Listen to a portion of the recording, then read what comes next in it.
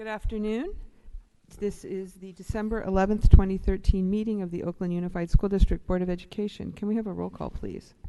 Yes, on the attendance roll call, Student Director Garibo, Student Director Smith-Dahl, Director Torres, Director Harris, here. Director Yee, here.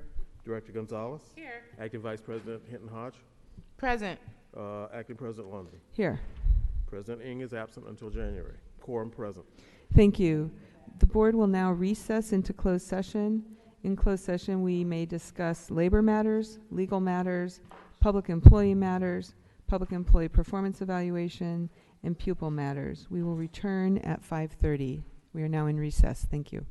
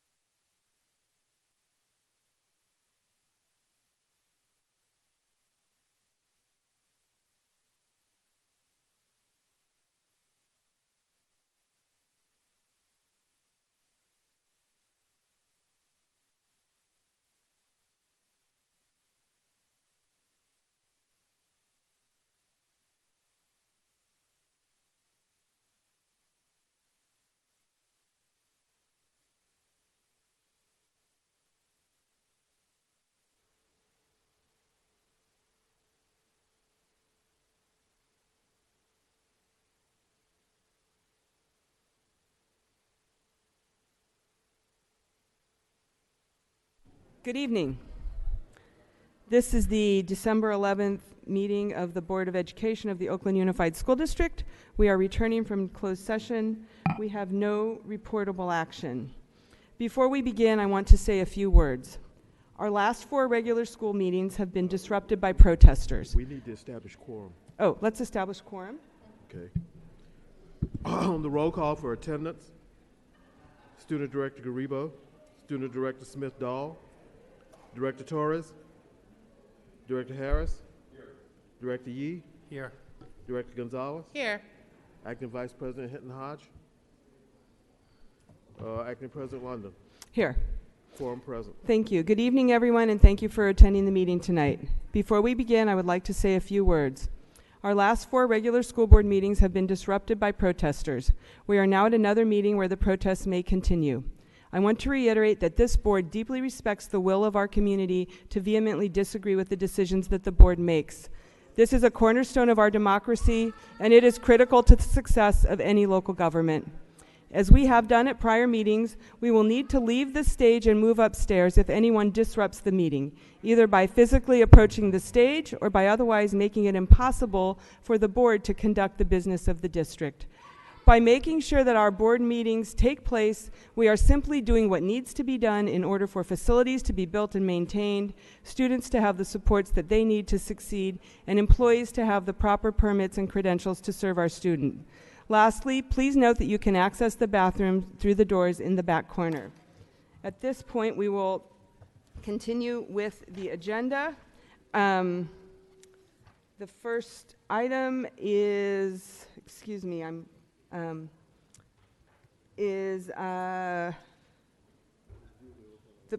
the oath of office. No, that'll come up in a minute.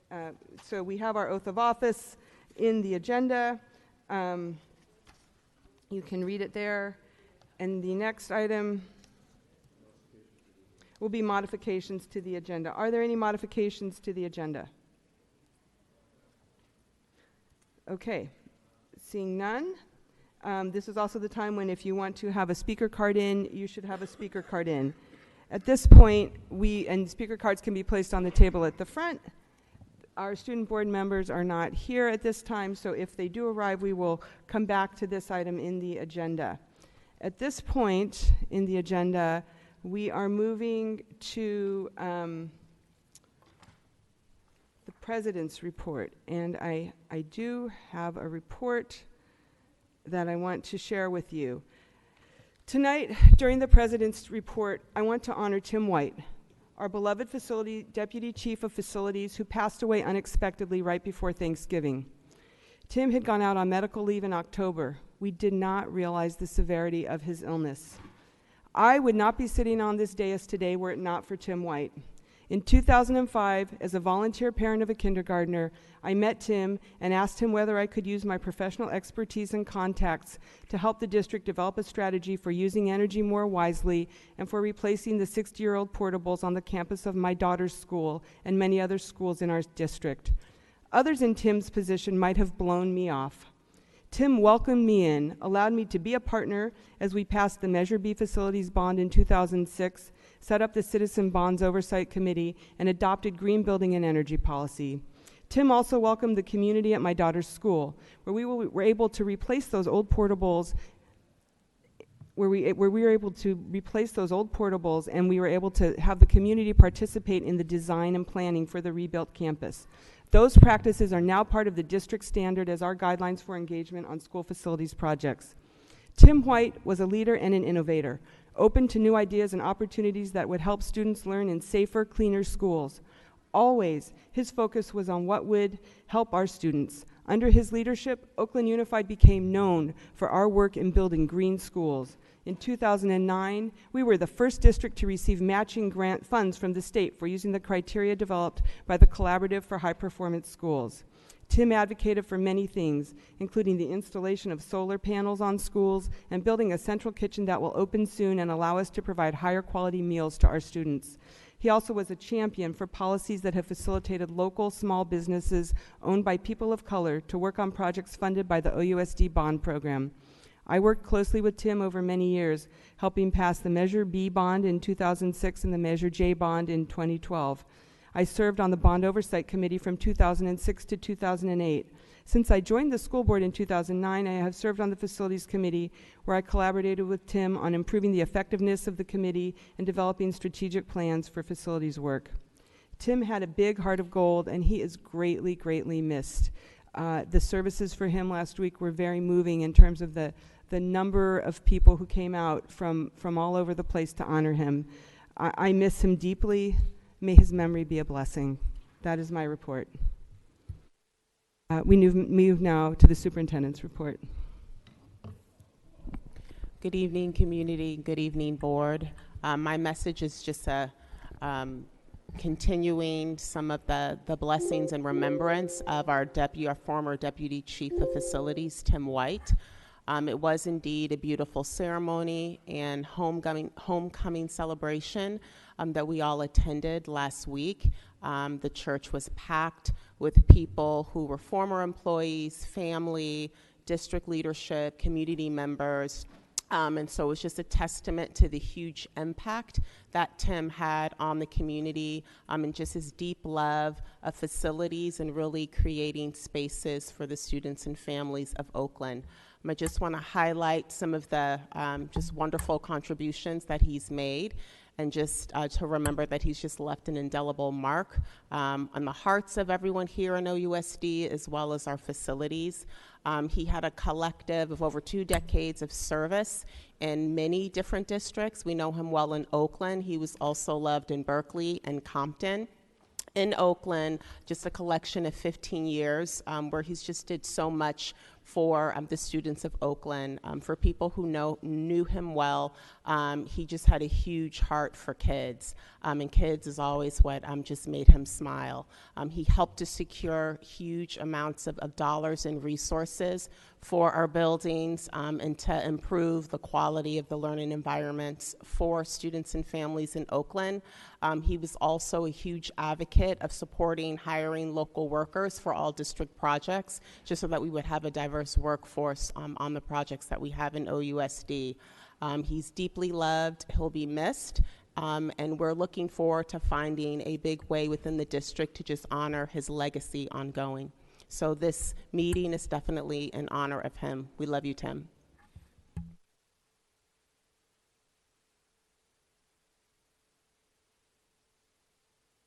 There's one more item. Here we go.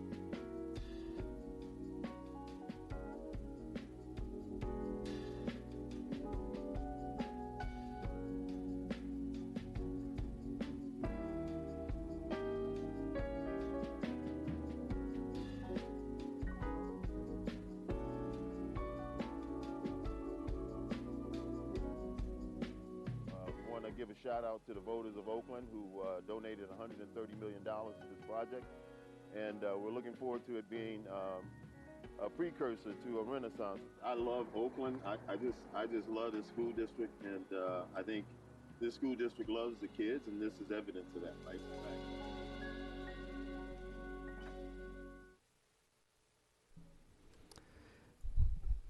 Once again, in remembrance of Timothy Edward White.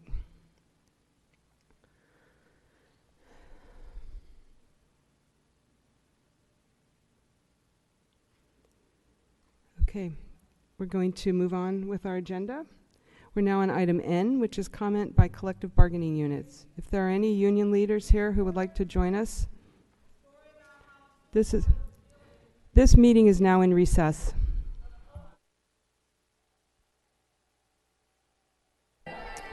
Good evening. This is the Board of Education. We are returning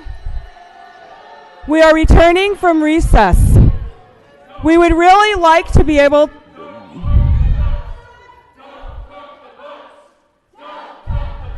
There are people in the audience who are here for the business of the Board of Education. I would respectfully ask the protesters if they could let the public. There are other members of the public here who would like to be part of this meeting. If this disruption continues, the board will be required to resume its meeting upstairs, and we apologize deeply to the members of the community who are here for the meeting.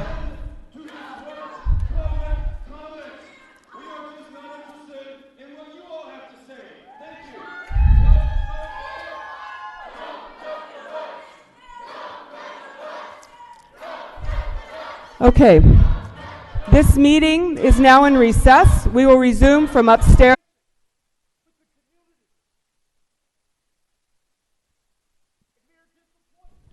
Good evening. This is the Board of Education. We are returning from recess. Can we have a roll call, please, to establish quorum? On the roll call to establish quorum, Student Director Garibo, Student Director Smith-Dahl, Director Torres, Director Harris, Director Yee, Director Gonzalez, Here. Acting Vice President Hinton Hodge, Present. Acting President London. Here. President Ng is absent until January. Quorum present. Thank you.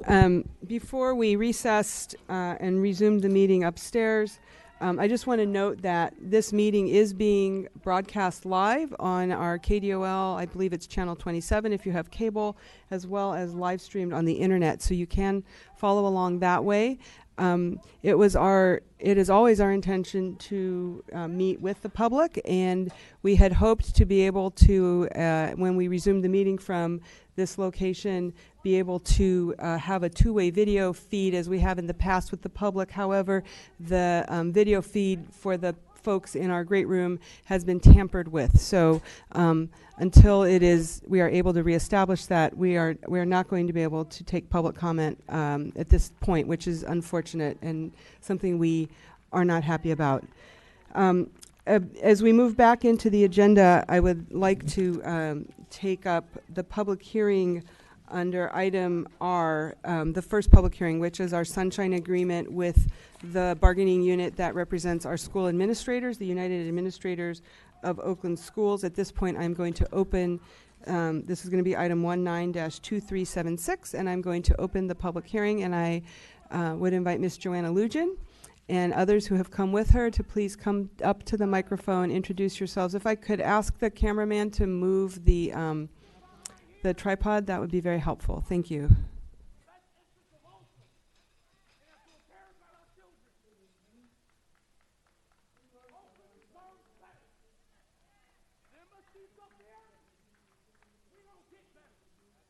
There we go.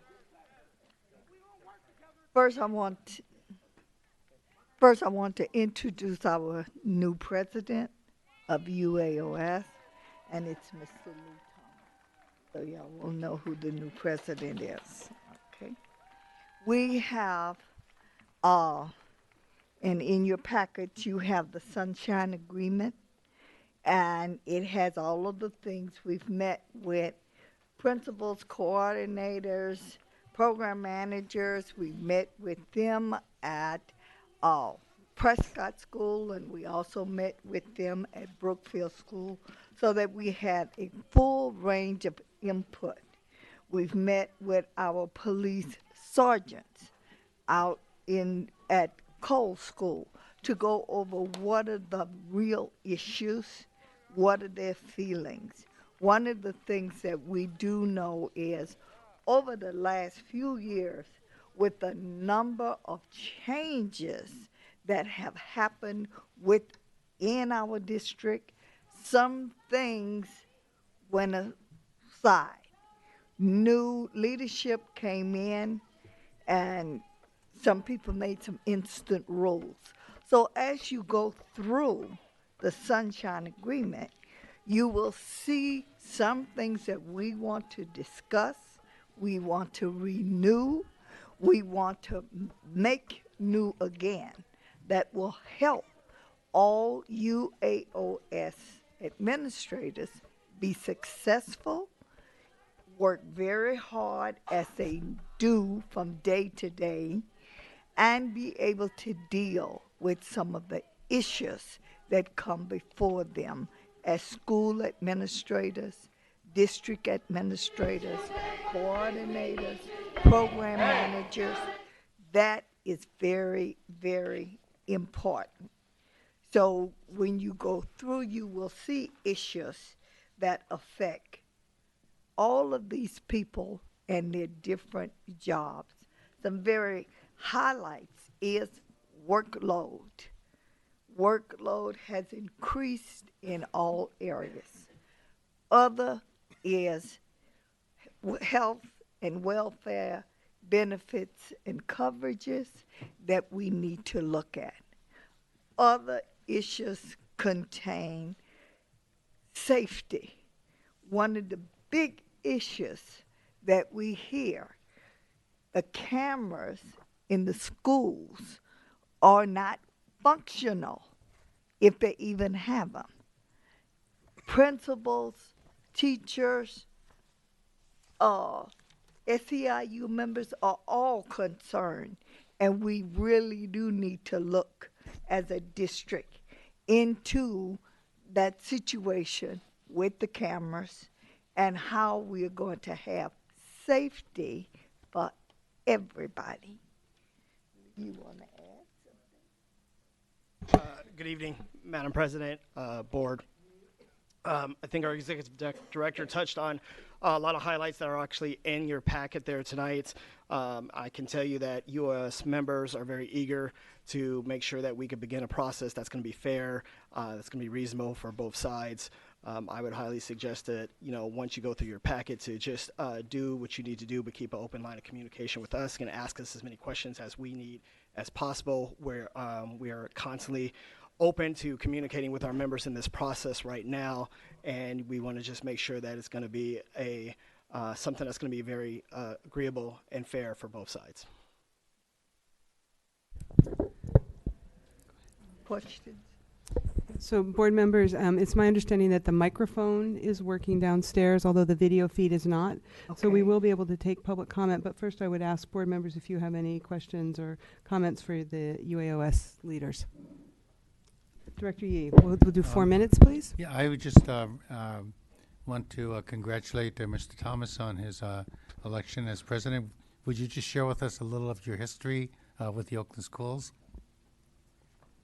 I serve as a community school manager for Futures Elementary School and Community United Elementary School, Lockwood area. I've been with the Oakland Unified School District for 4 years as a community school manager. Prior to that, I've worked in San Francisco Unified School District in after-school programs. I've worked for the City of East Palo Alto, running youth and family programs, and spent 10 years with the YMCA, and served 4 years on the San Leandro City Council, and currently serve on the Alameda County Human Relations Board. Thank you very much. Welcome. Director Hinton Hodge. Mr. Thomas, would you mind actually just for edification and clarification, can you say who is in the who is represented by UAOS? Because I tend to go principals, but Sure. I know that it is more than that. Sure. We've got, our union is quite unique. We represent multiple people here within OUSD. So we represent principals, community school managers, we represent the sergeants, we represent the custodial staff, as well as the food service managers there. Am I missing? What else am I missing here? We've got quite a list here. Finance, the finance department, program managers, coordinators, mentioned police sergeants already there. Facilities, thank you, yeah. We're the only union. We are the only union in Oakland and that represent both certificated and classified supervisory employees. Okay? And I also want to say something, Gary may know it. In our proposal, we are asking for the annuity plan to be renewed. And Gary might know in times when we were out there working that the district did not have enough funding to give us a raise. So that's why the district started the annuity plan.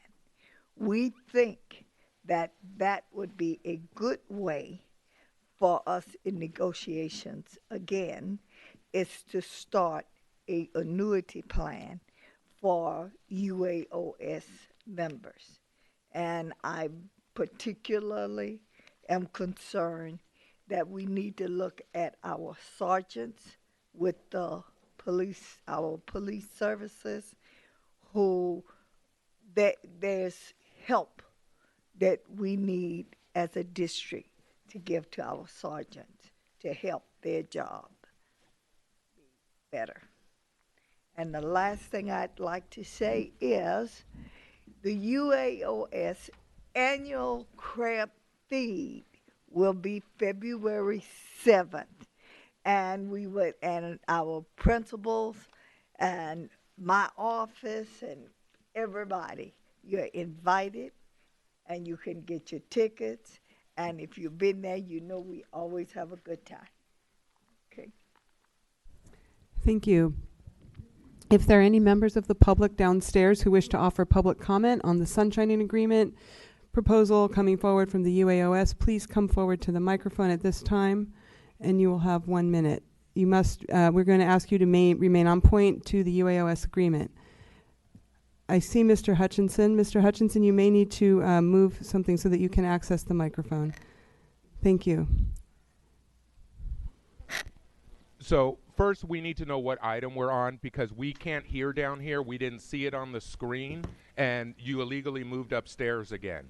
So we don't even know what item we're on. Mr. Hutchinson, we're on item R1, which is the sunshining proposal from the United Administrators of Oakland Schools. Okay, so that means we skipped over the public comment and everything. We're going to else go that we back to public comment. We took this item out of order. Oh, there's a lot out of order today, like usual. So I want to know, for this contract and the sunshining of this contract, when the school board now approves this new contract with this bargaining unit, are you going to do this? The screen just went out again. And now it's back. This is madness. So I want to know if you're going to do the same thing after you sign this contract that you've now done after you sign the new contract with OEA and SEIU. And that's blame the members in that union for your financial mismanagement. Because how are we even doing these budgets and things when then 3 months later you say, oh, you can't afford these new contracts, even though we know you budgeted it in before. So this is madness how you've been running. Thank you, Mr. Hutchinson. What do you Your mean, time thank has you, expired. Mr. Hutchinson? This is madness what you have going on, and it is patently illegal. Thank you. Can we have the next speaker, please? Please introduce yourself. Good evening, board. The illegitimate board at this point, as far as most of the actual people who are still here waiting for you, actually in the meeting, waiting for you to attend to. But I'll get to my point, which is most of the principals who went to Sacramento last year, who actually stood as best they could within their legal and moral limits to stand with the teachers and community, who overwhelmingly stood with the teachers last year during the strike, I hope you recognize that the contract you're negotiating is with that member class which has the least ability to fight back against y'all, which is the principals. So most of those principals who did stand, again, as most they could, not all the principals, because some of them are just as shady as y'all, but most of the principals stood alongside us in solidarity. So I'm just excited for them to get a chance to renegotiate their contract like we did, like SEIU is about to, or is finishing up, I believe. So again, these member classes that have been shortchanged or cut under your mismanagement, we're standing together. And so it's just a shame that you're all upstairs again instead of down here with the community who actually has come to engage with you. Thank you. Can we have the next speaker, please? Thank you.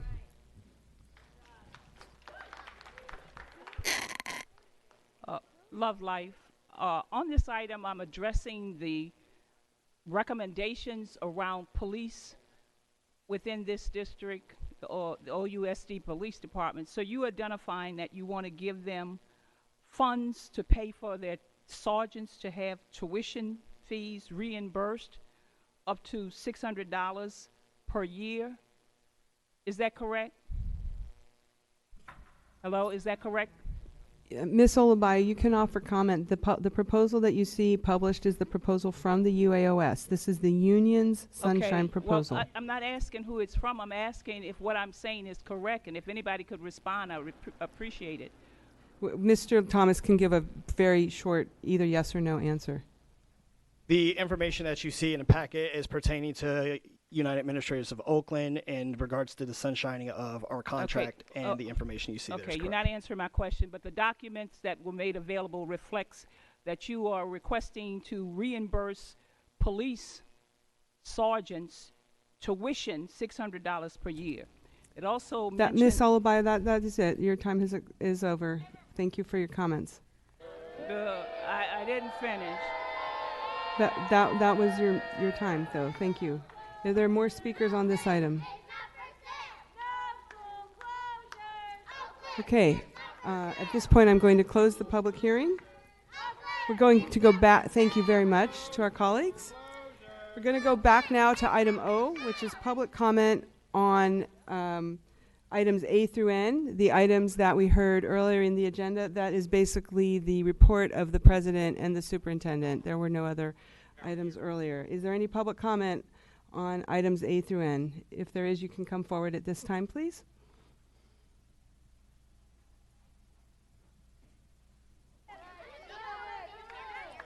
Okay. Yes, Director Hinton-Hodge.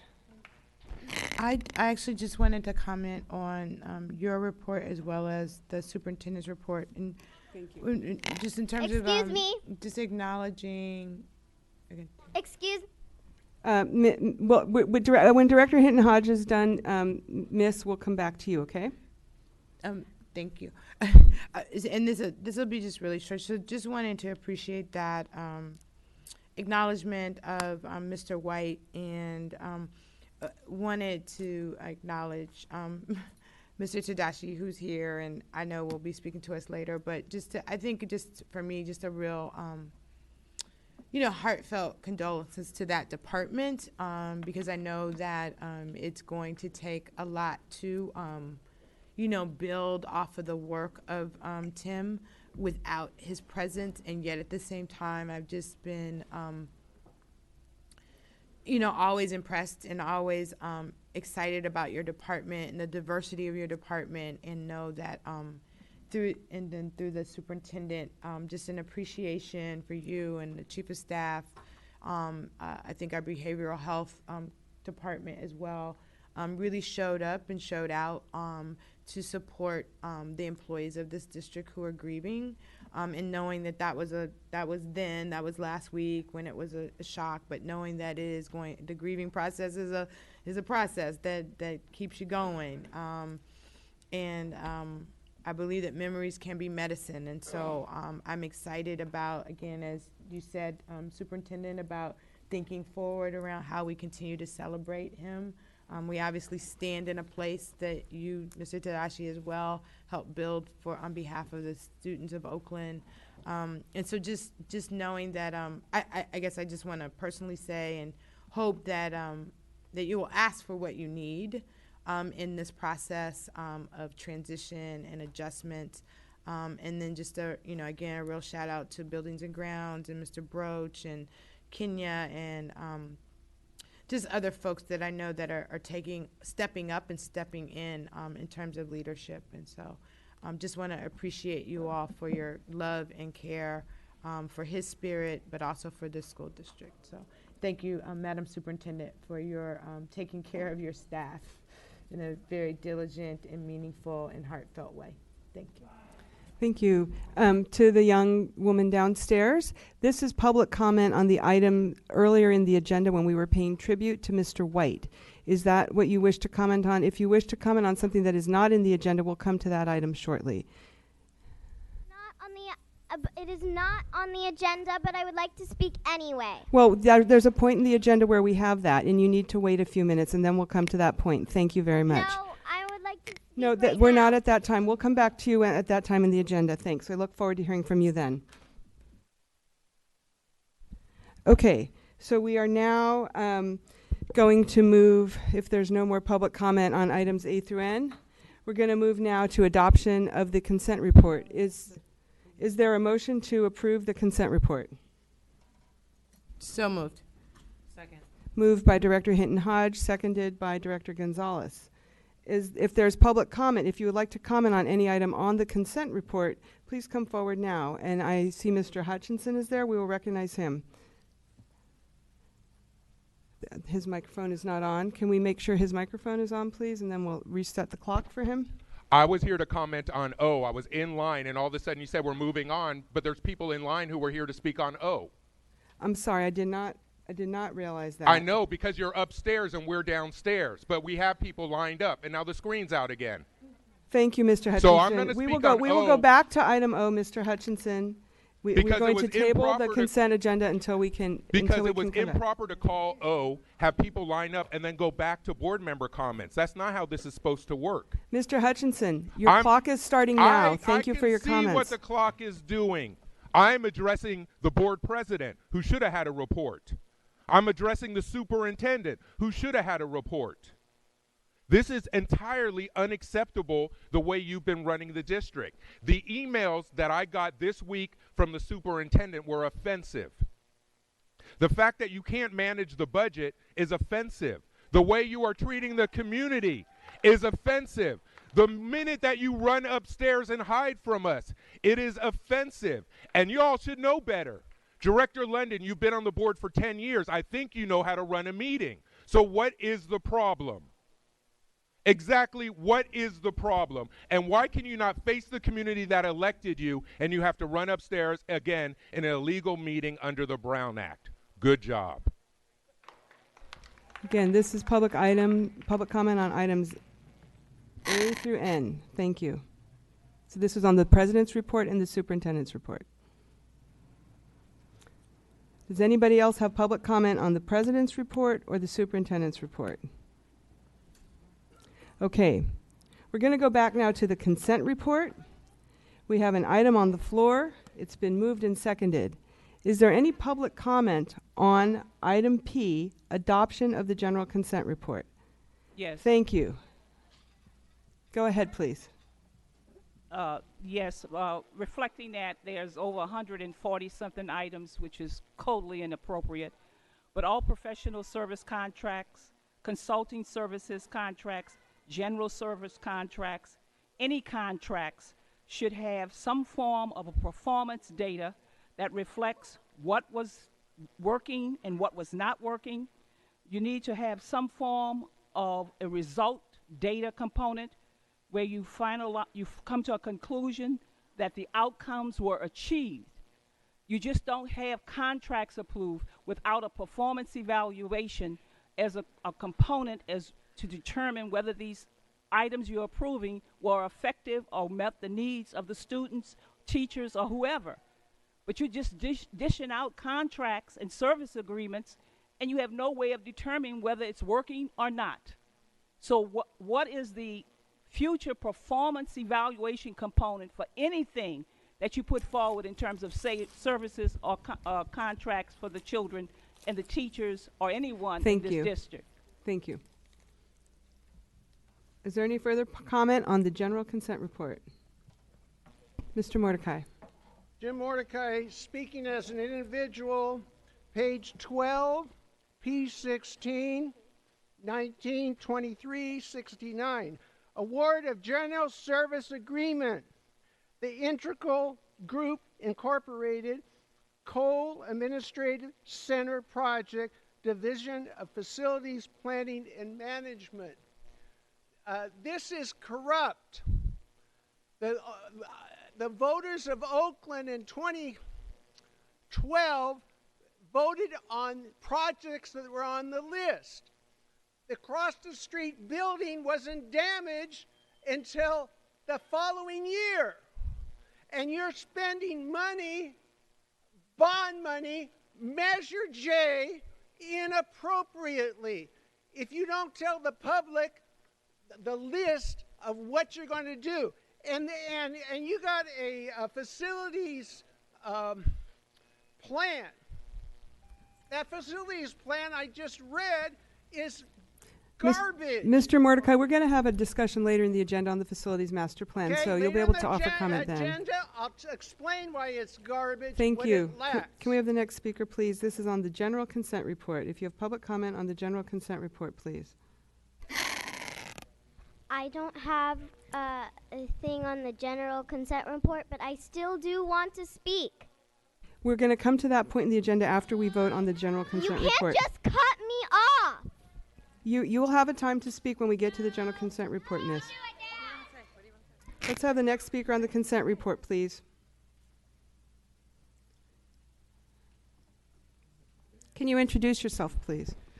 Yes, Eric Pettengill, Oakland teacher, Oakland resident. Again, the sheer number, as the previous speaker mentioned, of these kinds of contracts and so forth that are being pushed through so rapidly without any kind of evaluation or expectation or metric on how we're judging how this money is going out is a sign of how this board continues to mismanage these funds. I know some of the individuals in here. There are people who serve contracts that are needed in schools. Supplemental coaches, supplemental music and art. That's all fantastic, but we need to have some sort of accountability for all this. The one that I would like to point out is on page 64, item P of P118 192304, a professional services contract to help with the emails and calls coming into the charter office. So you're going to supplement some other contract to help the charter schools office manage their business, which is, again, you explicitly aiding in this dismantling of the schools that's going into, again, we'll talk about the garbage facilities plan soon enough. But again, the fact that you are contributing Your time to is up. this Can we have the next speaker, problem please? Thank actively. you. Thank you. So I agree with the comments of the previous speakers. I know with 3 days' notice, it's impossible to go through all of this, even though I think I did. And I know the board members aren't actually going through all of this. So I want to specifically address P2, 19-2280, which is a $56,000 contract that actually has the starting term September 16th. So I don't know why this wasn't brought months ago. And I was curious because it said to help do the first interim report. So I actually went and read the contract. And on the contract, for background, for the reason why you're doing this contract, it says lack of internal staff. I think this is the most telling thing on this consent report. You lack the internal staff to even do the proper budgeting and interim reports. And you know this, and this has been an ongoing problem. Along with all of these facility measures that are in here that I know, rest in peace, Tim White, would not be in favor of these things. You should not be moving like this, and you should not be spending our money in these unwise ways. Thank you. Is there any further public comment on the general Yes. consent report? My name is Sharon Rose, and I want to comment on the increase in the number or the amount of contracts by $8 million or 25%. That there is no explanation of why that has to be that much of an increase. I'm told, and I haven't had time to check yet, but that there's a deficit of 1.5 million, even though we had a surplus before. It's so confusing. Nobody in the public understands this, and that's why people are so suspicious of what you're doing. And people say you're cooking the books because we can't understand it. But you should be spending money on staff of OUSD before you go out and spend $8 million more on some contracts that none of you really understand. You're rubber stamping what's before you. It's outrageous. Thank you. Next speaker, please. This is again on the general consent report. I really don't care about that, but can I say Well, this is the what I general wanna consent say? report. The very next item after we vote will be public comment on items that are not on the When? agenda. And You that said is how the that agenda is 5, structured. 10 minutes ago. Yeah, because we need to take public comment on the consent report, and then we vote on it, and then we will go to item Q, which is public comment on all non-agenda items on here within the subject matter of the district. So if you can wait till we vote, it will be your turn. Thank you. Is there anyone else there who would like to speak on the consent report? Okay, let's call the roll, please, on the general consent report. Wait, excuse me, Director Hinton Hodge has a question. I apologize through the chair, and I didn't pull these, and I never, I don't want to really disrupt the services, but I am, and I think I've done this. I am concerned about the professional service contracts under the Chief Systems and Services Officer. I lost my tally, but I think it was upwards of almost $100,000. And for one particular person, it's like $56,000 over a period of 3 to 4 months. And so this is I know basically us being in a space where we don't have the permanent staff or regular staff to be in these particular positions. So I just want to flag it. I have asked for a tally of, our interim CFO cost. We've been talking about restructuring this department, and I've kind of put out that I'm trying to stay away from slipping into the world of management. But these things do concern me quite a bit around how much money we're actually spending to kind of cover a hole. And so, again, I know as a board we're going to support the superintendent and, moving forward, but I do feel like this is a lot of money, and I just need, for me, I do need to have a sense of how long this will be, and at the end of the day, what is the final tally on what it has actually kind of cost us to keep this department moving. So I guess that's more of a comment, and maybe a request of some kind of check-in around, I don't know, just some deeper understanding of success of these highly paid professionals, which I'm okay with that too. But I just want to know that there's an end in sight around the expense that we're putting out here and the investment we're making. Thank you, Director Hinton Hodge. Are we ready to vote? Can we call the roll, please, on the consent report? On the motion to to adopt the general consent report, Director Torres. Yes. Director Harris. Yes. Director Yee. Yes. Director Gonzalez. Yes. Acting Vice President Hinton Hodge. Yes. Acting President London. Yes. Motion's adopted. Thank you. We're moving now to item Q, to the young people who wanted to speak. This is your item now. This is public comment on non-agenda items. Please come forward. Please introduce yourselves as you begin. You'll have 1 minute each. Thanks very much for your patience. What? Please introduce yourself. I'm Akila. I'm a student at a public school that is currently closing. And I feel like you and everybody on the board is betraying the community because we elected you and we can take you off as we please because this is unacceptable. Thank you. Next speaker, please. This is public comment on non-agenda items, items that are not on other places in the agenda. If you have not spoken, this is your opportunity. I just want to say, why do you sit up there and ignore us? Oh, never mind. I know why. Because you don't care a thing of what we say. Why do you sit up there? Huh?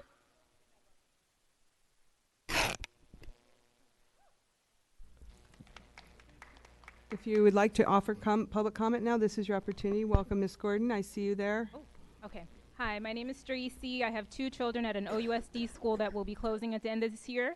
I just want to say how disturbed I was last night at your community meeting, President London, to see police there, the same police that actually assaulted, arrested our parents, our teachers, community members.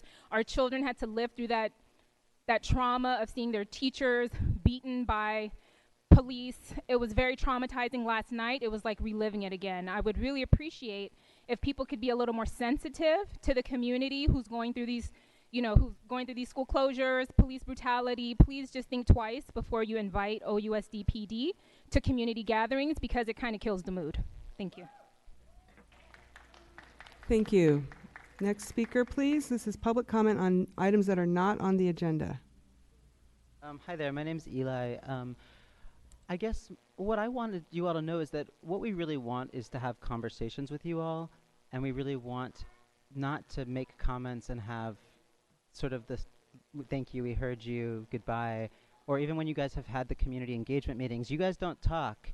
You sort of stay in the sidelines, and it creates this thing where there's no way to actually communicate with you all directly. So you were invited to come back down here and actually talk to us because we, all of our that's what we want, is we want actual conversations that lead to actual productive solutions. And it doesn't seem to make sense that whenever we talk to you all, it's like a stone wall. And if anyone has anything to say to that, then I'd be really open to hearing it.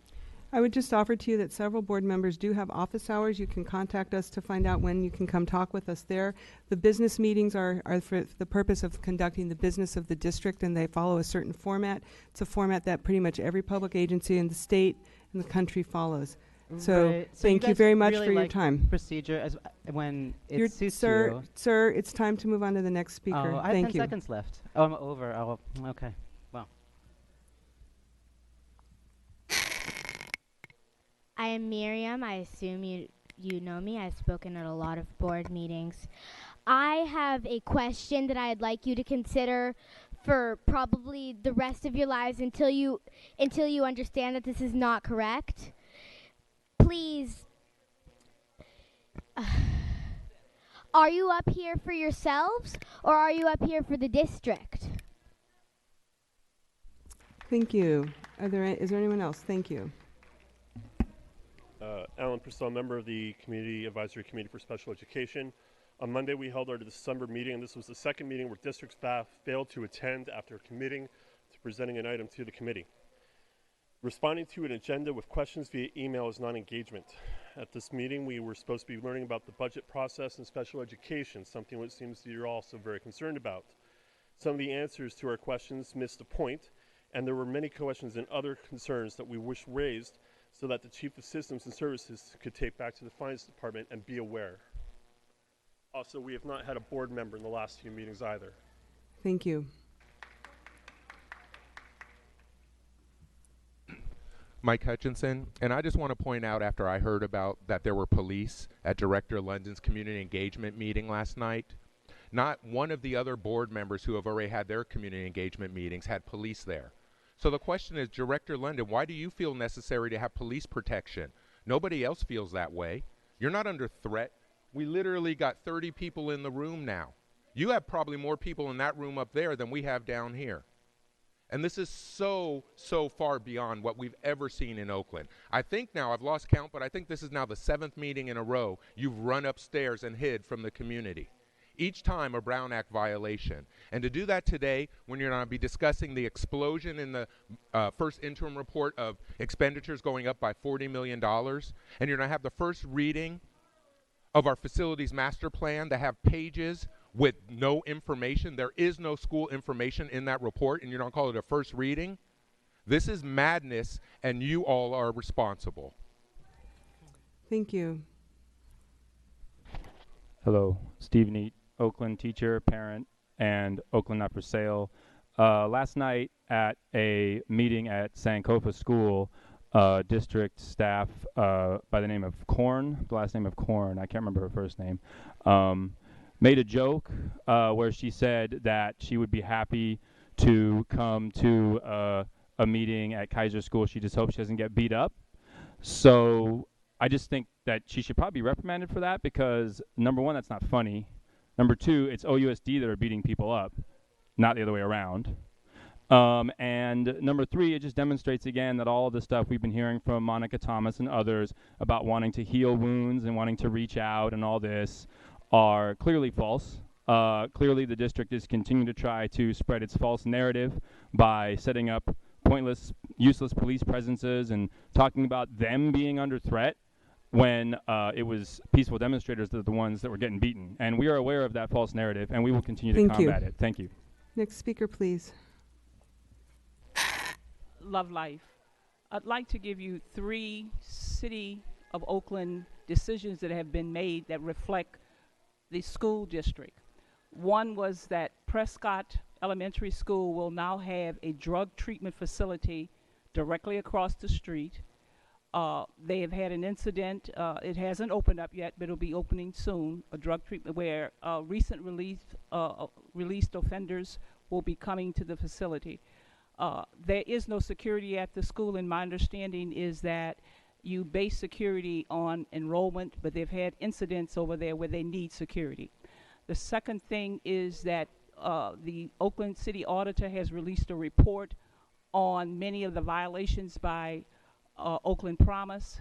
And the third thing is tonight they are having a meeting discussing a chartered school where the Ace Hardware was on Foothill. And at the same time, you're talking about Markham's school needs to close, and they want to build a chartered school right down the street from that particular elementary school. Thank you. Next speaker, please. Hello, OUSD. You people are so messed up. You don't even know how to run a meeting, do you? I thought not.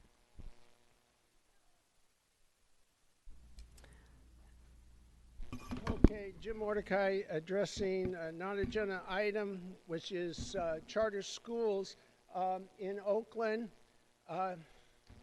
You've renewed charter schools, and you lost the opportunity to better balance your budget, because every time you do not renew a charter school, you increase the budget in the in OUSD.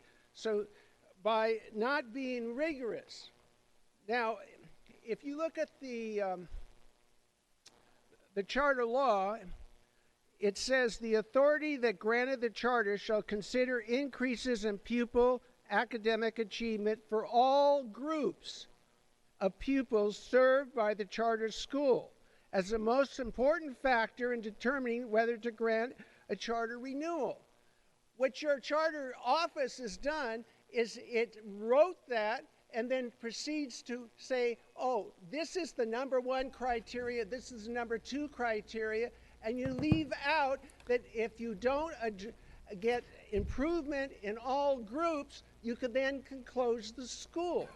Thank you, Mr. Mordecai. You're not standing up. You're a sellout to Thank you. public Can we have the next education. speaker, please? This is public comment on items that are not on the agenda. That wasn't on the agenda. Right, and we're ready for the next speaker. Eric Pettingill, Oakland educator, parent. A non-agenda item is the apparent attempt by all of you to continue to push forward the atrocious blueprint for quality schools, which includes the planned closures and mergers, which you continue to push forward, despite the fact that you don't have a facilities plan. And the first read of it you're about to do, I'll comment about it later when we get to that agenda item. The first read, it is a big nothing burger. $3 billion in the mismanagement that most of you up there have overseen, that have been there during all of this mismanagement. And you want to close public schools when you don't even know what you have? Nothing, including the closure of routes last year, should have ever gone forward without having the completed facilities plan, which you are just now getting a first read of, which has nothing in it. So the fact that you're continuing to push this agenda, Kyla, I don't know why you're doing it, but why you continue to push this blueprint agenda when it is clearly harming the community. Again, principals, teachers, staff, students and community members who stood with us during the strike. We all know that what you are doing Thank you. Can is we have wrong. the next speaker, please? Can we have the So next I'll speaker, say please? my comments specifically about the facilities plan when we get to that agenda item. Thank you for listening.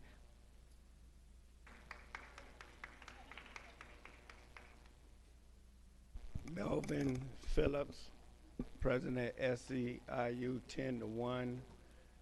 Good evening, board members and superintendent. Truly, I'm appalled to the action of our board over the last few meetings. I know, number one, that we as individuals have to act in a way that we should. But then again, as it always is stated to the employees of the Oakland Unified School District, you have to be the professionals and you have to show a certain conduct when you are dealing with the public. And instead of trying to build bridges, it looks like we're trying to tear them down. And being upstairs for the last few meetings that you had, just because the crowd is down here, is really unacceptable. And we need to do, or you need to do a better job at maintaining peace and order in the meetings. Thank you, Mr. Phillips. Hello.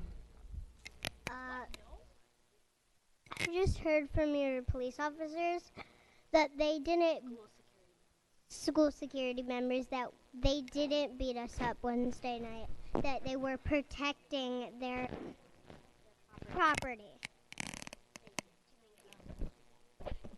They denied hurting anyone, which is totally unreasonable. Thank you. Thank you. Is there any further public comment on items that are not on the agenda?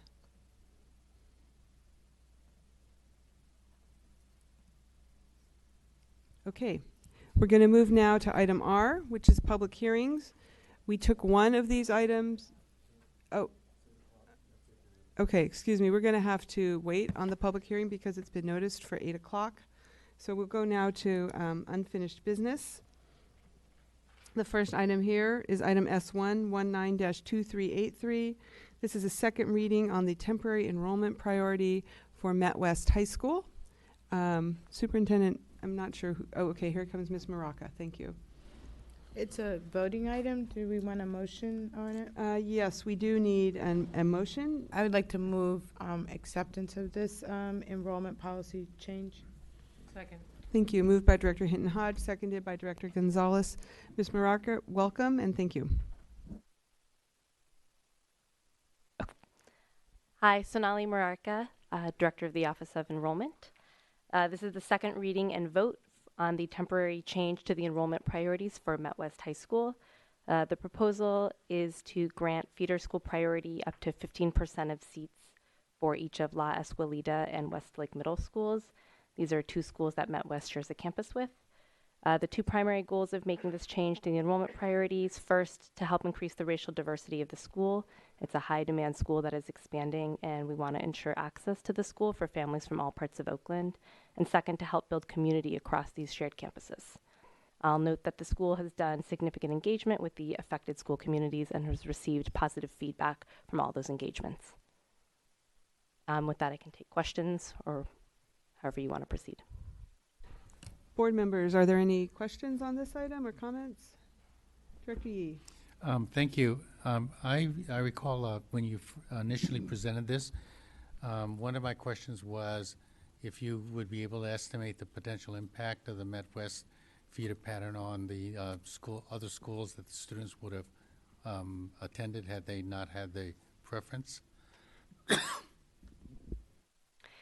Yeah, so our data, the way we get it, is not easily set up to allow us to do that estimation, but we can see that most families had other schools on their application.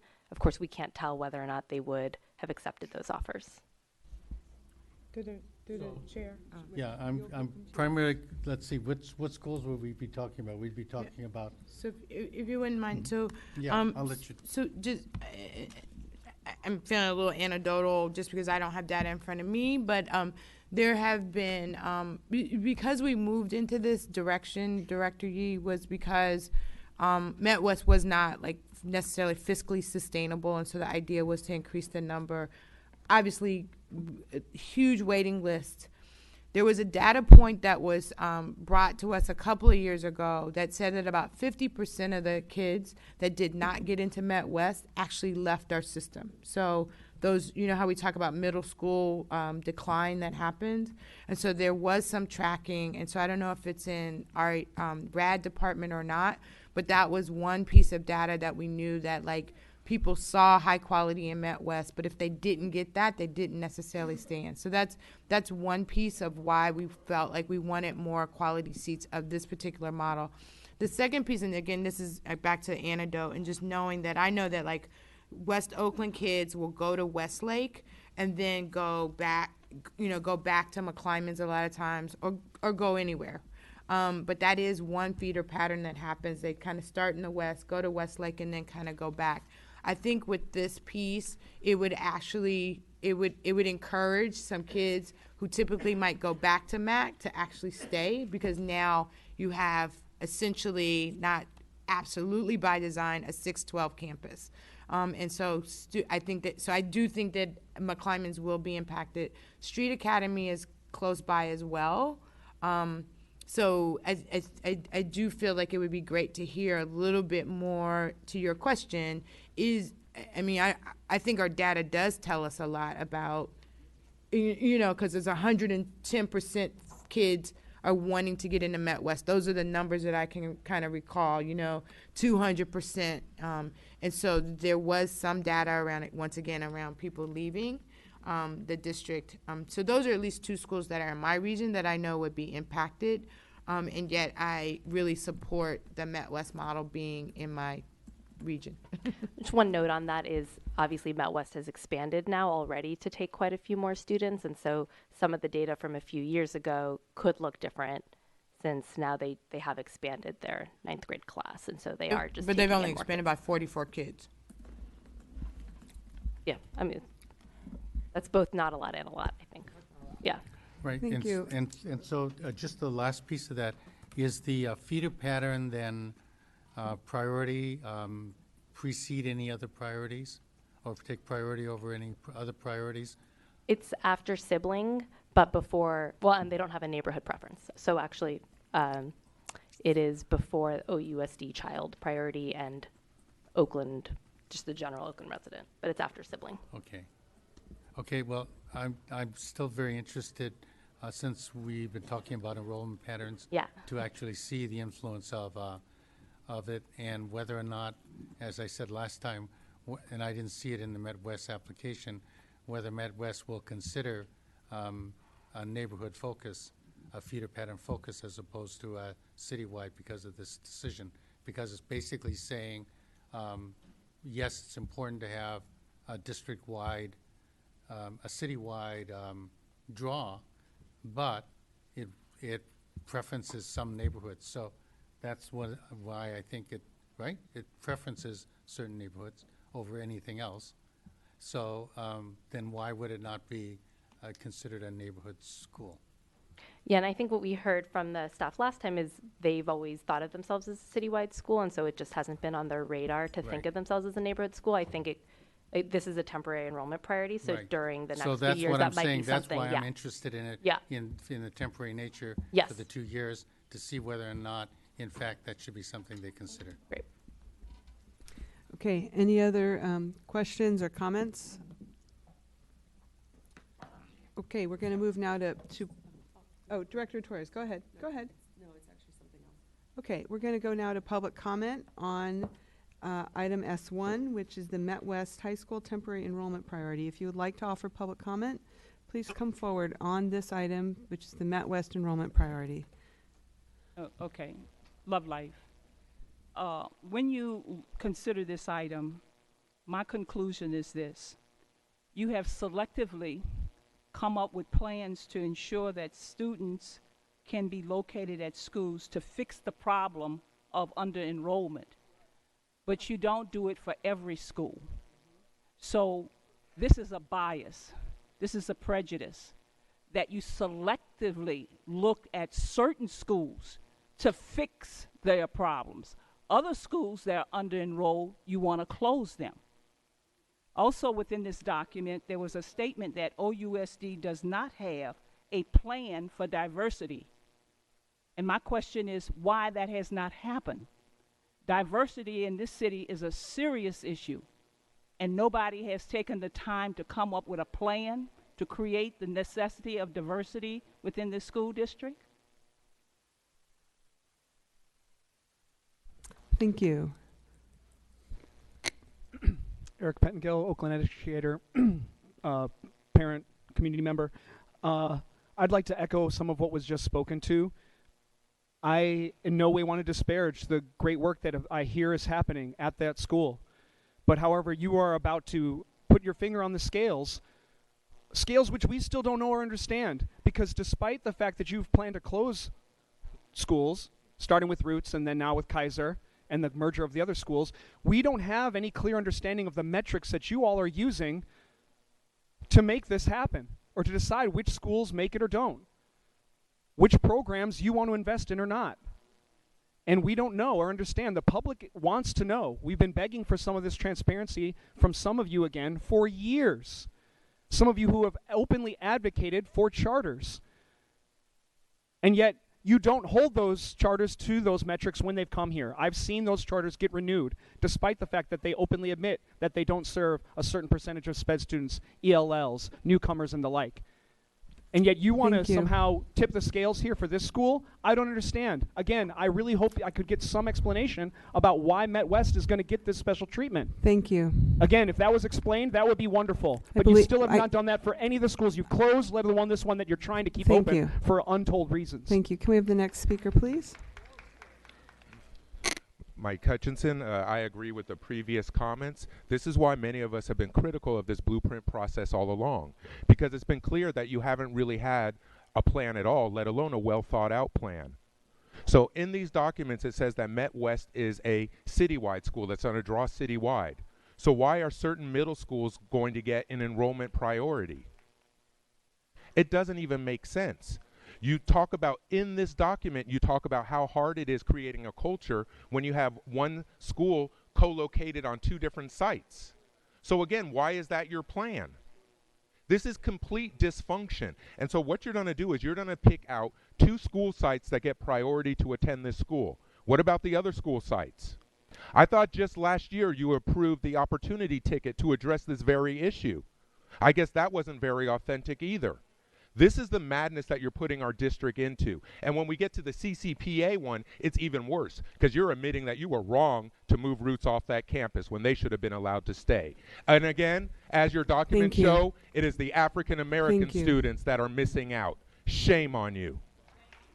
Thank you. Is there any further comment on this item? Jim Mordecai, speaking as an individual, the story of King Midas had the golden touch. So now we have a school that you say has the golden touch. But the thing is, usually it gets boiled down to test scores, ultimately. And of course, the highest scoring elementary school is Yu Ming, immersion, I forgot. Anyhow, the point being, they have the highest score. They're 8th ranked in the state, and they do it by cheating. So how do you know that Met West isn't cheating? I don't think they're cheating. Well, their scores aren't high enough to indicate they're cheating. But Yu Ming is authorized by the county. They're going to suck away kids cheating because they say you have to pass fluency in this language to go to this grade. Thank you, Mr. Mordecai. So that's a barrier. The secret Thank you, is Mr. to Mordecai. cheat. Like, Thank you, Mr. Mordecai. thank you. Don't forget to cheat. Is there any further public comment on item S1? You have public comment on item S1? Okay, so you want to speak about the enrollment priority at Met West. Please proceed and introduce yourself. I'm Akila. So I think that you should be putting more kids into this school, but you should also be putting more kids into schools that you want to close. Because if you can put kids into one school that is not going to close, then why can't you do it with all the other schools? Okay, thank you. Any further public comment on item S1, the Met West High School temporary enrollment priority? All right, board members, are there any further questions or comments from any of you? Great. Yeah. Oh, Director Hinton Hodge. Sorry. Just really quickly, I mean, there is some intention, well, we don't ever talk a lot about race, but there is some intentionality around looking at the fact that, like, Westlake does have a predominant African-American kids from the African diaspora, Caribbean, continental African children, first generation that are part of Westlake. And so I think that, again, while we haven't necessarily named it, there is some intentionality around making sure that African American students are actually getting access to this model. And my understanding is around La Escuelita. I don't really know those data points very closely, but my sense is that there's a large Southeast Asian and I think Southeast Asian population of students that are here. And so those are two racial groups that have not necessarily had the benefit of being a part of Met West, programming and a curriculum. And so again, without, we don't particularly name these things, but I think that they're, that is going to have a great result. And I'm going to vote for this, but I do hope that eventually we think about, one, all those feeder patterns, because I think we set up the dynamic for the school to actually look the way it looks right now, because we didn't look at literally someone said, I didn't know to think about asking Parker, which is highest performing school for African American students in the district, but we never thought to recruit there. So we have to get better around doing that particular kind of work. So so I'm excited about it. I know I was going to say, so siblings, I wish we were actually bumping above siblings. And I hope also maybe 10% or 15%, whatever it is, doesn't necessarily have to be the cap, that it could potentially just kind of be the floor if there are large numbers of students that, in particular in Westlake, that wouldn't have to do a lot of transitioning to be a part of that community. Thank you. Great, thank you. I think we're ready to vote now on this item. Mr. Rakestraw, please. Okay, On the motion to adopt the Met West High School temporary enrollment priority, Director Gonzalez, Yes. Director Yee, Yes. Director Harris, Director Torres, Yes. Acting Vice President Hinton Hodge, Yes. and Acting President London. Yes. The motion's adopted. Thank you. We're going to move now to, oh good, we can go back and do the public hearing in R2. This is item 19-2521, Lighthouse Community Charter School, petition for renewal, grades 9 through 12. I'm going to now open the public hearing and invite forward Ms. Janice Stouffer. Madam President, this is a material revision. This is a material revision. This is a hearing on a material revision. Thank you. Welcome. Thank you. Good evening. My name is Jenna Stauffer, CEO of Lighthouse Community Public Schools. I'm here with a very brief public comment and hopefully a brief public hearing. We submitted our charter for renewal. I'm now even forgetting the date in November, October. We submitted a set of assurances that was the statewide adopted assurances and not the particular Oakland unified language. It was strictly an administrative error and an oversight on my part. As soon as OUSD informed us of the error, we came to you, submitted the new assurances that are remarkable assurances. I'm glad that we're doing that. And so I'm just here tonight to have the public hearing, say that we're excited to have the assurances in place that are required. Apology for taking up undue time for you. Happy to answer any questions. I look forward to our vote on January 8th. Thank you. Are there any questions or comments from board members on this? Director Gonzalez? Hi, Ms. Stuffer. So I believe you were here and you had the chance to hear the conversation about, and several schools were asked to go back and look at their demographics and changes that they could make. Is that something that you all are looking at, and could you speak to that? Yeah, absolutely. So for the Lighthouse, so I operate 3 charter schools at Lighthouse. We have Lighthouse Community Charter High School, which is up already. We've had our public hearing. You'll vote on it on January 8th. The admission preferences that are listed in the current charter are what we would like for you to vote on. Also at the January 8th meeting, you can expect me to bring 2 more material revisions to my Lodestar and Lighthouse K-8 charters that will make changes to our admission preferences in hopes of recruiting and enrolling more African American students that reflect the neighboring elementary school attendance area. Any other questions or comments from board members?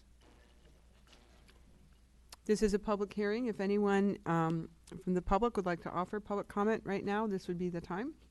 Thank you, Mr. Mordecai. Okay, Jim Mordecai speaking as an individual. If this lighthouse was a charter, it is a charter school. Here's the point. Charter schools have to, according to the state law, and you can ask your attorney, they have to admit at priority the children who live in the school district where the charter school is located. This preference that you have given is illegal. You shouldn't give a preference to go from one school to the other school because you have to have spin the wheel. You have to have a lottery like the other charter schools have to have. You can't give them this preference because this charter's located in Oakland. Oakland school kids have the preference which this school board has denied and ignored as the rest of the state has. Follow the law. Thank you. This is public comment on the material revision of the Lighthouse Charter High School. I do have public comment on this item. Thank you. Can you introduce yourself, please? Akila, I'm Akila, and I just want to say, why are you keeping black people out of this school? Excuse me. Love Life. I'm very disappointed with the demographic data that was provided in this report. It does not reflect the standing of African Americans as it relates to suspensions, absenteeism, expulsions, and how many have left the school. I'm very disappointed with this school as it reflects the teacher staff. The school is 78% Latino, but you only have 2 Latino teachers at the school. The majority of the teachers are white, and you only have a 3.8% enrollment of white students. This demographic report does not reflect any students who are foster children or homeless, which I don't think is necessarily to work on, but I don't see a reflection of African Americans being that you have to work on a sense of belonging as the purpose for getting them where they need to be, because that's all they talked about in the report, creating a sense of belonging and nothing else. Thank you. Next speaker, please.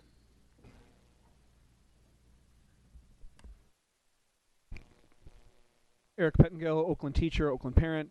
I am not inherently against charters. What I am interested in is transparency and accountability.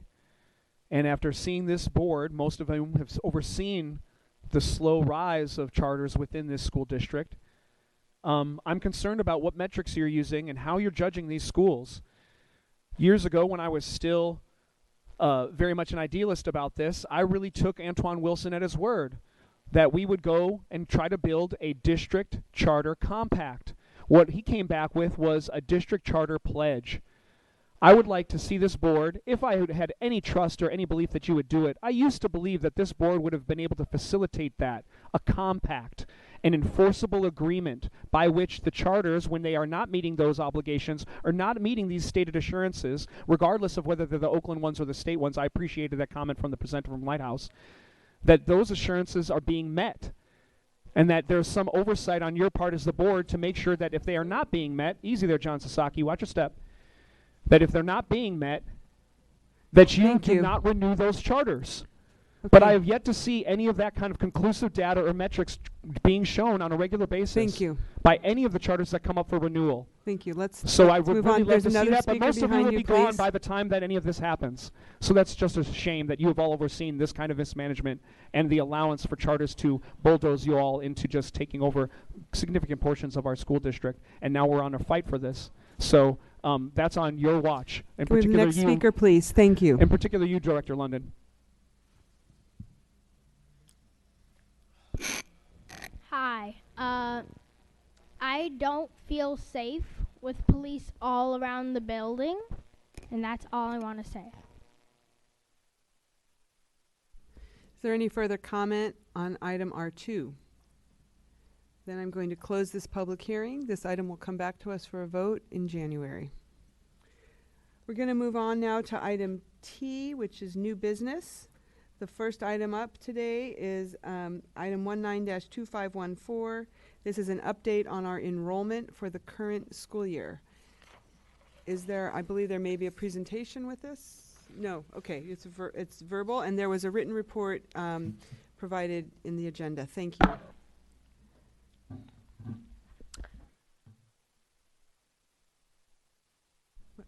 Can I begin? Yeah, please. Sonali Mararka, Director of the Office of Enrollment. We've provided here our annual update on enrollment. We do this every year. District-wide for this year, the enrollment projection was 35,666 students. Our 20-day count, that's from the 20th day of school, was 35,907. The light is on. And our census day enrollment number, which is from the beginning of October, was 35,938. So we did enroll more students than our projection by about 270 students. However, compared to the prior year enrollment, we are down about 350 students. In the data that we've provided, we have a school level breakdown, so you can see each school's prior year enrollment, their projection, and then this year's census day enrollment. I'll just provide some observations from the data. As I mentioned, our overall number is down slightly compared to last year. Looking at this by grade band, you can see the kindergarten numbers have been slightly declining, and that's been true for a few years, whereas our enrollment for the 9th grade has been increasing. And just want to comment, when the enrollment comes in, what happens when the enrollment comes in, very different from our projections. So if the enrollment comes in a fair bit above our projection, we do allocate additional FTE. If the enrollment comes in below the projection, we may need to consolidate staff. However, that doesn't always happen. Sometimes we don't consolidate for programmatic reasons at the school, and sometimes the school uses site funds to pay for a teacher. So I can take questions. Colleagues, do you have any questions about the enrollment count? Sure, Director Torres. So earlier in the consent calendar under superintendent, there was a contract for a person to, apparently the contract is primarily funds coming out of the charter office for the person to work with the enrollment, the families, and so on. But it's not charter enrollment, it's just funds coming from the charter enrollment, correct? So in regard to this presentation about enrollment as well, and that new position, it was always my understanding, going back to Superintendent Wilson, that we were going to disperse enrollment because of the inability for families to effectively get across town. Is that process pending? Is that process in the works? Where is that? Because it's my understanding that we're still just at Lakeview, the most inaccessible spot for thousands of our families.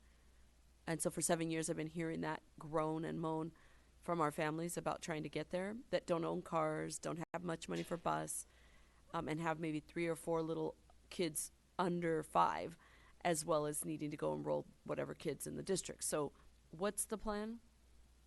So I am aware that people are interested in trying to move the Student Welcome Center off of Lakeview. However, another site has not yet been identified, and so I think there's a strong desire and to do that. However, a lot of that is a facilities conversation. Yes, I think a school could work. I agree with that. Fremont is a school that could work, maybe Life Academy. I don't know how much room is going to be needed for something that's so temporary, potentially so temporary as far as just giving people the option to get someplace that is accessible with regard to bus lines or even physicality of them getting there, BART, but even if it was for the mad rush of getting the kids enrolled, and Lakeview is not closed per se, because that would feed another, the rest of the city, but just having a satellite site after all these years, that's still not even in the plans? There used to be a second site open before I was in enrollment, and they closed that site. It was in East Oakland. And so I do believe part of the conversation of moving the Welcome Center is potentially putting it in East Oakland, because we know that more of our families who are coming in person tend to come from that geographic area. However, again, there hasn't been a site that's been identified, and it would be a conversation with facilities, perhaps through the facilities master plan. It's definitely something that's been coming up. So, and I think one of the other things besides getting there is that when they do get there, the wait means missing a whole day's work. And unlike people up here getting 6 figures, they don't have a 6-figure income and they're paid hourly. A lot of these mothers, and they're the only parent because maybe they are here without the father who, for whatever reason, or it's the father with no mother here because he's the only one raising the children. So missing a whole day's work to get somewhere, to wait in line for 4 hours, it just isn't right and it isn't fair. And when we wonder why enrollment is down, I'm still not sure why I'm not seeing this come out of the superintendent's office as far as a plan. It's long overdue. Thank you. Other comments from board members? Director Yee. Thank you, and thank you for the information ahead of time. So when we miss our enrollment projections, does that impact our estimates for the revenue on our budgeting for the 1920 school year? So we actually came in above our projection. Right. We're just below the enrollment from last year. So right. Are you so saying that's what I'm saying. The difference between the projection which is what our budget is probably based on. Yeah. And the actual would mean a potential increase in the amount of revenue if the numbers were larger than the enrollment was last year. So in other words, let's say the enrollment was on the increasing side and we underestimated, then we would actually start the year with a budget, a potential revenue surplus, because we would be actually receiving more money in the year because we had more students at the census date. But because we are projecting a lower number, and yet we had fewer than the lower number, we actually have a relatively smaller revenue loss, except for the fact I'm not sure, and I can ask this when we get the first interim report, whether or not our budget is based upon the higher of the 2 years as it was in the past or in this year. So I'm simply saying that that this enrollment report you have is actually fairly important in terms of our setting our budget on the right trajectory for the coming year. So because we were up 272 students, we're roughly $3 million more than we would estimate in terms of our revenue for the year, it seems to me. Does that sound about right? I don't know who I can ask. Maybe I should just wait for the... Yeah, I think I was going to say I think it makes sense to wait, but your analysis is correct that we were projecting a decline and we came in not as deep a decline as we had originally projected. Right. Whereas if we were on correct. the growing side, we would actually be showing real money, new money. And we're continuing to enroll students. So I'm just signaling that for when we talk about the first interim. And I'll just say we're continuing to enroll students. But we won't necessarily get more revenue for the new students. We do get revenue for additional students that we're enrolling because it's based on ADA. Superintendent, did you want to jump in? I was just going to say I think these would be great questions to pause and hold and have them as a part of first interim. Perfect. Okay. So maybe Director Hinton-Hodge. Oh, thank you through the chair. So there was a couple of pieces that I heard was that in fact we had even though we had an increase of students, we had a decrease in free and reduced lunch identified students. Is that correct? We don't have the free reduced price lunch data yet. It comes out with the certification from the state. And then the second piece, oh, did I just lose it? Was around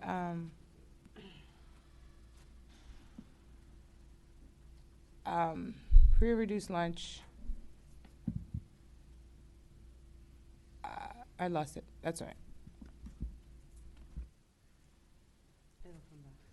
Okay, other comments? I think I have some questions as well there along the lines of what Director Yee was saying in terms of, how does it impact our budget and our planning for next year? I also found that attachment really interesting with the very school-specific data. And one of the things, I'm not exactly sure what to do with it. It's more of an observation. But you have a school like Oakland Tech with an enrollment of close to 2,100 or more students, and they were down by 20 students. And the impact of that on a school like Oakland Tech, while it's not great, I don't think the hit to the overall budget and the program offering at the school is as great as when you're down 20 students, which has happened at a much smaller school, often an elementary school, that has been, some might argue historically underserved and faces a lot of other challenges. And so to me, that speaks partly to the work that we're doing with the citywide plan and why we're trying to get all schools to be at an enrollment level where they can weather a little bit of swing in an enrollment projection. But it's just a little bit disturbing. I also understand that our enrollment is down in kindergarten and that you all have a potential interest in meeting with private preschools. And I think I've been talking about this for years, and I would be happy to collaborate on that with you because I know at least the preschool that my children attended, I get an email every year from the director saying, hey, can you come talk to our parents? And they usually want to invite me for a night when I have an obligation. But I would like to see us develop a program like that, because many preschools have those types of information programs, and there are kindergarten fairs and other things that I don't think we're visible enough there. So, I also want to commend the Oakland in the middle school recruiting program. I would appreciate your observations on whether we're starting to see a bump up in our middle school enrollment. It seems that we are. Yes, yeah. They were definitely came in above their projection, and that's great. So that, to me, shows that when we are very intentional about how we market ourselves, we can do really well. So I would hope that we can continue to do that, because those types of investments can lead to revenue for us if we can increase our enrollment. Great. At this point, we will take public comment on this item. If there's anyone downstairs who would like to offer public comment on the enrollment count, please come forward at this time. Love Life. I looked at the number of schools that have very low enrollments, and Howard, Ralph Bunch, Sojourner Truth, West Oakland Middle, and a few more. But the question is, are you going to do the same thing that you did for Met West, is to help those schools build the enrollments, at least come to an understanding why the enrollment. When I was over at Prescott, they told me the enrollment has been dropping because they just opened up a new chartered school down the street, Vincent Chartered School. I also looked at the number of chartered schools that are allowing students to come into their school that don't live in the district. An example, the Ming Chartered School, 61% of the student body is not Oakland residents. Aspire Berkeley Minyard, 49% not Oakland. Many of the charter schools maintain a high enrollment because they allow non-Oakland residents in large numbers to go to their schools. Thank you.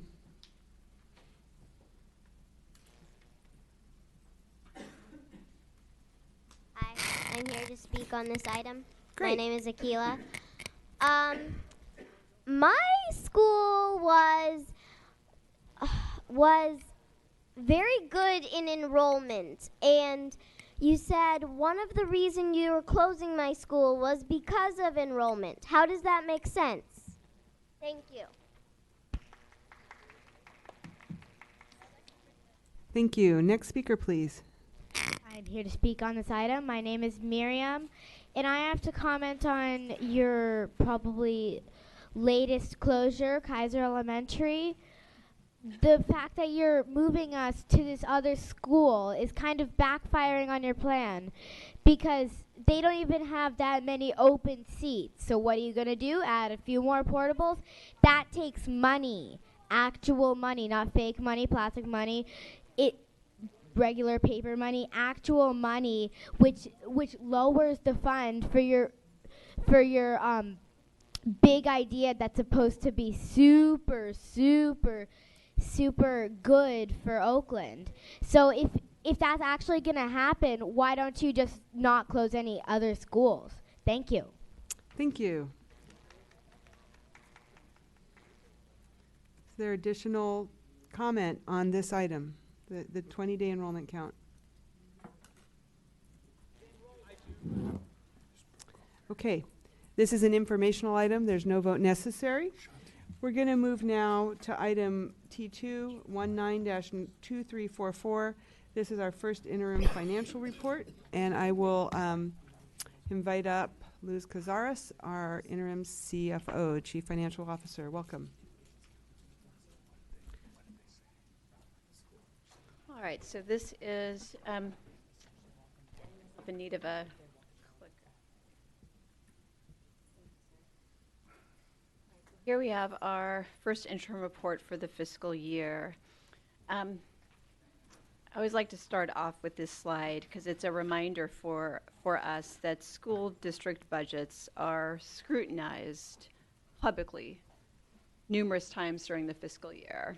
Sometimes there's this idea that a budget for a school district or for a municipality, government of any sort, would be somehow created in a dark office in a corner. doesn't work that way. Even if it were developed that way, still has to be scrutinized publicly, still has to be reviewed publicly, and still gets submitted on to other entities. In our case, it gets submitted to the County Office of Education as well as to the state.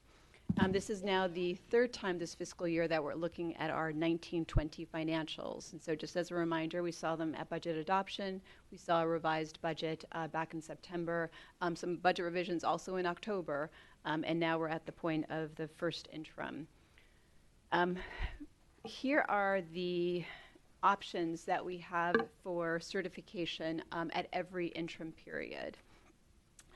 We are recommending that we self-certify our financial status as qualified. The critical difference between a qualified status versus the other two options is certainty. A positive certification indicates that we are certain that we'll be able to meet our financial obligations in the current year plus the next two. A negative certification indicates that we are certain we will be unable to meet those financial obligations, and it's not in that same time frame of this year plus the next two. It's actually this year or the next one. So you're talking a time frame of 18 months. By certifying as qualified, we are indicating some uncertainty, and that uncertainty is based in the fact that we will have some spending reductions that we're going to need to make over the next couple of years. It reflects the fact that there are hard decisions that will be brought to the board as recommendations for spending reductions, and that there are hard decisions that the board will have to make about those spending reductions for the upcoming 2 years. And I do want to note here that while we can self-certify ourselves as qualified, we submit to the county has the option of revising that certification status. Next, I want to do a walkthrough. Now, this is a walkthrough of our revenues and expenditures, both unrestricted and restricted, from the last time we took a deep look at our budget, and that was the revised budget as of September 11th. And I invite questions along the way. There's no point in me going to the next slide if there's something that's not clear on this one, so I invite questions along the way. So let's start with the unrestricted revenues and expenditures. First, I want to highlight that our local control funding formula sources, the LCFF sources, that is our primary source of funding, reflects a really minimal adjustment, right? It's less than $64,000. But I want to highlight something that's happening in the background. So we have benefited from enrollment that is greater than what we thought it was going to be at adopted budget, which is good news. It's greater than what we thought it was going to be at adopted budget. However, the population of students is different than what we thought it was going to be at adopted budget. And so these two shifts, these two changes, are offsetting each other. So I'm going to say that one more time. It's a minimal adjustment, but it is covering something that's happening in the background. And so while we have had the benefit of an additional 379 students as compared to what we projected at adopted budget, we have a decrease of 4.3% in what we thought we were going to receive in terms of underserved students. And when I say underserved students, I'm talking about our English learners, I'm talking about our low-income families who are eligible for free and reduced-priced lunch meals, as well as our foster youth. Right, so those underserved families, underserved kids that we have, those two, the result of those two is we get an increase in our LCFF base because of that increase, and then an offsetting decrease in our supplemental and concentration. And those two are offsetting each other.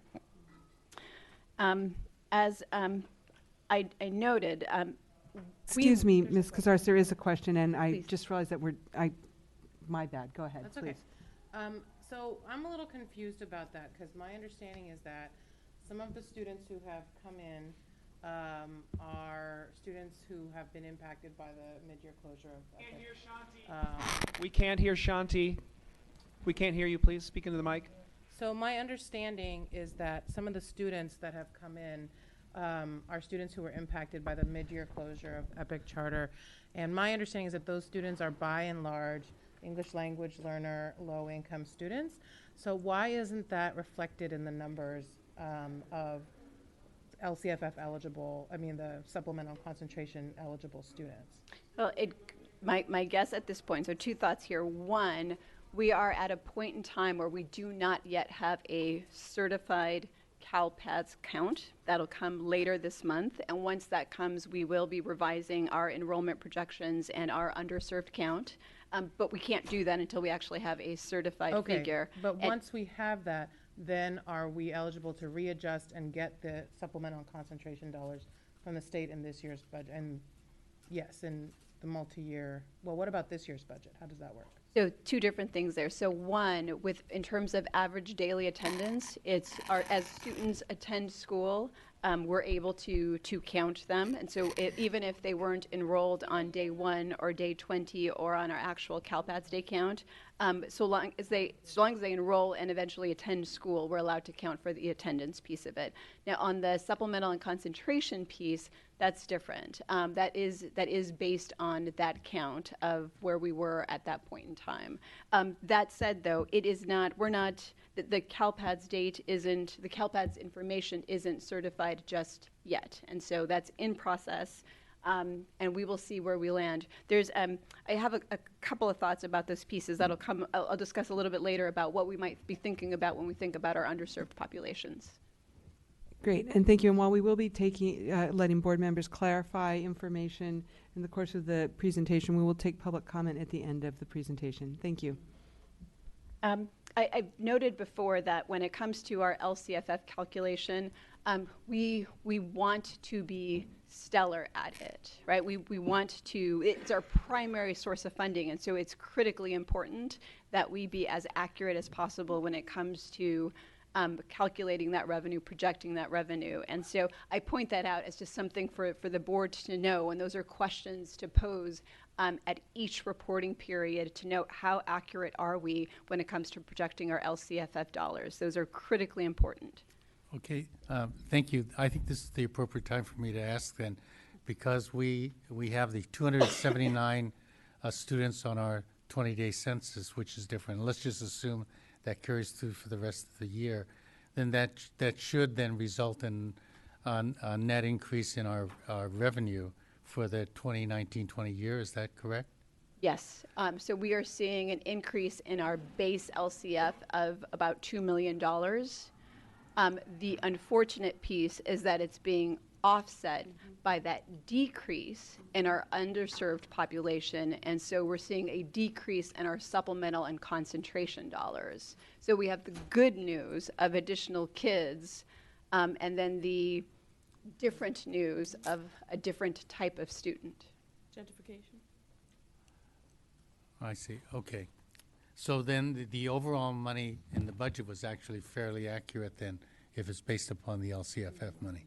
Well, so that adjustment is minimal, but I highlight that change, that difference between the increase in enrollment leading to a $2 million increase in base revenue, but that decrease in our underserved population is essentially offsetting it, right? That's why we end up with such a minimal piece. And so when I look at our enrollment forecast, I do wonder. There's a recommendation I'm contemplating about. This district used to have a practice of engaging a demographer to do a 5 and 10 year forecast, and I wonder whether it's time to re-engage that practice of having a demographic study done to be able to have a forecast.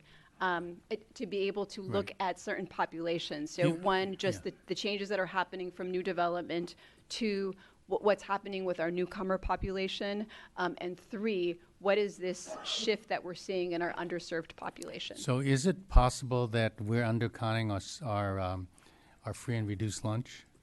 So yes, so that is always a possibility. So when I look at that adjustment on the underserved population, there's two things that come to my mind. So one possibility is that it really truly is a shift in the demographics of Oakland Unified. The second possibility is there room for us to tighten and refine the processes we have in place to be able to ensure that we are engaging all of the families who might be eligible for free and reduced priced meals. So thank you. I'd like to really ask that we restrict our questions right now to things that are purely clarification, like you're not going to be able to follow Ms. Cazares unless you get that answered in this moment. And the other things we can take at the end. I am mindful of time. Thank you. Thank you. Okay, so let's see. So just a couple of more adjustments here. So you'll notice there is a slight adjustment on the other unrestricted revenues. That there's some decreases in lottery, some decreases in our mandated cost block grant, and some increases in one-time revenues, like our interest income is expected to be up. If we move on to unrestricted expenditures, there are some items that are going to look very familiar to you, and that's because we discussed them back in October. So in October, we had budget revisions number 2, where we discussed the adjustment to supplemental and concentration, as well as the adjustment to utilities, as well as the adjustment to vacancy setup changes. The one item that is new that we didn't review back in October, and just to point out, they're here because we discussed them in October, but it wasn't an action item. We didn't actually approve them, and so that's why they have to be here as part of first interim. The new item is the position control realignment work. At this point, we have a work group that we've put together that consists of 2 representatives from talent, 2 from budget, 2 from payroll, and 1 from accounting, and we're also being supported by the County Office of Education in this position control realignment work. With the work that we're doing, and I will note we are not yet done, but with the work we've been able to do so far through first interim, we have eliminated 9 FTE for a total of $0.8 million in savings. And these are for positions that are just, we've determined, are not true vacancies. True vacancies meaning it's a vacancy that we're intending to fill. And so we've been able to eliminate 9 FTE valued at $0.8 million in savings, all on the unrestricted side. And we are also revising our approach to budgeting what we call replacement teachers. Replacement teachers are those teachers who we hire to replace a teacher who has gone on leave, for example, maternity leave, right? We have teacher goes out on maternity leave, we still need to have a replacement teacher in front of our students. And so we're changing our practice, which has previously been to have a pool of position numbers available for filling. And instead of having a pool of positions available, we're going to go on a one-to-one basis. So as a teacher goes on leave, we will create a position and budget accordingly for that replacement teacher while our classroom teacher is on actual leave. We have so far eliminated 23 FTE for a total of $1.4 million in savings. We will continue to update the board on the work of the position control realignment group and let you know what else we determine, what other changes and practices we have.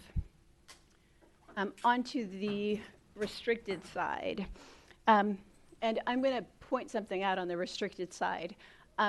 You'll see some increases in revenue and increases in expenditures that can really truly be eye-catching. People will see those increases in revenue and increases in expenditures and wonder what in the world is happening. It looks like suddenly the district has gone on a spending spree.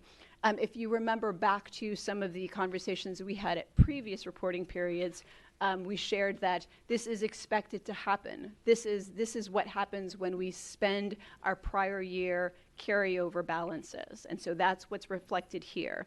And so if we look on the revenue side, the adjustments fall primarily into 2 buckets. 1 is prior year adjustments, 2 is current year adjustments. And first for the prior year, we have unearned income from FY 18-19 that we now get to recognize in the current year, which means now it's available for spending in the current year. Is that the revised awards line? It is the carryover line, the $7.8 million. Okay, thank you. So of that $7.8 million, $3.2 million alone is in Title I, We've got $1 million in SIG, that's school improvement grant, and about another $1.7 million in other state dollars. In the $10.5 million, that's current year adjustments to current year awards. So back when we adopted the budget, we had our best estimate of what we thought we were going to receive in state and federal dollars. Now, for many of those, we have actual award letters. And so we go through the process of revising our revenues based on those actual reward letters. Let's see. And you can see there's a balance between what happens on the revenue side and the restricted side. And so we have $7.8 million of carryover on the revenue side, which translates to $7.8 million on the expenditure side. The 10.52 in revised awards, you'll see the revised awards down below is 10.2. That's net of the 10.5 plus the $278,000 in one-time dollars. And so we have those automatic adjustments because restricted resources should be balanced. If we get $1 in restricted revenue, we should be spending $1 on the restricted expenditure side. The one item I do want to highlight is Salesforce. That looks like we lost revenue of $5.7 million, and that's not what actually happened. This was a one-time sort of event. We were anticipating to receive $5.7 million from Salesforce in FY 19-20 for spending in FY 19-20. They cut a check to us a little bit early, so we got it in FY 18-19. We received the revenue in FY 18-19, recognized it in FY 18-19, and it was one of those dollars that we talked about during unaudited actuals because it was monies that people looked at and thought, hey, all this money is received and we didn't spend it. This was a pot of money that we were not supposed to spend until FY 19-20. And so that's the one adjustment that I do sort of want to point out because it's different from the rest. Here we have a small adjustment to our small decrease in our special education contribution, as well as an increase to our restricted maintenance account. That restricted maintenance account, just as a reminder, is based on 3% of spending, so there's no wiggle room about what that amount should be. Let's see. I'll then just point out like these are some of the numbers that end up being a little eye-catching because people might look at this and go it looks like our spending has suddenly shot up by $24 million, that decrease you see in the fund balance. And I do want to note there is $19 million of that restricted spending that is simply about spending last year's unspent dollars, right? So presumably we want to spend those dollars on the kids that we have. I do want to highlight one other piece, and you'll see that on the restricted side, we still have an ending balance of $21.6 million. Most of that is actually our parcel tax dollars, and so they are legally restricted. And actually, why don't I just go to the next slide? So of that $21.6 million, 19.2 million of it, so the overwhelming majority of it, 19.2 million, is parcel taxes, G1 and as well as G, and then the little bit of balance remaining, about 2.5 million, is carryover for routine restricted maintenance. On the unrestricted side, we have about 4.9 million that is assigned for various purposes, including $750,000 that we've started to set aside on an annual basis for Chromebook replacement. We are aware that we have some technology needs that need some attention, and so we have started to think about how we can set dollars aside to make sure that when it comes time for our smarter balanced assessments, we are ready to be able to, we're ready for those students to be able to do their testing. We have, of course, our assignments for our 2% reserve for economic uncertainties, as well as our additional 1% for economic uncertainties. And the very bottom line that's unassigned, that is the portion that remains after all of those assignments are done. So typically when a school district might look at that dollar amount, they're looking at the dollar amount that might be available for, say, for negotiated increases, for new programs, for expanding programs that are working for kids. That's usually the the portion of the fund balance that you're looking at for those purposes. Now I'm going to go to multi-year projections. The assumptions are broken out into multiple pieces. So first, we've got our section on enrollment and average daily attendance. We have a section on revenue and a section on expenditures. Here you can see we are expecting some slight declines in enrollment. That is fairly consistent with what have happened historically. And this is where I would again just sort of reiterate whether it's time to engage in having a 5 or 10 year enrollment forecast done, as we can look at our populations and see what's happening. On the revenue side, all of our assumptions are based on what's called the DART board that is released by the School Services of California. I point that out because I think it's important to know that these are fairly standard sets of assumptions. So the County Office of Ed does release what they recommend, and what they recommend is based on the DART board by School Services of California, with one exception, and that's the federal COLA. The federal COLA is not included on the DART board, so we make that determination of what we want that assumption to be. You'll see we assume that it is flat, all at 0%, and I will highlight this is different from the assumption that we have previously made for federal COLA. Previously, for our federal grants, we have assumed a 10% reduction, and so we're shifting that practice to assume just flat funding. Let's see, on the expenditure side, here are the major assumptions that get included in our multi-year step and column. Of course, we also assume that we're going to have an increase in our contribution for our students on IEPs. What I point out is even if we offered exactly the same program today that we offered last year, the cost of that program is still going to be greater. It's still going to be greater because we do have costs like step and column. It's still going to be greater because our rates for NPA and NPS go up. And so because we know those shifts are happening, we have included an assumption that there will be a growth in the contribution we make for our students on IEPs. We of course include a consumer price index increase to our 4,000s and 5,000 object codes. Those are the things and services that we purchase.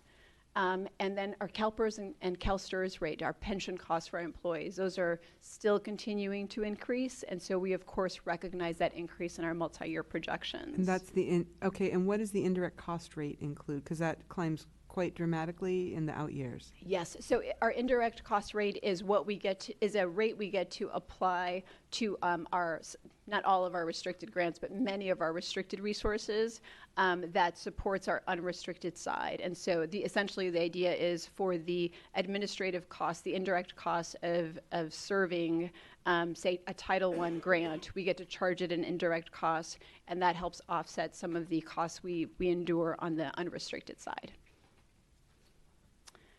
The only other one I'll highlight is the compensation increases that are negotiated.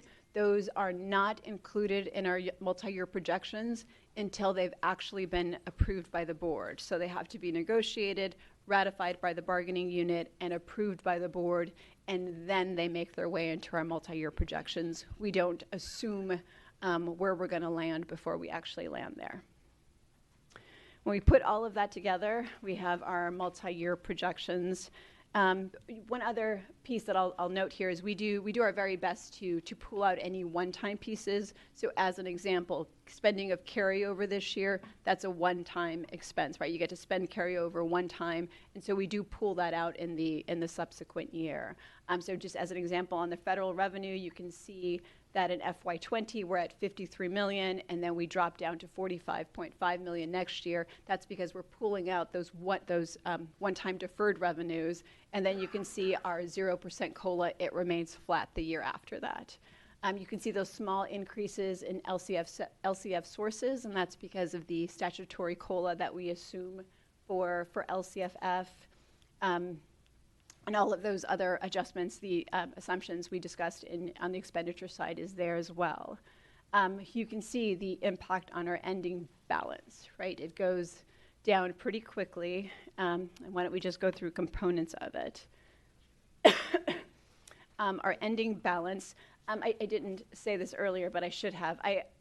The multi-year projections are supposed to be this year plus the next 2. You'll note it's 4 years up there, and that's because I include last year.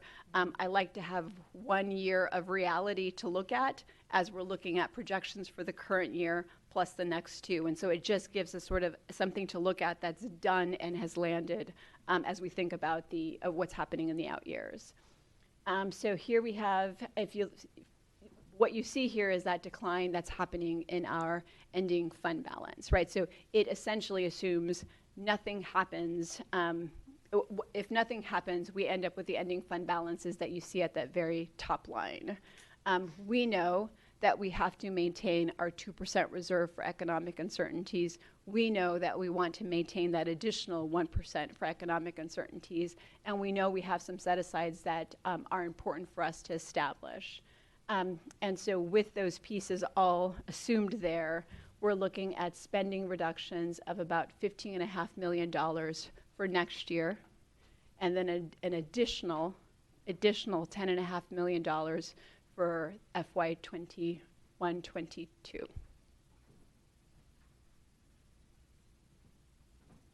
A pause there. But that went down, correct? That went down from 21 initially for next year. Director Torres, can you please speak into the microphone?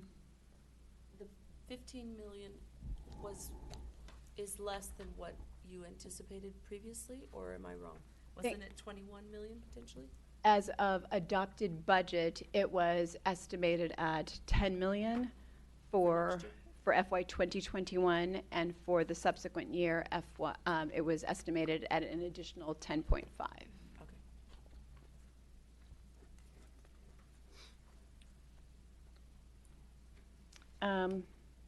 Couple of other funds that I'd like to just highlight. One, our cafeteria special revenue fund. That's Fund 13 in those SACS forms.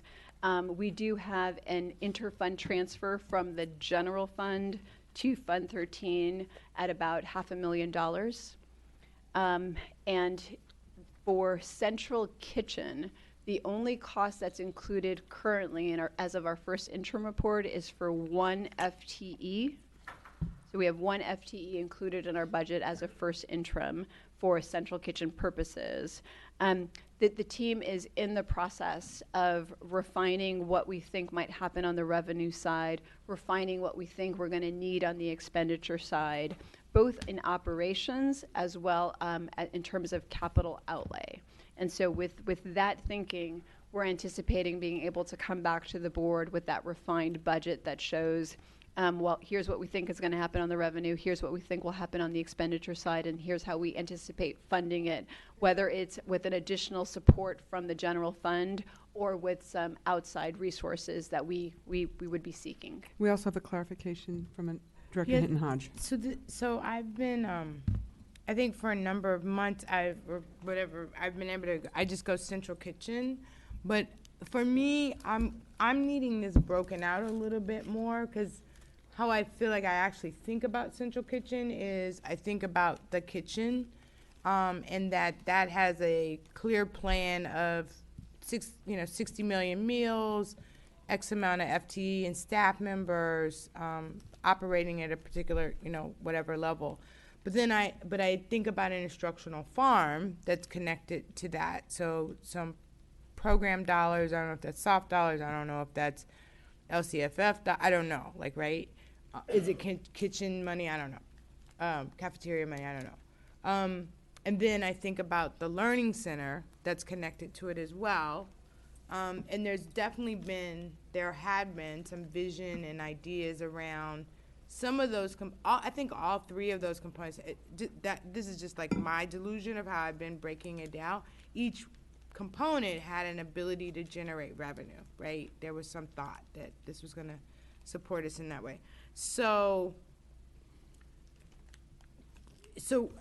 for the last couple of, reports, we say central kitchen we need to put more into central kitchen. So I think you did a good job of saying operations and capital outlay.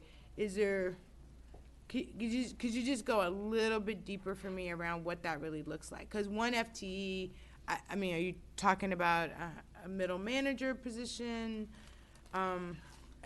What is the projection around beefing up the staffing needs there, and in light of cuts and things like that? So I'm sure that that's what you all are struggling with, but if I could get a little bit more clarity, I'd appreciate it. Sure. So I think the way I would sort of think about it, categorize it, the two pieces are the operational pieces, which are going to include the staffing. And in that operational piece, I would include the adjustments to revenue we might be expecting given our changes in expected participation levels, right? So we would have those sorts of changes on the revenue side. We would have some ongoing expenditures on the people side and the things side. So that includes staffing. The one position that's included currently in our first interim is a coordinator level position. And so we would have those sorts of adjustments on the expenditure side. On the capital outlay side, we're talking about things like we're in need of some vehicles. We're in need, and with those vehicles come drivers for the vehicles. The vehicles are the one that come to mind. I'll see if. I was going to ask at this time for our Chief Service and Systems Officer, Preston Thomas, just to give a high level of the work, because there's analysis right now being done to be able to have more accurate projections of expenses that'll be built into the budget. Good evening. I think that's a really good overview of kind of where we're at right now. Is there are going to be some upfront costs in terms of staffing to get the central kitchen launched. And then there become operational savings as you move forward, as you transition from a service model that right now has lots of cooking kitchens throughout Oakland to a central model. And so the staffing costs are the startup costs for getting the central kitchen launched. The trucks that are associated with this are one of the primary costs that we've been talking about, and we've been exploring some grants to potentially find some clean air vehicles and things like that, and that will continue to move forward and find different items. But these are actually costs that are kind of in the same vein of deferred maintenance, like we haven't kept up our truck fleet anyway. So regardless of whether or not we were launching a central kitchen, it just becomes critical now that we're delivering meals across the city, that you have trucks that can service all of our schools. In addition to that, there's some other technology costs around just the operation of the kitchen and some software to be able to track kind of the manufacturing that's like a one-time cost, and some of the small goods and some of the supplies that you would need in order to launch the kitchen. So those costs, we're in the midst right now of really going deep around a business plan, and I think in really short time be able to come back to the board and kind of articulate all of those costs, not just in the short term, like what it's going to take to get the central kitchen up and launched, but also long term and looking down the road to potential revenue savings. And Luz did talk about like one of the things that we're really hoping as we launch to increase participation rates. And as participation rates at individual school sites, there's tremendous opportunity for growth there, which would increase the revenue. So a lot of these are, 2 to 3 years, within 2 to 3 years, most of the startup costs associated with the central kitchen will be within the system, and then we should be able to see kind of reductions, probably like just transitioning positions from school sites and some of those cooking kitchens over to the central kitchen. So that orchestration of how all that hasn't been mapped out yet, and that's what we're working on right now. Let's keep moving, please. Yep. Okay. So I'm so is it only $0.5 million? That's the only number I see connected to this? The $0.5 million reflects the current transfer. So there's a current contribution from the general fund to our food service, our cafeteria special. Thank you so much. Thank you, Chair. And then deferred maintenance is another one I want to just highlight, right? At the end of 18-19, when we closed our books, we were able to make a contribution to our deferred maintenance fund, and there's a 5-year deferred maintenance plan in the works. But as a first interim, there is not an additional contribution to the deferred maintenance fund.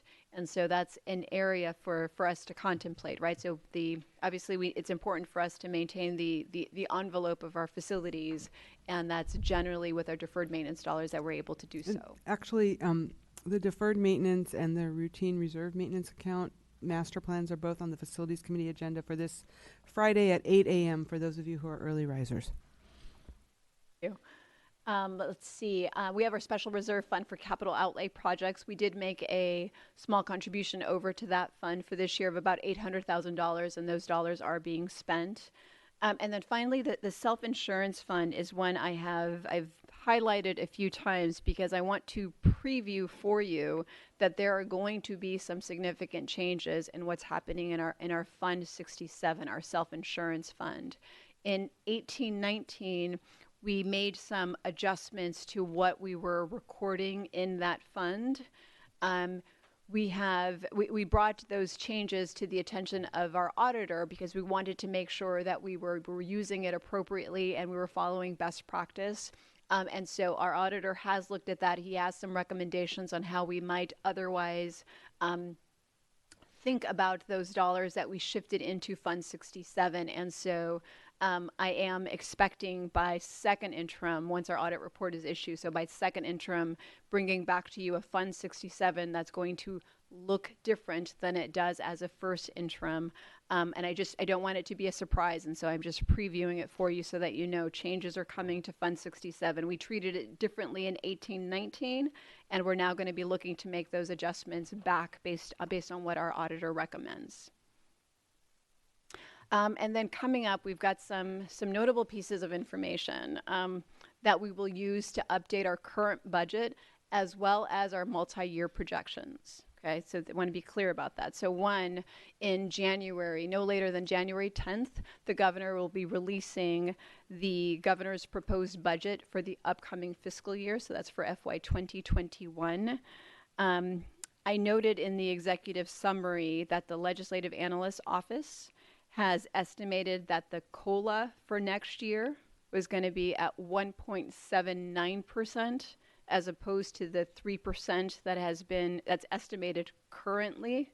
And so I just want to highlight, 'cause that would be a decrease in our LCF sources that would hit us. So while we're expecting an increase based on the 3% now, if it comes in less than that, it would be a decrease in that estimated increase in revenue. I also want to note the LAO does recommend that the governor consider augmenting that COLA, and so that's something we will be looking for in the release of the governor's proposed budget. Our CalPADS enrollment, I noted, it's not final yet. It won't be final until later this month, and then it gets certified. But we will, of course, update the current year as well as our multi-year projections based on our CalPADS enrollment. We've got multi-year budgets coming back your way on the central kitchen, as well as a complete plan on the Chromebook refreshment plan that we're in the process of refining.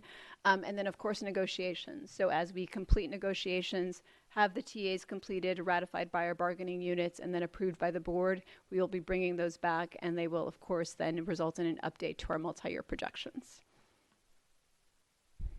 And that is it. Thank you. So, colleagues, at this time, if you have questions or comments on the overall presentation, we can take those. Then we'll go to public comment. This is a voting item, so we will be taking a vote at some point. Anybody have questions or comments? I actually have a comment. I heard you say we need to buy vehicles for the central kitchen. There is a lot of money out there right now for electric vehicles. It is high time, in my opinion, that this district bought and invested in a fleet of electric vehicles. I don't know if if the central kitchen has been wired for electric vehicle chargers. If it's not too late, please go back and do that, because what you find with electric vehicles is they're much cheaper to maintain. So and there's also a lot of money out there right now for heavy duty vehicles. I don't know what level of vehicles we need. This is what I do by day, so excuse me if I'm getting overly technical, and if you need advice on where to turn, give me a call, but I can tell you that the California Energy Commission has the money. and there's a lot of grant money out there right now, as well as the Bay Area Air Quality Management District. And then we touched on you touched on this briefly, and we are, as I mentioned, we're going to be talking on Friday at the Facilities Committee about their needs for deferred maintenance and routine and required maintenance. Those are two separate accounts, and the numbers are double-digit million, like, you know, I want to say 20 million for one or both, and those have not been included at all in these projections, or I need to understand. We're going to need to understand that at some point. For deferred maintenance. Yeah, I mean, I just want to make sure, and it's probably happened already, but I want to make sure that Mr. Nakagawa and you are very tight on this topic of the projections that they're asking for and how we're going to budget for that, because I imagine that'll be a topic when we discuss that Friday.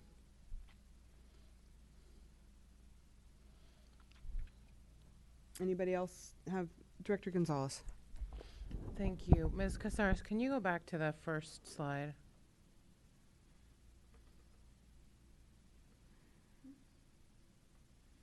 Oh, not the very first, sorry, the first table. Keep going. Yeah. So help me understand the increase in parcel tax money. Is that just related to building that's happening in Oakland? What is that related to? It's just a refinement in the number of parcels that we were estimating back at adopted budget versus what we expect to actually come in now. We get actually certification from the county telling us this is what you can expect. Okay. And then on the carryover, there's been 2 years in a row now where there's been these huge sums, and then people get in an uproar because they say, why aren't you guys spending money and sending that to schools? So should we expect another huge adjustment in the fall based on having a huge amount of carryover? Are we getting better at budgeting and planning for that so that we can actually allocate those dollars in the spring rather than being surprised by them in the fall? How is that looking, and how are you guys working on that issue? I think one of the first significant adjustments that we made that helps us avoid that issue is that change we're making in what happens with our federal dollars, right? Most of our federal dollars tend to go to our school sites, particularly Title I.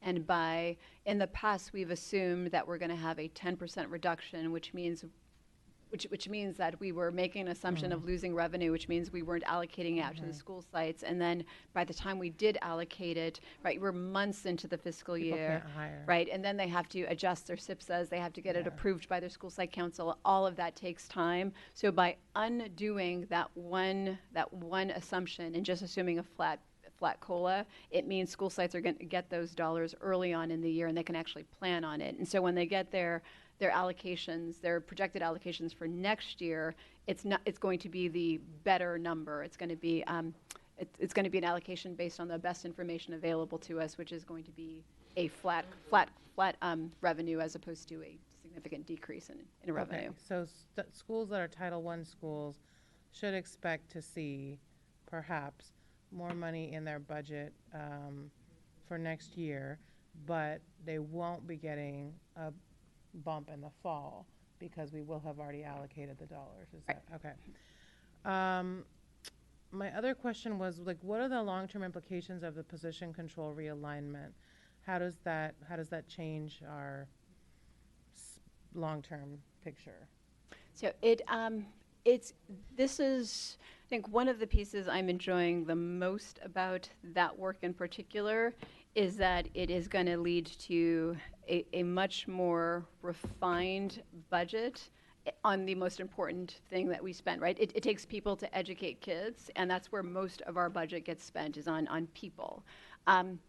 By being able to make these sorts of adjustments where we have these better assumptions, these more refined assumptions about what it takes to actually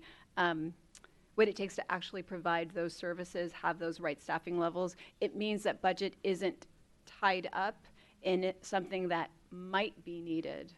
Like we might need, like having that pool of positions for replacement teachers meant we were being very conservative. We were setting money aside in case we needed it for teachers who would go on leave. By adjusting the way we're doing it, we're still going to pay for that replacement teacher, but we're not tying budget up unnecessarily. a goal has been to really be thoughtful about those multi-year assumptions. It's why there are more pages of multi-year assumptions than there are of the multi-year forecasts. And we actually went through a process with the senior leadership team to think through some of those major assumptions so that we were being thoughtful and we were questioning each other about what really truly is a solid assumption for us as a district. Are there other questions or comments? Director Yee. I guess I should now take a second bite at this enrollment projection and the shift, because Director Gonzalez raised something to me about the supplemental concentration. As I understand it, our typical policy is that supplemental concentration monies are rolled into the overall general budget and don't necessarily go out to the school sites in the amount that they newly raise, or does it actually go out in a lump sum to the schools? I know concentration money goes to the schools because of the Z-score, but I don't know if supplemental money goes out to the schools. Supplemental does also go out to the schools. Okay, so then if some schools dropped in supplemental concentration in free and reduced or any of the other categories, and we're not sure why the supplemental monies are dropped, I mean the supplemental numbers drop, then how does that impact our the expectations of those schools for additional funding? So are their budgets going to be adjusted because of the differences? Not in the current year, but I would say in the subsequent years we would have to be looking at if that decrease in our population of underserved students becomes a trend. Like right now we've got a data point that it's dropped. If that data point becomes multiple data points that then looks like a trend, every year we would be adjusting based on the actual students that we're serving. Right, and then it seems like the percent free and reduced lunch must have changed by some significant number in order for that much to make it for the $3 million. Yes, when I started to just do a little digging into why do we have this change in our percentage of underserved students, and talking to the team that watches that most closely and is most familiar with it, the first thing they asked was it a change in our free and reduced meal price eligible students? Like that was something that's been on the minds of folks. It's been something that's on their radar. So if we and we've done this in the past where we go out and re-audit for free and reduced lunch, would we be able to, let's assume it was a difference of say 3 or 4%, would we actually be able to recapture that with an effort to recount our free and reduced lunch rate at this late date? In subsequent years. Not for this year. Not for this year. So it would be gone for this year if that was in fact the problem. Okay, thank you. Director Torres. So in regard to this conversation about position control, realignment, at my engagement Monday with principals, SSC, parents, teachers, a lot of teachers, two principals in particular said something that was, I think, important in regard to the projections of the number of students were off. In one case, for Fremont, it was off by 54 students, so that's 2 classrooms. And so their budget was a very big mismatch. And of course, they've got this new building that's, in the works. And so the trend over the past 5 years, they've gone up in enrollment and only down 1 year. I was talking to the principal about this Monday. And this position control realignment, so when the projections are off, my other principal said they were also off, and she's in high demand, even though she's in the Fruitvale. So then they used to have to go through this appeals process to get the additional funding for those positions. So will that make it easier for us, or is that going to be a problem if we get tighter on the budget and then now we don't have even an inventory of, say, additional people that we used to have, because we haven't been doing budget very well for a really long time. So as far as going out and appealing, and they had to beg for money and so on and so forth, but even just the fact that the projection would be off. I have another principal who was in the room and was hosting us. We were only off by 4 people, but he found that to be odd because it's almost always accurate. So he said, I'm really surprised to report to you, Director, we were off by 4. We have 4 more students than were projected.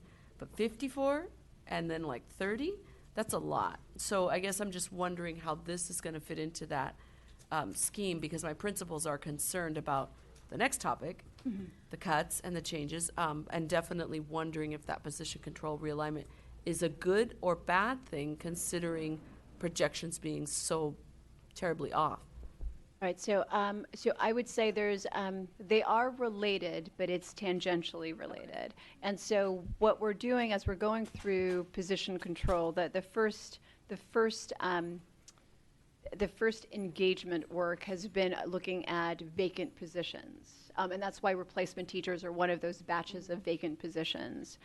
After that, we will look at filled positions and ensuring things like we're paying for the right people out of the right sources, out of the right places, right, to just make sure that piece is set and solid. And this sort of realignment work is realignment work that this isn't the sort of work that happens every single year. Like we're going at it, we're really tackling some long-standing. They're practices or ways of doing it, and like replacement teachers that's a way of doing it that we have found a more refined way of changing our practice. When it comes to things like appeals teachers, like that relates back to our staffing formulas. And so looking at staffing formulas is absolutely something we will do.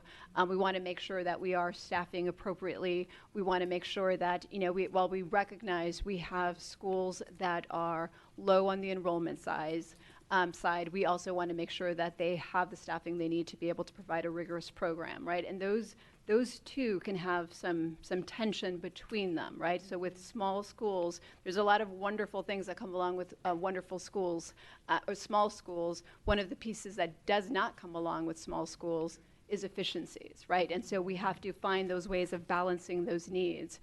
The appeals teachers isn't something that we have touched so far, and it's not something we would not touch it until we actually engage our academic office and our all the instructional folks we needed to talk to be able to really understand what we're doing, how we're doing it, and then ask ourselves, is there a better way of doing this? It's not an automatic that there's going to be a better way of doing it. It's a question we have to pose and really contemplate deeply. Thank you. Director Harris, did you have any questions or comments? Okay. And Director Gonzalez, did you? You mentioned, can you go to the slide with Fund 67? So can you say more at this time about, you just kind of previewed that we're going to see changes coming. This is something that I've been really concerned about and that the Budget and Finance Committee has looked at several times, is just the way that we're, relative to other districts, under resourcing our self-insurance fund.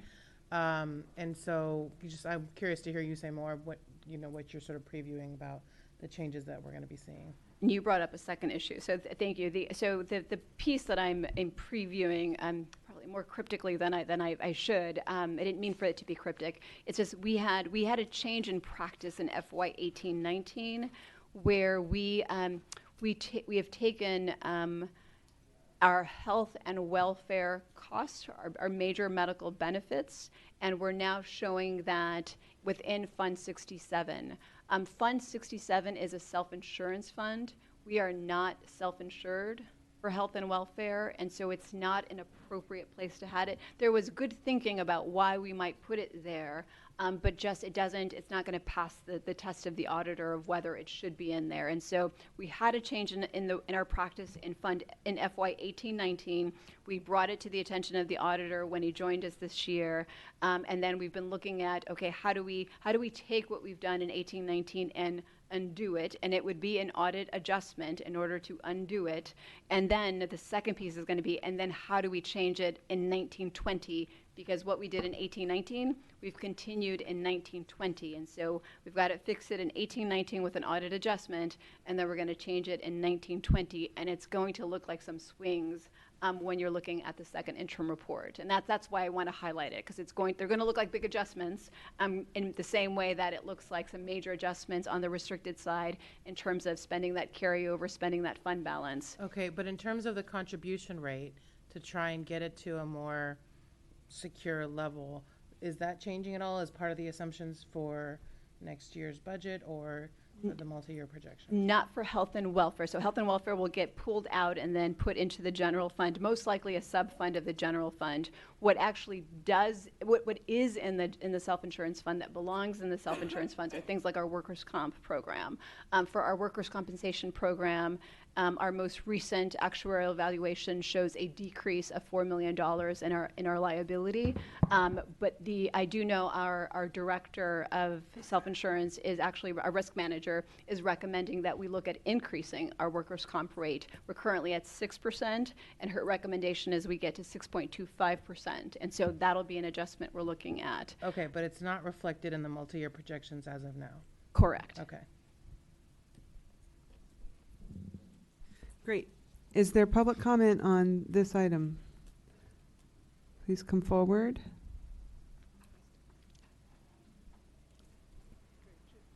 Jim Mordecai speaking as an individual. Carol Dalton sent you an email. She likes to look over the budget. Everybody that responded to her email, raise your hands. Oh my gosh, nobody raised their hands. Okay, I think when somebody is so interested, I find my eyes glass over as soon as you deal with budget. But somebody who is totally ignorant of budgets, when I looked at it, said, hey, I don't know what page it is. Anyhow, it's A3, declining enrollment, additional physical indicators. Is enrollment decreasing in both the prior and current physical years? Information I have is last year it wasn't decreasing. You actually had an increase last year. Is that true? And if it is true, why do you put out a document to the public that's not true?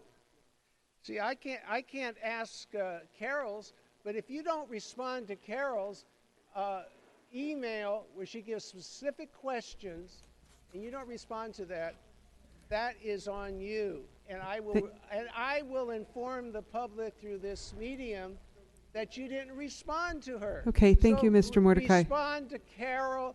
She knows something about this. I don't know. Thank you, Mr. Mordecai. And of course, you're not going to respond to what I just pointed out. Thank you, Mr. Mordecai. Can we have the next speaker, please?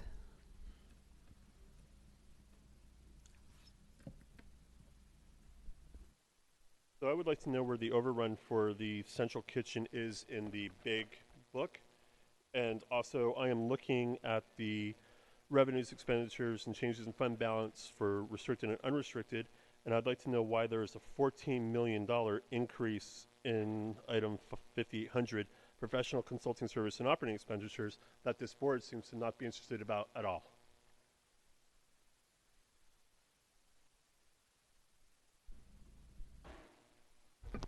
I do appreciate all the hard work that goes into getting all this information together.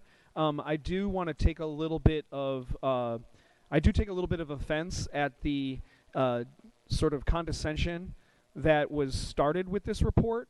I don't think anybody, certainly not anybody that's still here, actually believes that these decisions are happening in a dark, smoke-filled room, to the comments that were started this whole presentation. I do want to acknowledge that this interim CFO, who is a consultant, also has not been here for the years past when members of this board approved budgets and expenditures and consent reports that overran budgets repeatedly. So while I appreciate the effort being made to describe that by the consultant at the beginning, I also take offense because this person has not been here for the years of mismanagement that we've seen and witnessed repeatedly with these kinds of budget reductions and changes, which are disproportionate when compared to other major metropolitan school districts. So while I do appreciate this, I do also not see a lot of clarity on why these numbers fluctuate so much. I look forward to hearing the report from the auditor about some of these changes and how these millions and millions of dollars seem to come and go, and none of the board seems to know what's going on. Thank you.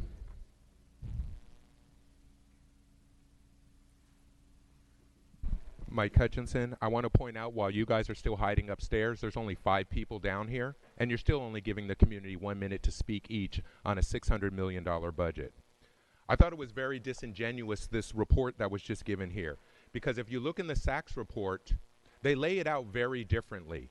And so everyone needs to be aware that the original budget revenues were originally budgeted at 567. Now they're projected to be 584 million. That should be great news, except expenditures were originally budgeted at 567 million, and now they're projected at 607 million. That's a $40 million increase in expenditures with no explanation. The same thing happened last year on the first interim report when expenditures increased by $60 million with no explanation.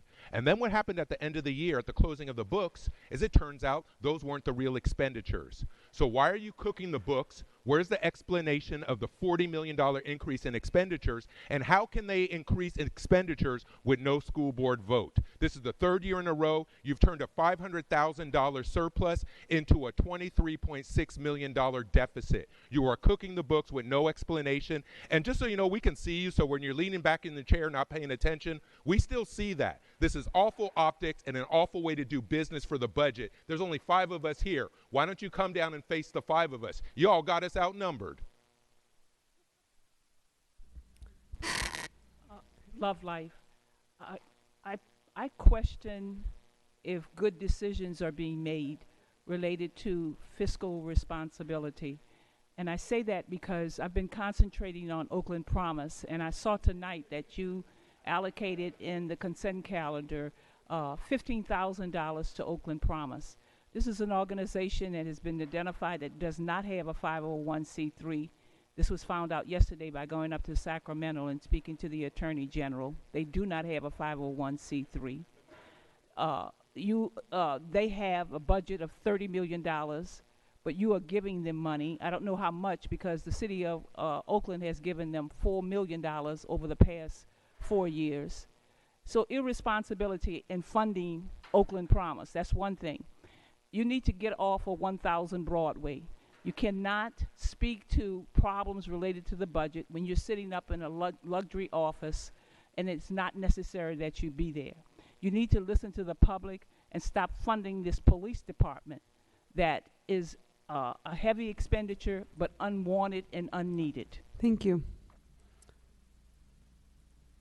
This time I'm wearing my member of the Parent Student Advisory Committee and the LCAP hat, and I'm looking forward to the meeting next week with the board and the members of the PSAC. However, it appears that this is going to be the exact same budget presentation to the PSAC next week, and I can know right now that this will not be acceptable to many of our members. As previous commenters have said, there is no comparison to previous years, there's no comparison to even what the adopted budget is, and then there are specific callouts and differentiated services that need to be shown. Specifically, if we are $3 million less in supplemental and concentration dollars, that should be something that is brought out clearly for us in the PSAC.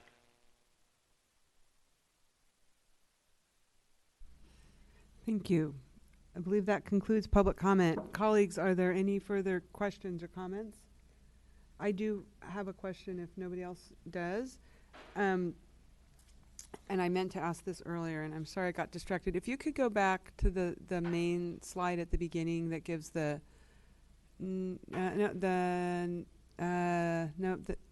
one. Can you provide more detail for us, please, on what the additional expenditures in supplemental and concentration are, as well as utilities? Sure. So with, let me do utilities first, just because it's easier.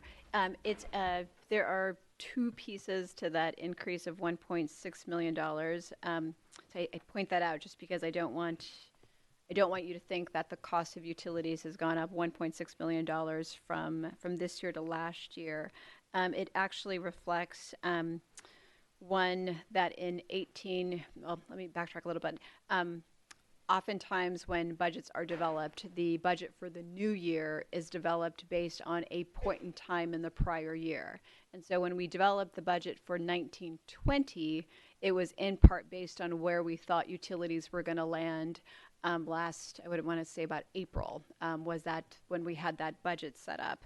And so as staff was developing the budget for 1920, they used an understated budget from 1819 to build the budget for 1920, and that's why you see such a significant adjustment.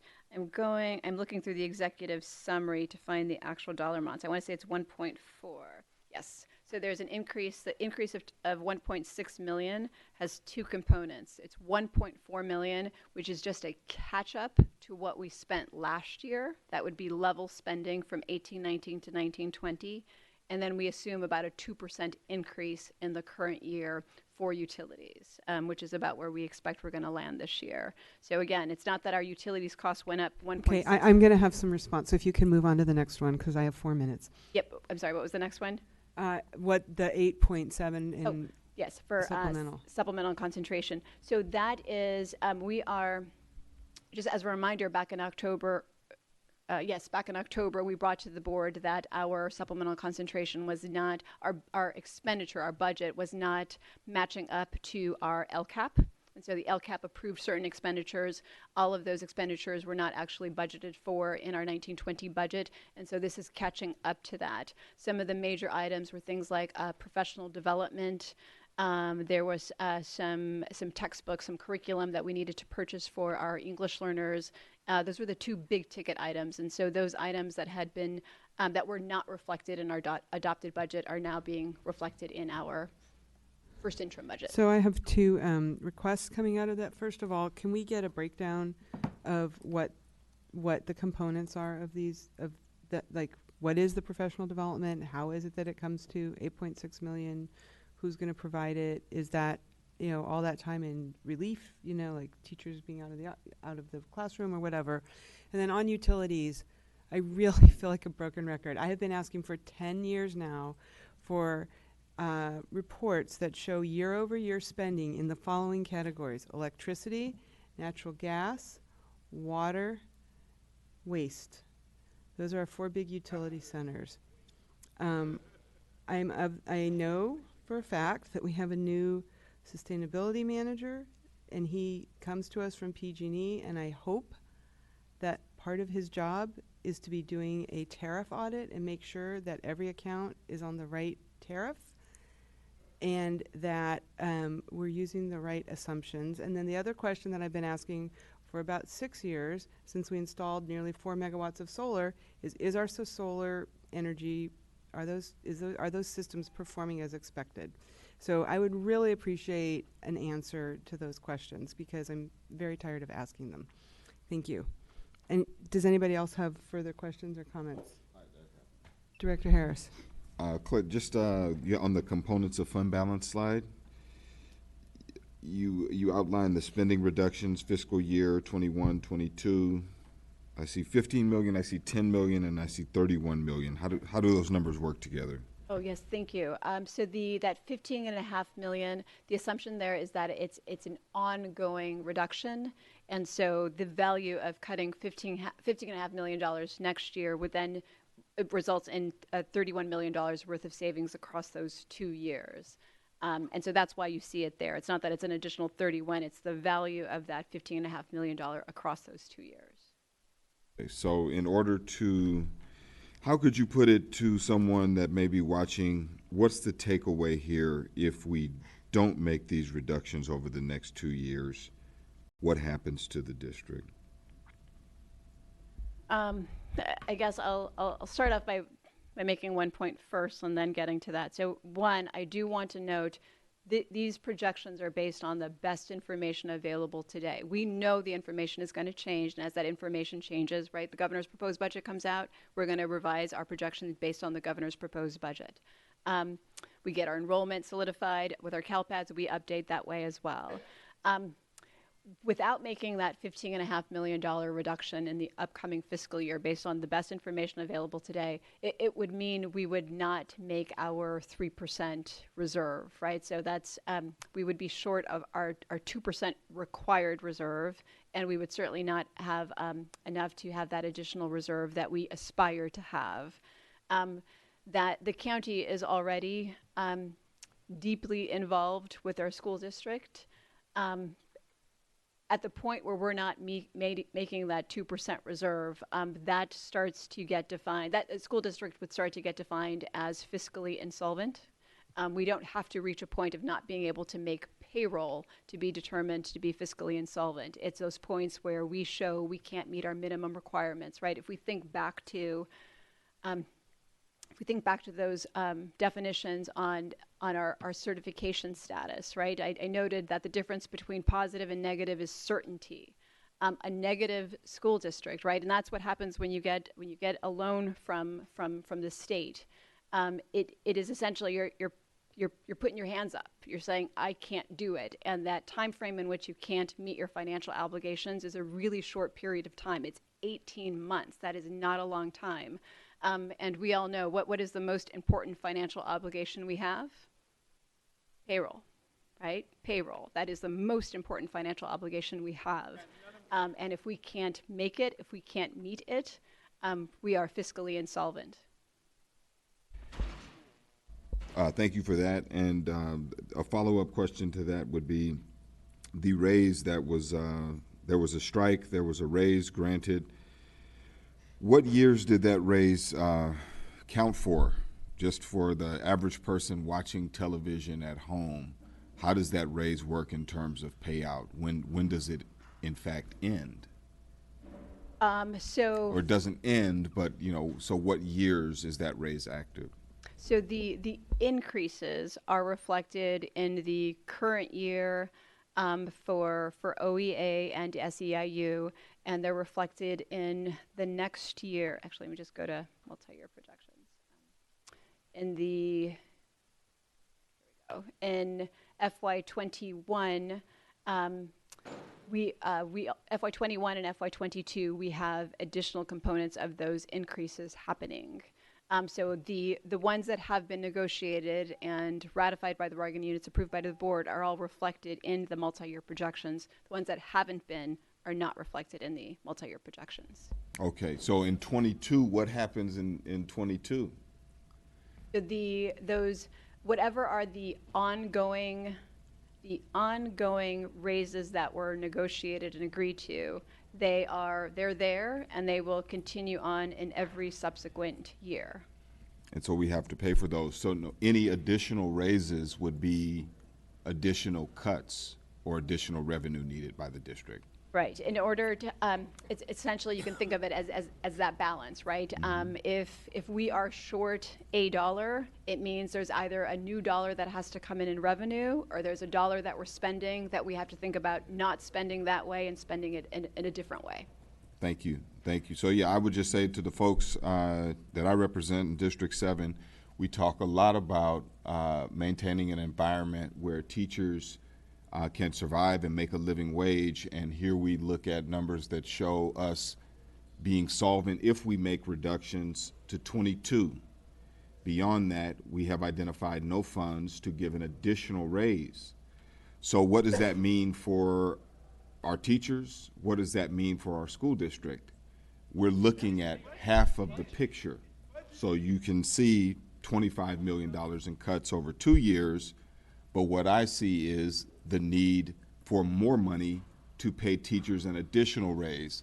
The raise we just gave doesn't go away. It remains a part of our budget going forward.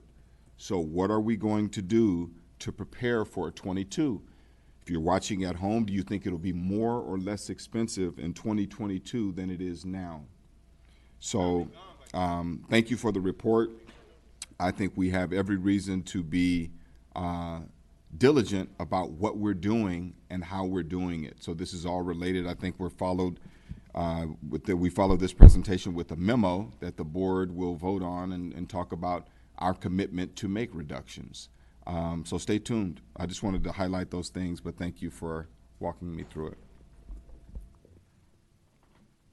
Thank you. Director Yee. Thank you. This follows up with Director Harris's comment on the expenditure line of, I'm not sure which page this is, I guess page 4, where you show the changes from the revised at 15.6. Does that include an estimate of the of the labor negotiations we're going through right now? It does not. So we only include the cost of a negotiated compensation increase after it has been negotiated. The TA is signed off by all the relevant parties. It gets ratified by the bargaining unit, approved by the board, and then it makes its way into the multi-year projections. Right, It would otherwise assume that we know where we're going to end negotiations, Right, and that's so- not a good assumption. So then, in that case, we in the second interim, we'll get a revision of the salary and benefits expenditure to reflect any collective bargaining agreements we've had and so forth. And that's the whole purpose, first interim, second interim, Yes. and third interim. Okay, so that's helpful in terms of the increases in the salary and benefits. And then and following on with Director Harris, the negotiations we made for the teacher's contract and subsequent to the, I believe, the SEIU contract in the last year, those increases were approved by the state trustee and by the county ultimately, allowing us to go forward with our multi-year fiscal strategy, multi-year budgeting. Is that correct? Yes. Okay, so then it's similarly in the coming years, and this is foreshadowing the memo that we're going to do. If this is a matter of us building our budget, given what we know about our revenues and our expenditures, we, as Director Harris would say, we know that this is coming down the line, but it's actually going to be more than you would project just looking at this because we have these additional contracts to settle. And that's what the next board item gets to. Yes, okay. So thank you very much. Superintendent? Yeah, and just to underscore that, just the last, if you go to the last slide, there's just a summary of some of the additional investments that we anticipate. And when we come back for second interim, we'll have more refined cost. But looking under the multi-year budgets, we know some of our additional investments, in addition to what we've shown in our multi-year projection, are going to be settling all of our labor contracts, our Chromebooks, and central kitchens. Those are the big items that we anticipate will increase our expenditures. So it's just highlighting that even though it's not in the multi-year projection, for the community and for the board to know that those are going to be additional investments that we're going to have to make. Right, and I think the reason I was following up with Director Harris is that these are things that we sometimes assume that the public understands in terms of why the numbers change from the adopted budget to the first interim and so forth, is that it also includes in our labor negotiations the new settlements that we have. Director Hinton Hodge? Thank you. This is actually a question for Dr. Aguilera. I'm interested. I know that we're in an iterative process, but because the last time we came together, we talked about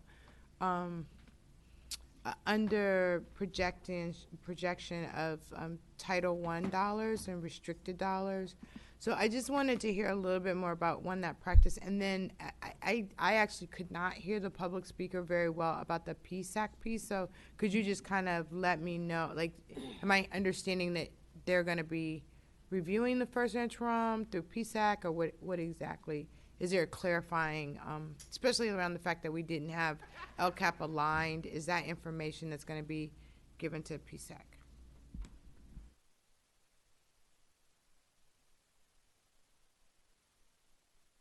Okay, so for, good evening, Sandra Aguilera, Chief Academic Officer. For the Title I question, that was a past practice. There was a time about 7 years ago when the federal government told us you will be experiencing a decrease, and they didn't specify exactly how much that was. So as a precaution, our then Chief Business Officer set aside 10%. And that practice just rolled over and continued for the last few years. So that is why we had this additional, and each year we have an additional amount of funds that are unused, and we push back out to school sites. So that practice has now been eliminated, so that way we're not holding back those additional funds. Does that answer your question around the allocation? And so would I know Title I is different than even the supplemental concentration, but is that something that the PSAC understands? And again, I didn't really hear what they asked, but it was some sense that they're going to be reviewing some budget information. So in the this next upcoming, meeting? on the 18th, there is a plan to review the updated LCAP goals and then to also understand the latest budget information. Okay. So that is Great. the plan And so going do forward. you feel pretty confident about like how that's going to get facilitated, translated? It's a joint meeting between the PSAC and the board. And so there have been planning meetings that have happened between board members and the PSAC So my lead board delegates. members, I'm not a part of that plan. Could you tell me a little bit about what that's going to look like in terms of translating this information in a way that community understands and young people understand? I will take a start, and then Director Gonzalez may want to add, but my understanding is it's basically going to be a meeting of the Parent-Student Advisory Council where they're reviewing their priorities, and we are there more in an observation role, and then we're able to engage towards the end of the meeting. Director Gonzalez, have I captured that correctly?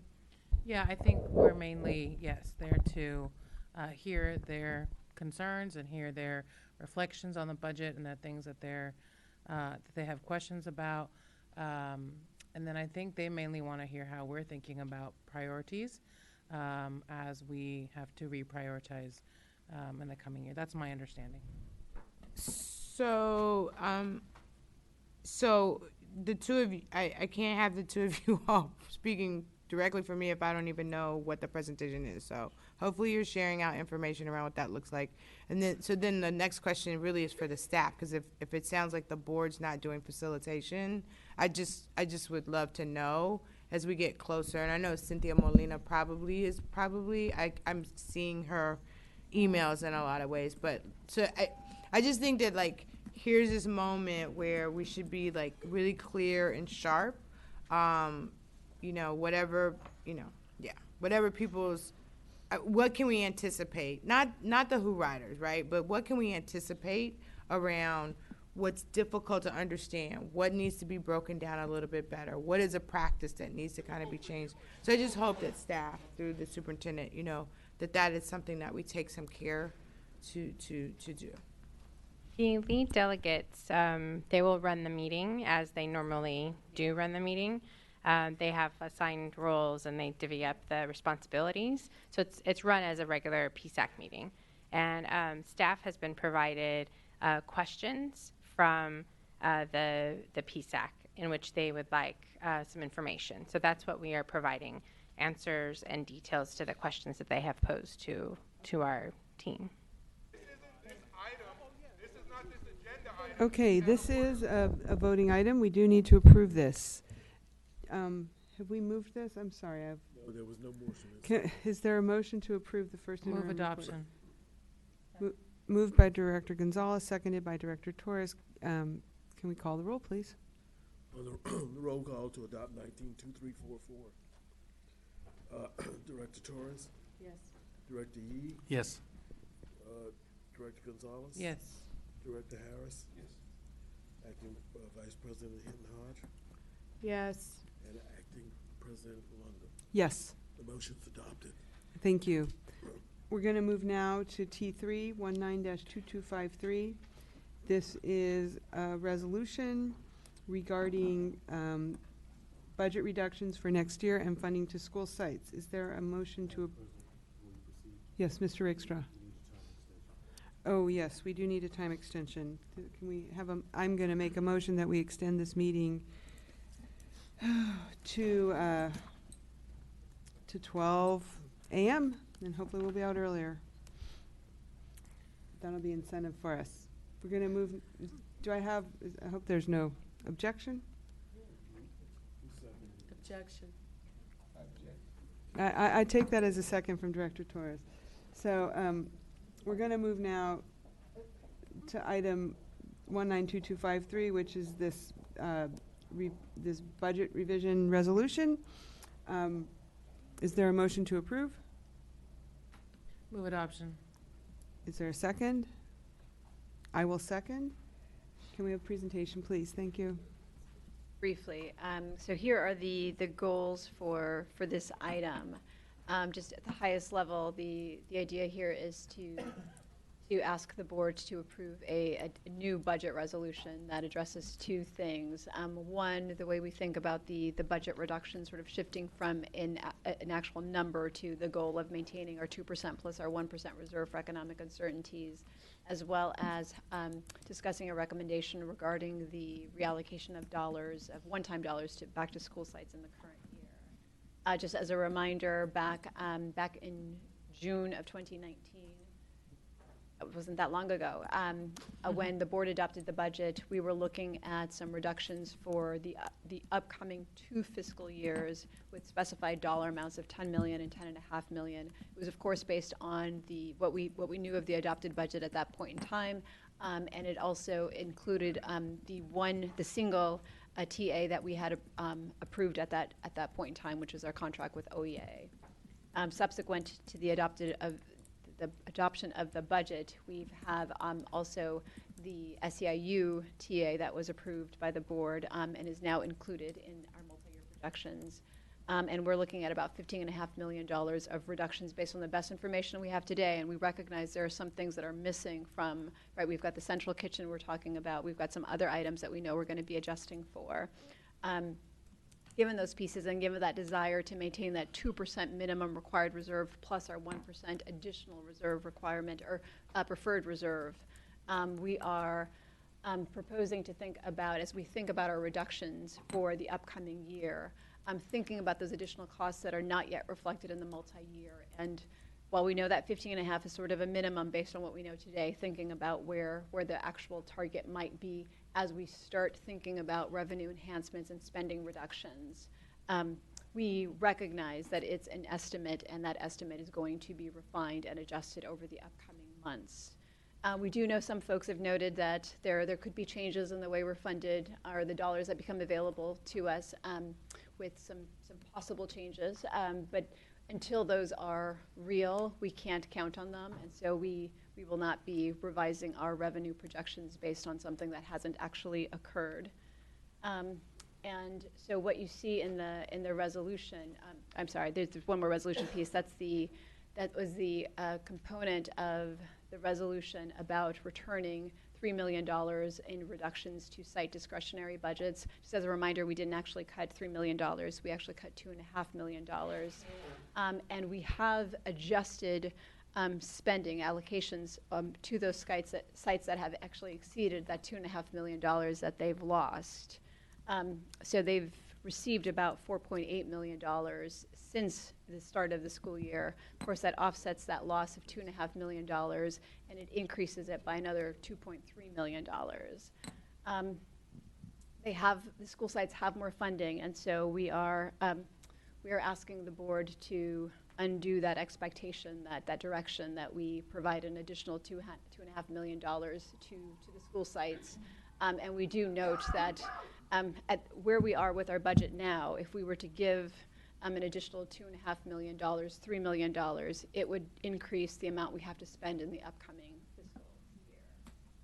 And so the proposed resolution that's presented to you shifts some language from specific dollar amounts as targets to an aspiration, right? That direction that we make sure that we're enhancing revenue and reducing spending to maintain our 3% reserve, the 2% required plus the 1% additional that we aspire to, and that we, of course, remove the direction to replenish that $3 million worth of reductions, giving them back to the school sites, and that we not adjust any of our revenue based on possible ballot or election results that haven't actually yet come through. And so that's in short what the resolution includes. Thank you. Questions, comments, Director Hinton Hodge? So I don't know. I have a year, so I would guess I'll have maybe a few more of these resolutions to go.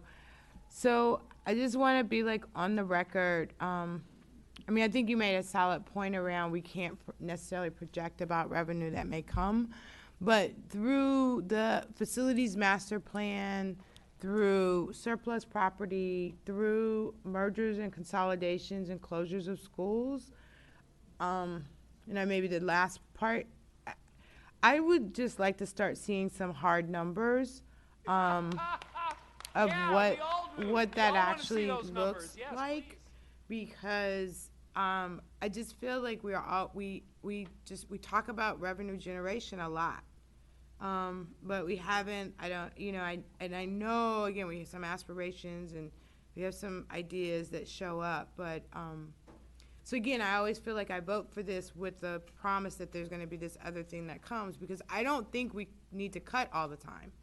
I don't want to cut all the time.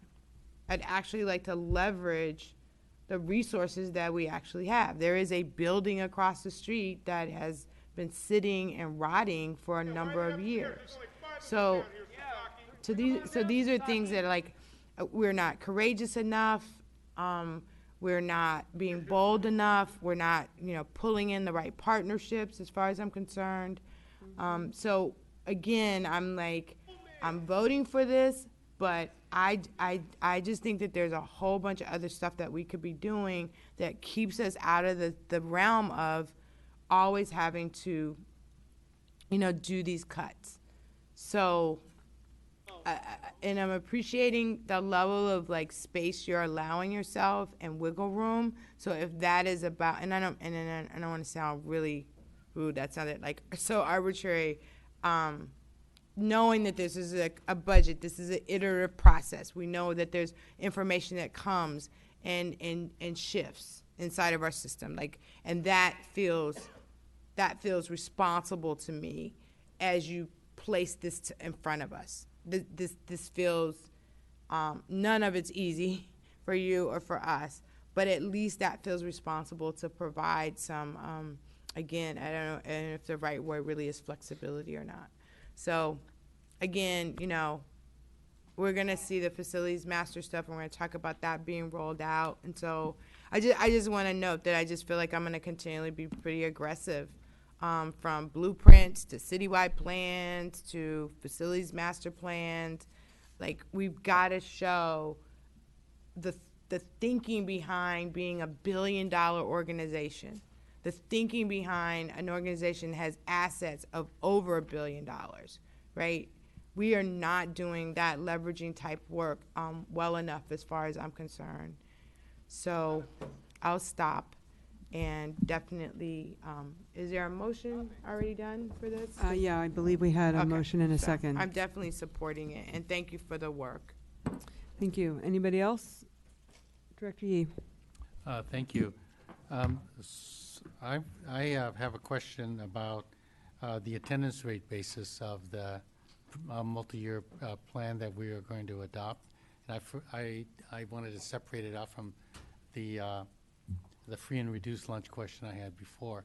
So fiscal year 1920 and going forward, we're assuming an attendance rate of 95%, which seems to be pretty solid because it's been pretty consistent over the years. And then for the 18-19 fiscal year, we had an attendance rate of around 89.5%, which is a significant drop. So did that 89.5% affect this year's budget or last year's budget? My assumption is affecting this year's budget or not? It's impacting this year's budget in that in most years, in every other year actually, we would have the choice of 2 years of the better ADA. But in this year, we won't have that choice. It's got to be this year's average daily attendance figure that we use, because last year's is definitely not going to be the better aberration option. last year. So we feel comfortable about the 95%. Yes. Okay, that's the first thing. The second is I appreciate the memo about the additional monies to the site, especially supplemental amounts of, I think, $2.5 million. And, many of us, all of us on the board, recognized last year the complexity of significant cuts to this of services to some of our underserved populations. For example, foster youth and the caseworkers, NRJ. And so, is this supplemental money, money that we discovered at the balancing of the books, or is this supplemental $2.5 million money that came to be redistributed to the sites because of carryover or some other reason? And the reason I'm saying it is because if, in fact, I think that would be a substantial question for us to discuss, going forward, if that's something that we as a board wanted to forestall in the discussions at the end of the year. Do you happen to know? Yeah, so, no, it's definitely not carryover because we didn't have any carryover in supplemental and concentration. And I will look over at Dr. Aguilera and see if she can offer a little more. So at the creation of our LCAP, we were still in the midst of negotiating. And if you recall, we did add a clause around retention of staff, and we set aside a certain amount of money to compensate for the increase in salaries. And we named that as a specific area within our LCAP. So we were able to dip into that set aside to support the increase in salary costs to our schools. But we didn't actually need this $2.5 million, or are you saying that the $2.5 million represents the money that went into salary supplements to the schools? How did that money get to the school sites?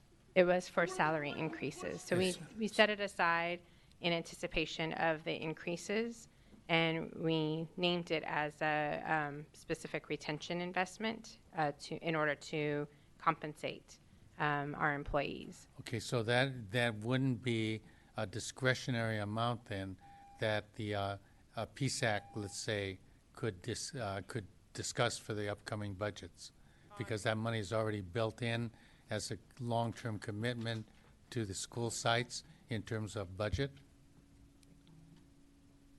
So when we go back to the PSAC around our LCAP, and given that we're doing an update, so it's a new 3-year cycle, all of those funds are up for discussion. So we wouldn't just roll over that same investment. All of the investments we make in the LCAP are open to feedback from the different parties. So this took place. This is an example of ongoing costs, isn't it? Because it's a teacher. It's on the salary schedule. Director Yee, we do need to move on. We have. It's a long night. So if you can answer the question. Money, is it? That's what I'm asking. It is not one-time money. That's the part that's. Okay. Are there other questions on this resolution? Yeah, I have one. Director Torres. Well, it's more of a comment. I just want to ask the superintendent. I used to speak with Richard Carranza of San Francisco Unified, who's now in New York, after being in Houston, I think, how they developed their relationships with the tech industry, and knowing that one of the topics at my Monday night meeting with my leadership of District 5, principals, teachers, whatnot, was this Chromebook issue. And they were quite upset about the fact that this was going to come and that staff doesn't want schools to get their money back, so to speak. And then the Chromebook issues, several teachers recalled writing the grants to get like $700,000 for Chromebooks. And so that Chromebook amount seemed somewhat unusual to them. So superintendent, one of the things, the reason I brought up Carranza was the relationship with tech will not happen automatically. And the workforce of tomorrow requires our students to be tech savvy and whatnot. I don't understand why we would spend a penny on technology. And that was talked about a lot Monday by leaders as well. Where is the effort to get certain things, and I know it's not just getting a grant because then you can't rely on it from year to year, but since these don't come up until every 5 years because then they become obsolete for maintenance and whatnot, right. But then they go in they don't, it doesn't happen for all of them, but it sounded as if we weren't getting specific numbers, and yet I wonder to what Director Hinton Hodge said earlier, are we supposed to just always make cuts? Are we supposed to always hear staff say, don't give schools the money? My understanding is that in the work that you do, you've never seen a district like this where one side almost hates the other, which is a problem, right? That's not what districts are like, unfortunately. So I guess I'm just wondering, what is the effort to get some additional relationships going on tech issues? Because those things are very expensive, and I would rather see money get replenished to schools. So I'm just curious if you have a plan. So, yeah, I would say the plan is I think we need to stop thinking about devices as a tech thing, and it's actually an instructional tool like textbooks. Therefore, that's actually our obligation as an educational institution to invest. And so that's actually part of the December 18th, which I feel PSAC and community has been asking is, yes, we know we're going to need to make reductions, but where are we first clear? Where are our priorities around investments? So as you've seen over and over again in this presentation, employee retention is an investment. Compensation comes with that. 80% of our budget is people. So, and I think that's Director Harris's point. That's not just a one-year thing, it's a cycle. So we know every 2 to 3 years we need to think about how we position ourselves to be able to compensate our employees. That's one thing. Ensuring that our teachers have all of the resources they need to teach our students is another part of retention. And so that's curriculum, but if we're talking about the 21st century, our Chromebooks are a piece of that. I was actually in the curriculum and instruction office over 5 years ago and worked with the instructional technology department to get the first Chromebooks. We bought those from one-time funds from the state. So what we're trying to do is say that actually needs to be a part of the budget every year, particularly from an equity standpoint when we know for kids to be able to do homework and projects, they're going to need access to that. So I would actually argue, yes, we need to have partnerships with tech industries. We actually do. We have a very vibrant long-term relationships with Salesforce. There's more work we can absolutely do. We've done that with Intel. But our philanthropy shouldn't be funding some of our basic core functions, like textbooks and like Chromebooks. And so part of it is highlighting that we need to start thinking about these are some of the initial investments. We can't cut and not invest in these particular areas. And we know the investment right now isn't going to be for every single one because we know there's still some Chromebooks that are working, but there's some schools that haven't had theirs replaced since the inception. So I agree with you that we need to continue to deepen our partnerships, but we need to shift and start thinking about Chromebooks as part of the textbooks and the instructional materials that our teachers need and our students need. Thank you. So I think in regard to Director Torres, your time did expire. Right, I just had one more comment, which is that I think in regard to the times, the 2% that's required, just like last year for me, I don't think that getting to the extra 1%, if it means not replenishing schools districts because they've been facing cut year after year, year after year. And so I would rather we go for the 2% and give the schools back the $3 million, which doesn't even represent an extra percent because each percent is about $5 million. So that means we could be still over 2% if we replenish the $3 million. We'd still be at maybe 2.3% of reserves, and we'd be within the law. So that is one reason I can't support it, because I don't think we can always get to the 3%. Director Harris, did you have any? Oh, you spoke earlier, didn't you? I'm sorry. It's late. I just want to go back to my questions earlier about deferred maintenance and RRMA. How will they be addressed in the context of this resolution? Because we are going to have a discussion on Friday with the Facilities Committee about how to fund those programs because we need to keep our buildings in repair for students. Anything, I think just high level, anything that we add in, it's one of the reasons that this is probably a better way of thinking about it is that the goal is to maintain our 2% plus 1%, which is what the resolution stipulates. then all of those things that we think about that we feel need to be added in. So if we feel a contribution for deferred maintenance needs to be added in based on the conversations that happen and what we bring back to the board, then it would be an adjustment to the $15.5 million. Okay, great. Let's go to public comment. If folks downstairs want to offer comment on this, we welcome you now. Thank you. Mike Hutchinson. It's very inappropriate for the consultant who's now the interim CFO to talk about what they feel, and that's why they included it. It's supposed to require a school board vote. I think it's interesting taking these two items together. At the same time, expenditures this year are exploding by $40 million, and you do nothing to control that. You also want to vote to cut another $20 million in spending next year. You already cut $20 million of spending in this year. And as we heard in the earlier presentation, every cut that you make each year is cumulative in following years, which means you've cut probably close to $150 million in spending according to your votes over the last 3 years. I did some math this week. Revenue to OUSD over the last 5 years is up 31%. So what is really going on? And lastly, it would be nice to have a school board that would do anything possible to ensure money goes to our school sites. Last year, you agreed to return $3 million to our school sites if there was a surplus as a compromise with the community who was upset. Now you are breaking your word, and not one of you has said, well, you know what, maybe we didn't cut all that amount, but Thank we you, should Mr. still Hutchinson. work to put the $3 million back in our school site. Thank What you. happened to the Next priority speaker, of please. students first and Thank centering you. this on the kids? Your numbers don't.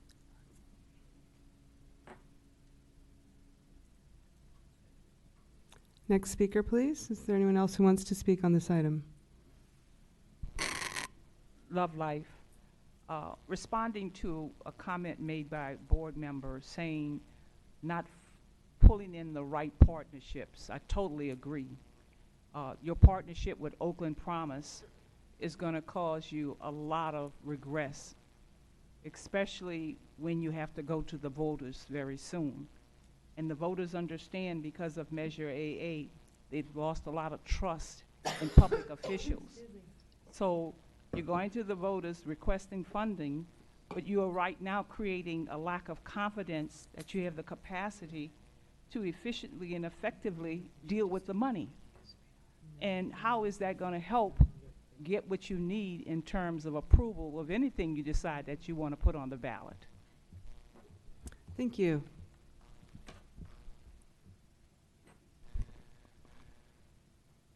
I think it's a shame what's happening, what continues to happen here on a regular basis.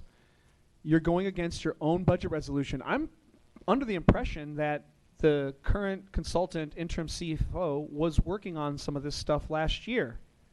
So I'm not sure how we went from that $20 million budget cut last year with this, again, as the previous speaker noted, a compromise that was made to try to appease some of the public who was upset with these cuts, that you would return these funds.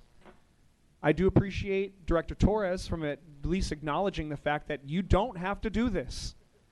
Just like many of the things that you continue to do despite community engagement, despite people telling you explicitly, emailing you, coming to these meetings, where we can't even see you now for multiple meetings in a row, where we can't address you face to face because you're doing this cowardly, like cowards do. So back to, again, the consultant's comment about dark room. You're not in a dark room. You're in a brightly lit room, far away from the public.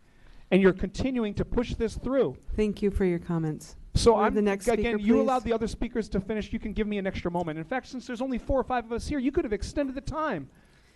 But again, you've chosen to not do that because you're not acknowledging it. Oh, yeah, cut me off.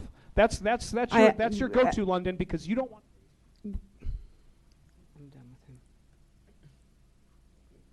1 minute. Yeah, cover your mouth. Cover your mouth.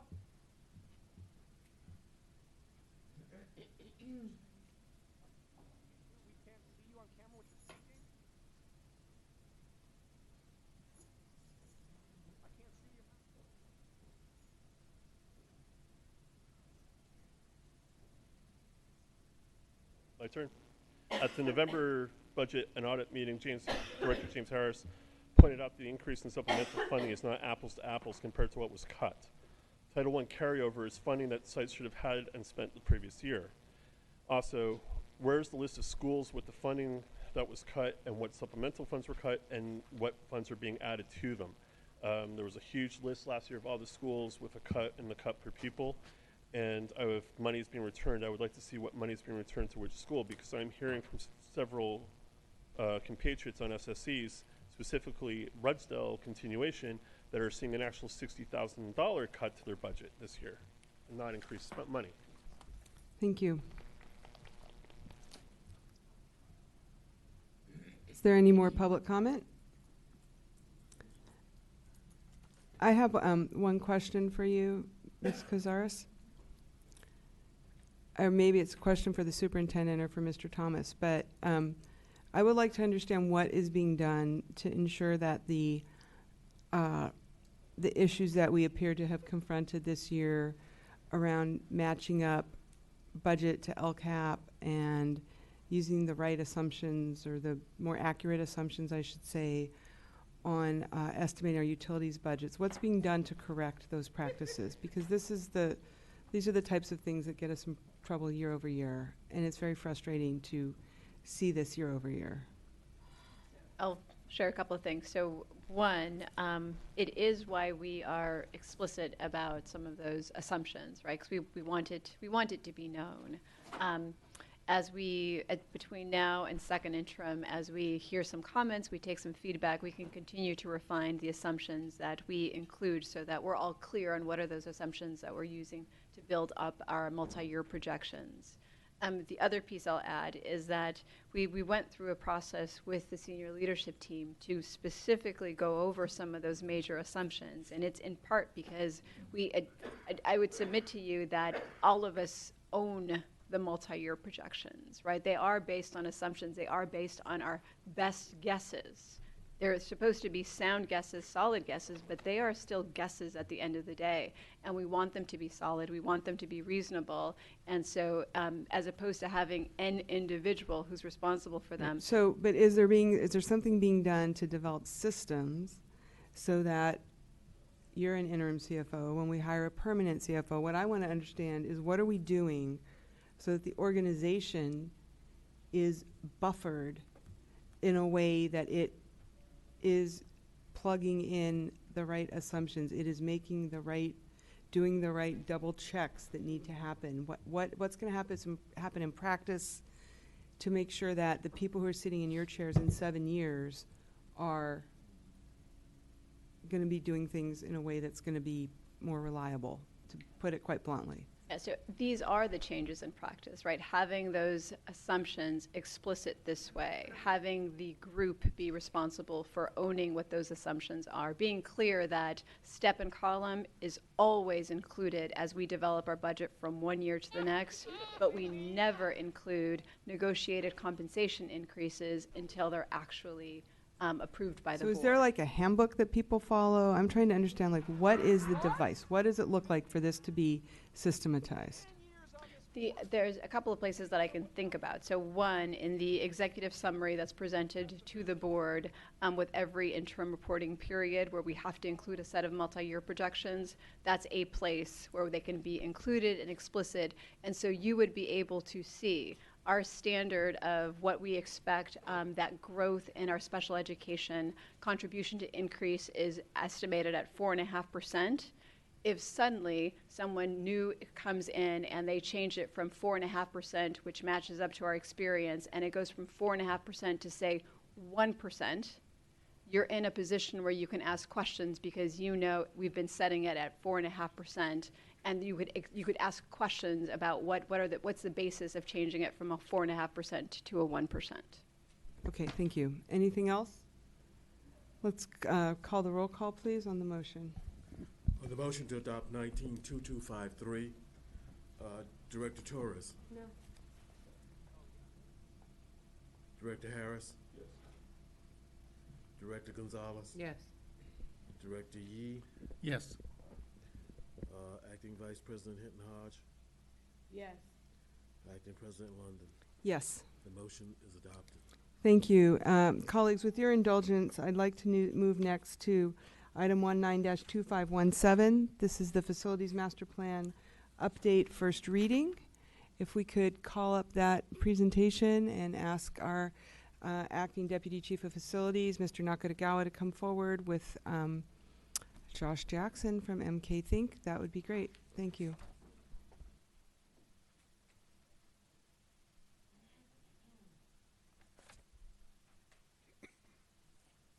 So, thank you for the opportunity to present the facilities master plan. I don't know if Superintendent wanted to make a short introduction before we started. Yes, thank you, Tadashi, and I just want to appreciate your willingness to step up during this time and serve as our interim Deputy Chief of Facilities.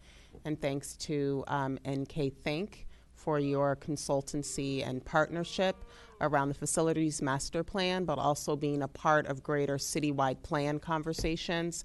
MK Think has shown up to some of our retreats, and just want to make it known that the facilities master plan is one critical component around the larger work we're trying to do with the citywide plan, which is really answering the question, what is the best and most strategic use of facilities in OUSD for both our schools, our educational program, and then getting into what we might do with some of our vacant properties. So this really just drives back to us trying to create a high quality and sustainable public school system, and that this plan is really to ensure that we develop long-range goals for facilities planning that'll support long-term educational objectives of the district. It's a plan to aid decision making, so we're not at this point jumping to a list of projects. It's about getting clear around the criteria for how we're going to improve our facilities and have a common and coordinated vision of where we need schools, which is a lot of what we've been doing around the blueprint process. Educational programs. By educational programs, I'm referring to adult ed, I'm referring to our early childhood development centers, and to create a roadmap for future improvement of our district's facilities infrastructure. So as we all know, our last facilities master plan has sunsetted, which was created in 2012.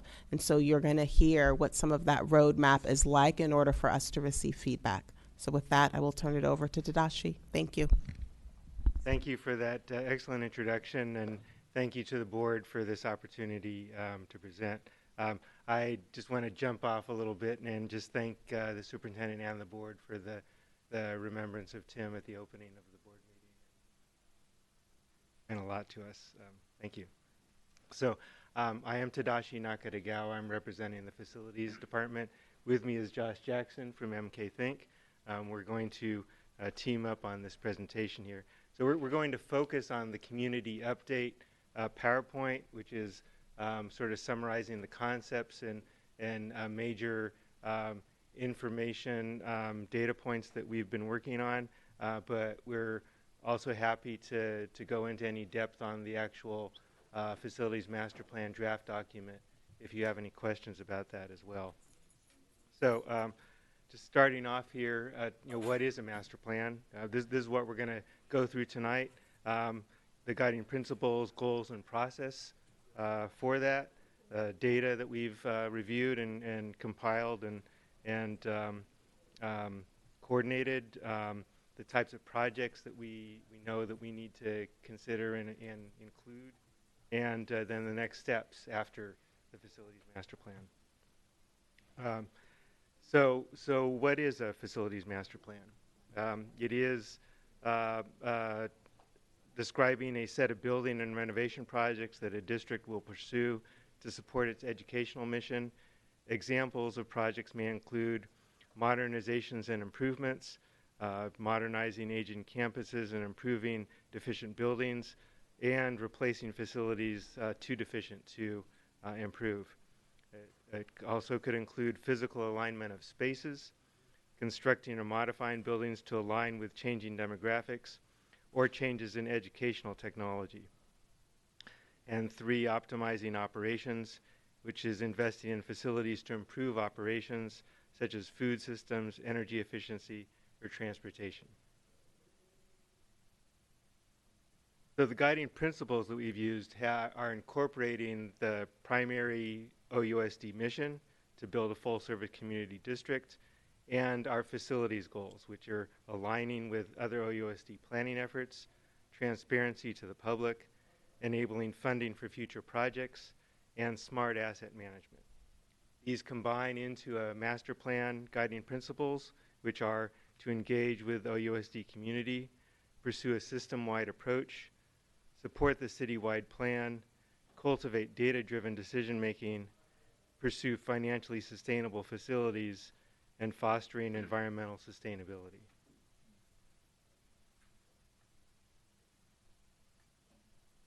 Thank you, Tadashi. The process that we, MK Think, and the facilities team has pursued to develop this master plan is multi-parted. The inputs to this plan are first and foremost, as Tadashi mentioned, the guiding principles, which are intended to align with the other initiatives at work in the district and the overall mission of the Oakland Unified School District. We're also picking up on some of the work of past master plans and past bond work. Acknowledging some of the work that was unfinished with Measure J, we've been incorporating that as a primary input. We're also incorporating a lot of analysis of facilities, including seismic assessment, accessibility, fire alarm, security. Many analyses and reports that have been conducted by the facilities team are, again, a critical input. Deferred maintenance is another one. And then some of the community input that has been pursued as part of the citywide plan and the blueprint initiative, we've followed up on that and incorporated that into the fundamental founding premise of the work. For a lot of these inputs, the data went through a very rigorous data validation and filtering process. We did not take everything that we received as the truth and really investigated, double-checked, and were able to revise some of the data that we received from previous efforts, making sure that it was accurate before allowing it to inform the rest of the planning process. We then assessed that data, all of the different streams coming in, and as those got woven together and we developed strategies as how to address some of those things moving forward, that is the master plan, the first read of which has been shared with the public with this meeting today. In the wake of that master plan, there's going to be a whole series of tactical implementation plans for specific types of building systems, decisions around real estate and vacant properties, as well as pursuing opportunities for funding, including a potential bond.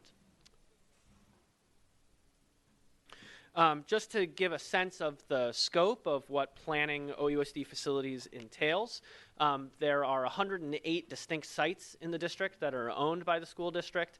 76 of those are used for in-district school programs. 32 are used for a variety of other uses.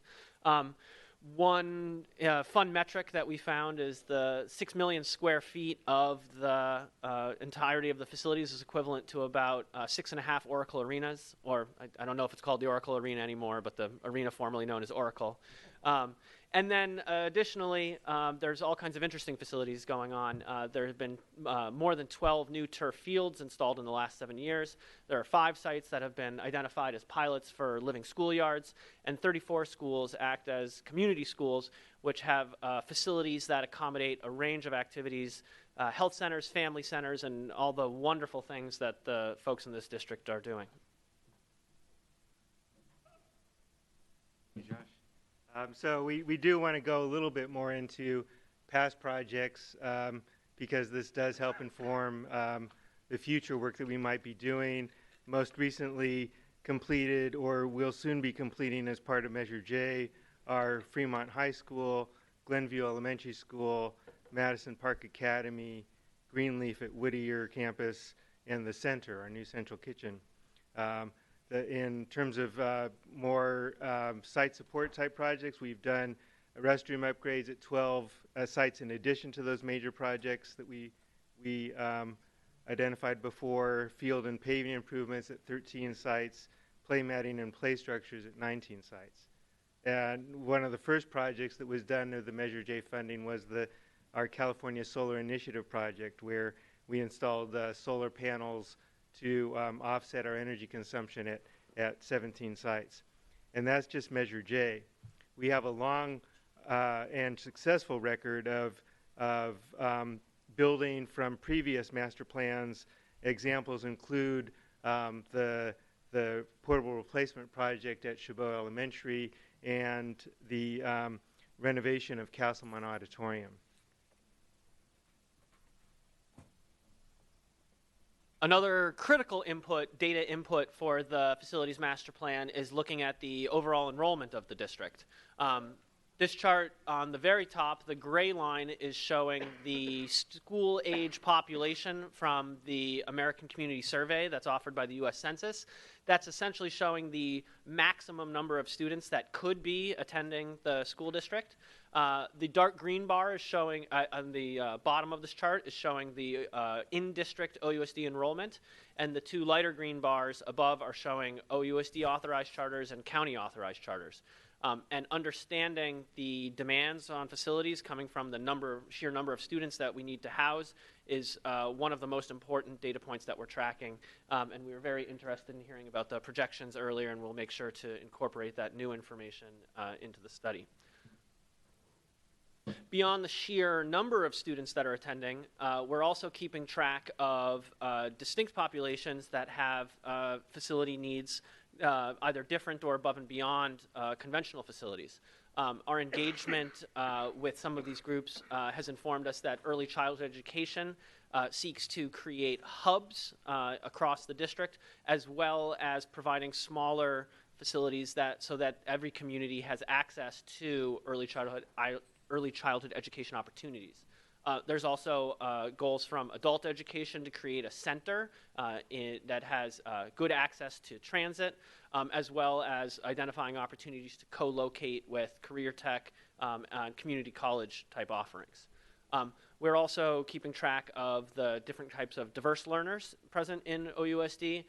This includes things like special education students or newcomers that may have distinct facility needs that are distinct from regular or conventional facilities. And finally, the community schools that we mentioned before, those have great opportunities for partnership through things like the green schoolyards or partnerships with libraries, and understanding the needs of these various programs and communities is another critical input to the master planning effort. And then we have the sort of the meat or guts of this, which is the major facilities deficiencies that we've identified with the previous data and further study by MK Think, and that's including the building systems, the heating and ventilation, for example, seismic safety projects, educational adequacy and equity, which could include career tech labs, sites and grounds, which would be continuing to improve our sites, fields, paving, play structures, solar energy efficiency and sustainability, which would include solar projects, potentially energy storage to improve our sustainability and resiliency. Given the recent public safety power shutoffs, we do need to figure out some way to keep our schools open through those events. And then finally, we need to still keep up with accessibility standards and improve our accessibility district-wide, as well as keep up our fire alarms and security cameras. The project prioritization is the next where we get. Actually, I think you were going to do this one. Yeah. All right. Sorry. No problem.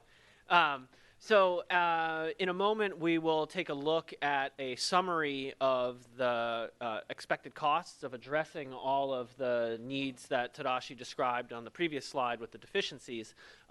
And in order to sort of begin to tackle that, we need a good framework for project prioritization to make sure that these projects are pursued in an equitable fashion.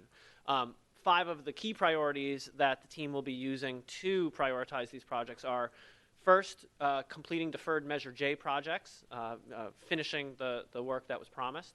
Second, promoting projects in every region and district of Oakland. Third, ensuring that there are high-quality schools in every district. 4, supporting the citywide plan initiatives to make sure that the plan is supporting the other the objectives of the district. And finally, pursuing projects that enable revenue generation or reduce ongoing costs.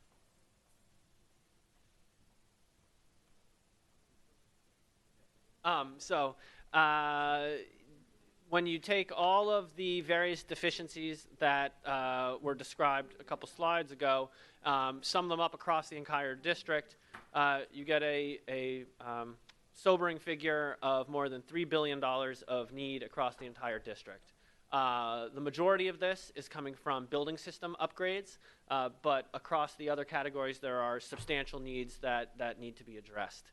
It's important to keep in mind that not all of these are critical issues. These are needs that should be addressed over time, and by applying the priorities, we hope to generate a defined list that will be a roadmap to pursue over time. So this is just a very basic representation of the need to narrow down from that $3 billion plus in need, total capital need, to what we could actually end up with as a funded project list. And that's because there's no way basically that we're going to be able to come up with $3 billion to take care of all our needs. We're going to have to figure out some way to prioritize that. In the final draft, we will be presenting our best consensus of recommendations for prioritization. We know that there are some who would like all of the projects to be individually identified and all the funding to be totally locked down.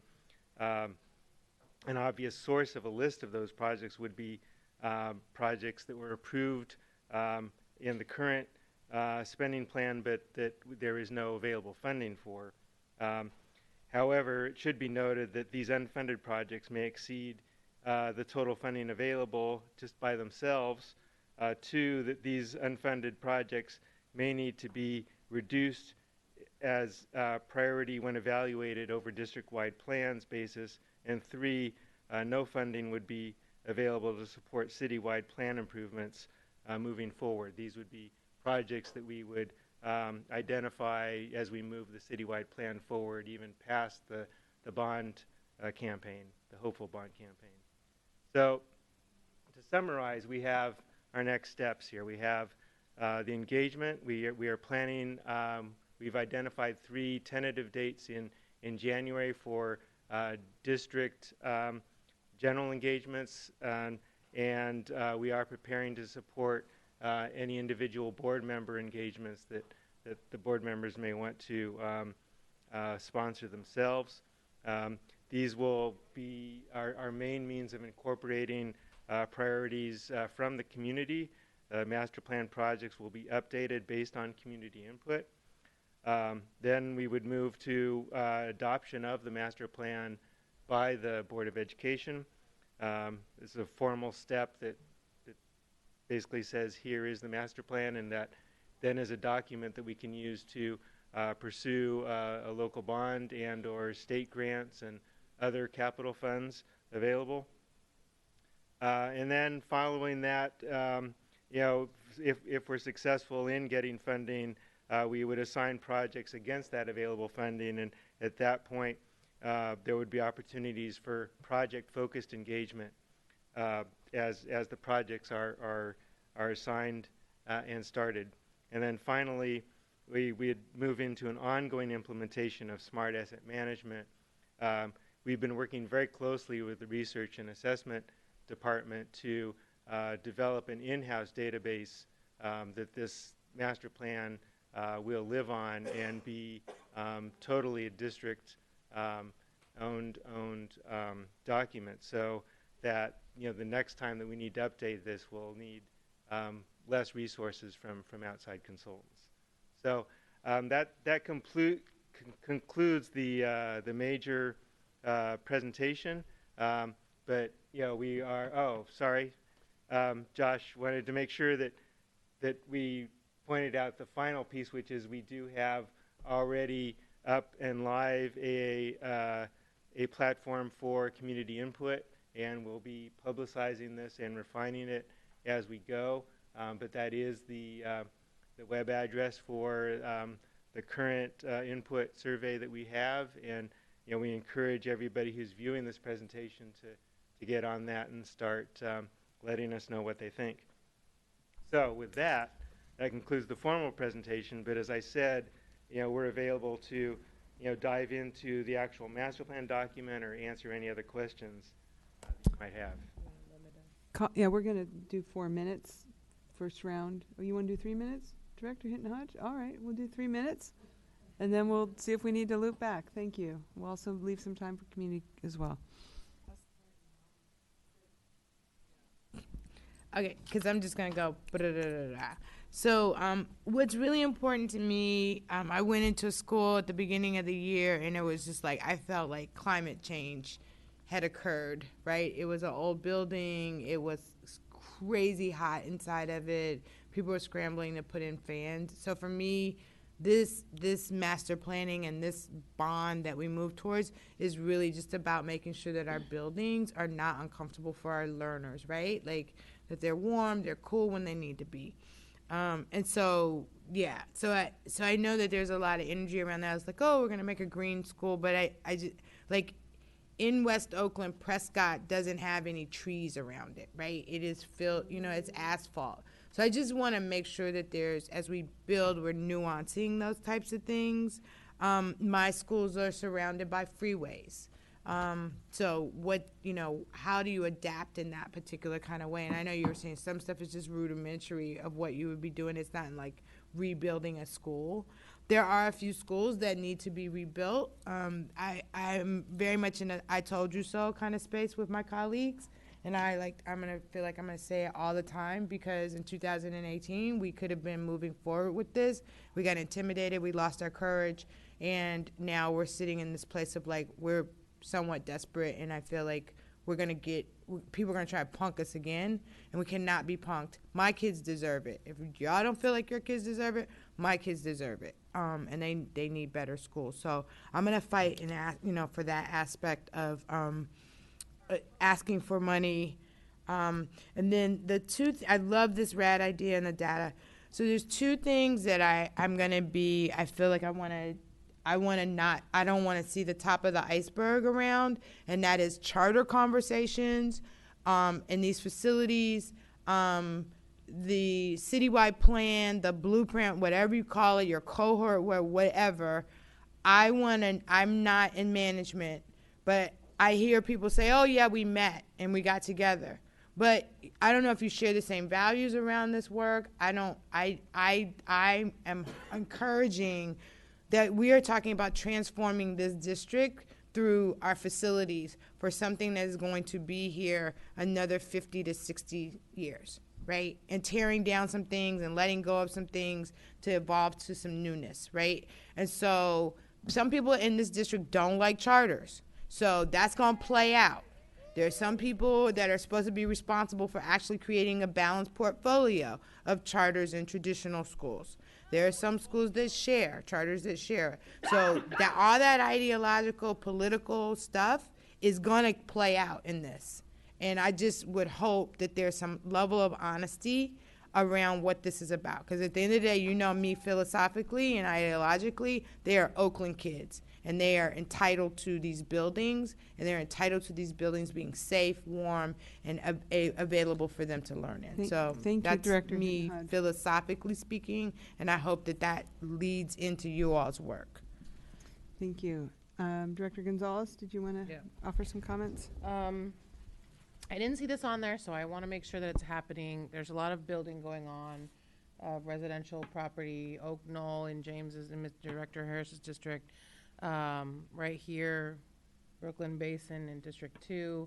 How is that factored into the facility master plan? And then my other question, I'm going to take you up on the additional community engagement meetings.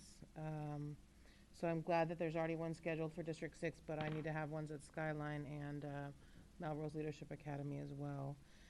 I want to understand, can you go back to the slide with the boilers and stuff on it? I want to understand, what is the distinction between what is maintenance and, because to me, upgrading the HVAC systems, that should just be happening on a regular basis. So help me understand why, how does something hit some threshold where it ends up in the facility master plan as opposed to being, like, because I see Frick's HVAC system as being updated. It was our contract tonight on the agenda. So that's really awesome. And like, what is the distinction between when it shows up in the facility master plan and when it's just a routine maintenance issue? And same thing with roofs and you know, upgrading plumbing and electrical systems and things like that. So just very quickly, a basic definition of maintenance is repair, or and it could even be up to including replacement of an existing, you know, feature or building system, but not an upgrade of that building system. Once you get into an upgrade of that building system or a replacement of maybe even different technology, you're definitely into the capital program as opposed to the maintenance budget. Okay. And then my other question is, we know the buildings that did not get completed that were on the Measure J list. We know to some extent the buildings that are already, there have been decisions made in the blueprint process, for example, you know, the increase of size of the number of students at CCPA. So I'm just wondering, I guess I don't understand why we don't just have a list, knowing that we still need to go out and do community engagement. But I think there's a list. So when are we going to see that list, and why has it just not been presented? One of the things that is that we wanted to make absolutely sure where each project actually came from and when it started and who authorized it. So we have maybe a final draft. I just need to look at it one more time, and then we'll be okay. We'll probably be including it in the engagement process. Okay, yeah. got it. Thank you.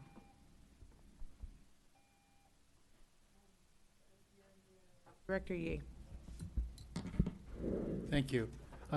Thank you for the presentation. I'm following Director Gonzalez's comments to some extent because I believe MK Think completed the last facilities master plan. And so I agree that it's important to separate out projects that were maybe follow-on emergency projects or some other item. But I believe there was some sort of list. I mean, I'm not privy to it because I wasn't here during that time, but my estimation is there is some prioritization that was created.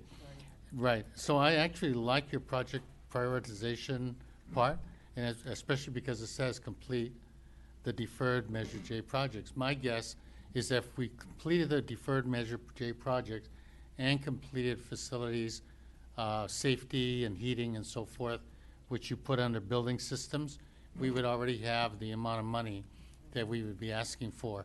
And so I'm hesitant about actually the second and fourth priorities that you have. The second priority being promote projects in every region and district in Oakland. We are elected as board members by district, but we're responsible for our whole district. Exactly. And I think that I would prefer not looking at ensuring that each board member has a signature project in their district unless it met other criterion, which I believe it will. So I'd rather have that non-existent personally. The number 4 supports citywide plan initiatives. I think that's important, but I would say, I mean, I'm just throwing this out there. I would say take our deferred Measure J list and count up how much that is plus health and safety, like bathrooms and heating, and then assume how much that is, and then look at any citywide initiatives against that chart. And basically, I think that's probably something close to the amount of money the bond will be. And so I'm just, I almost would prefer to just talk about this as finishing the projects rather than a new master plan. We got the same consultant, we got the same Mr. Nakatagawa. We got some of the same board members. Let's just finish the work.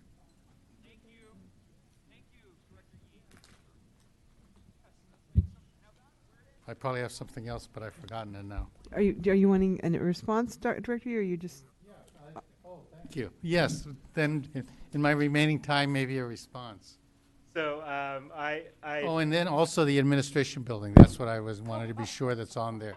Because we know we're going to need money for the administration, Yes. and it doesn't show up here anywhere. Right, yeah, so that when we get to the stage of showing the list, that will definitely be one of the items. Get to the stage of showing the list.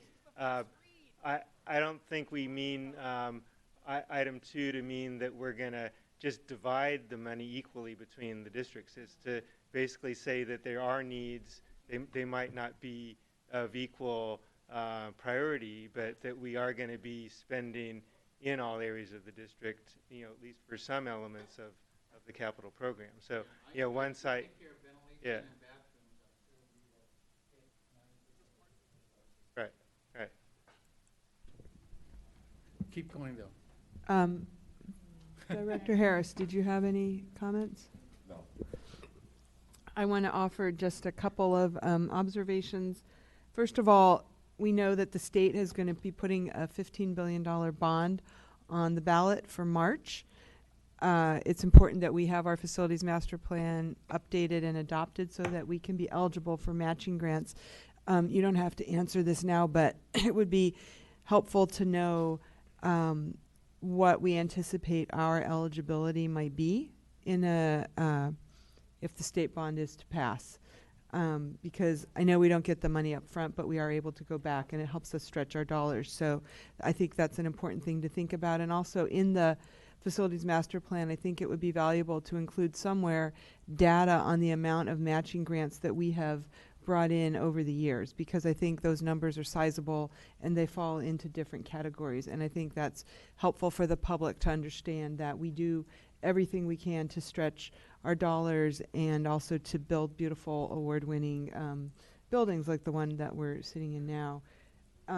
I, like Director Gonzalez, will be hosting 2 meetings in addition to the regional meeting. The meetings I will be hosting will be hopefully definitely one at Hillcrest Elementary and also one at Claremont Middle School. These are both schools that are on the deferred list. And at Claremont in particular, I want to highlight that that school has been without a cafeteria for many, many years now because the cafeteria burned in a fire. So they're using an interim portable building as a cafeteria. Yeah, and I really appreciate the work in the graphics. The graphics in this draft, in this presentation, in the draft master plan are really good.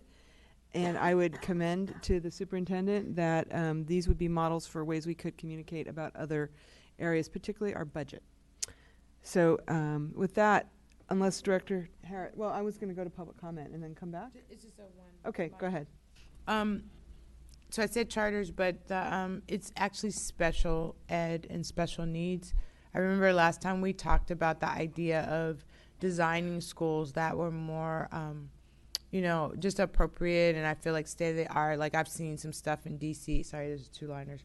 I've seen some stuff in DC that like worked with kids with severe disabilities, had medical units attached to them, and so I think the repurposing of our buildings would be really great. And that to me is also attached to charters, in which we want them to serve more kids, high need kids, but they have horrible facilities for the most part or don't have access. So again, if there is some centering around children, and in particular children with special needs, it'd be great to see that incorporated into thinking. Thank you. Great. We're going to go now to public comment. If the folks downstairs want to approach the mic, we'd love to hear your thoughts on this.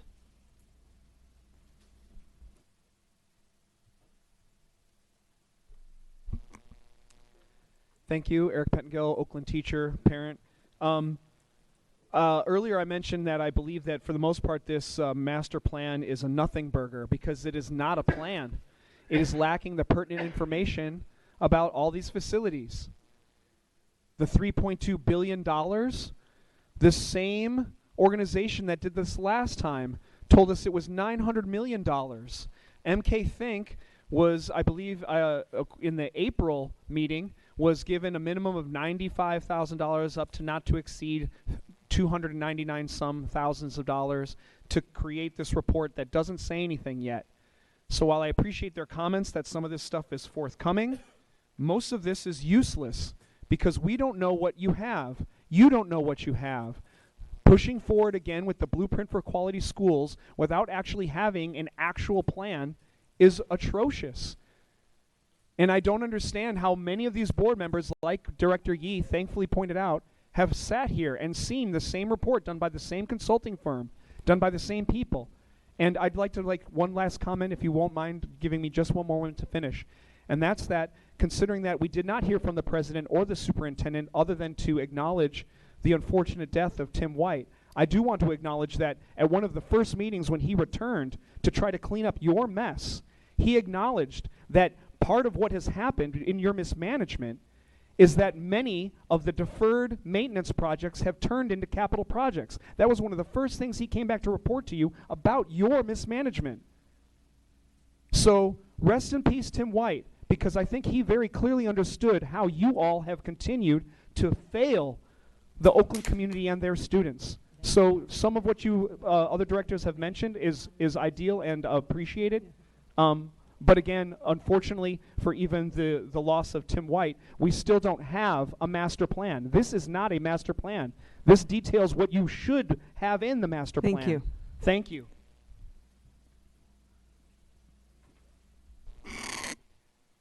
Love life, and it's my understanding that you're trying to go to the voters in March of 2020. The city is going to the voters around parks, homelessness, and water quality for another partial tax.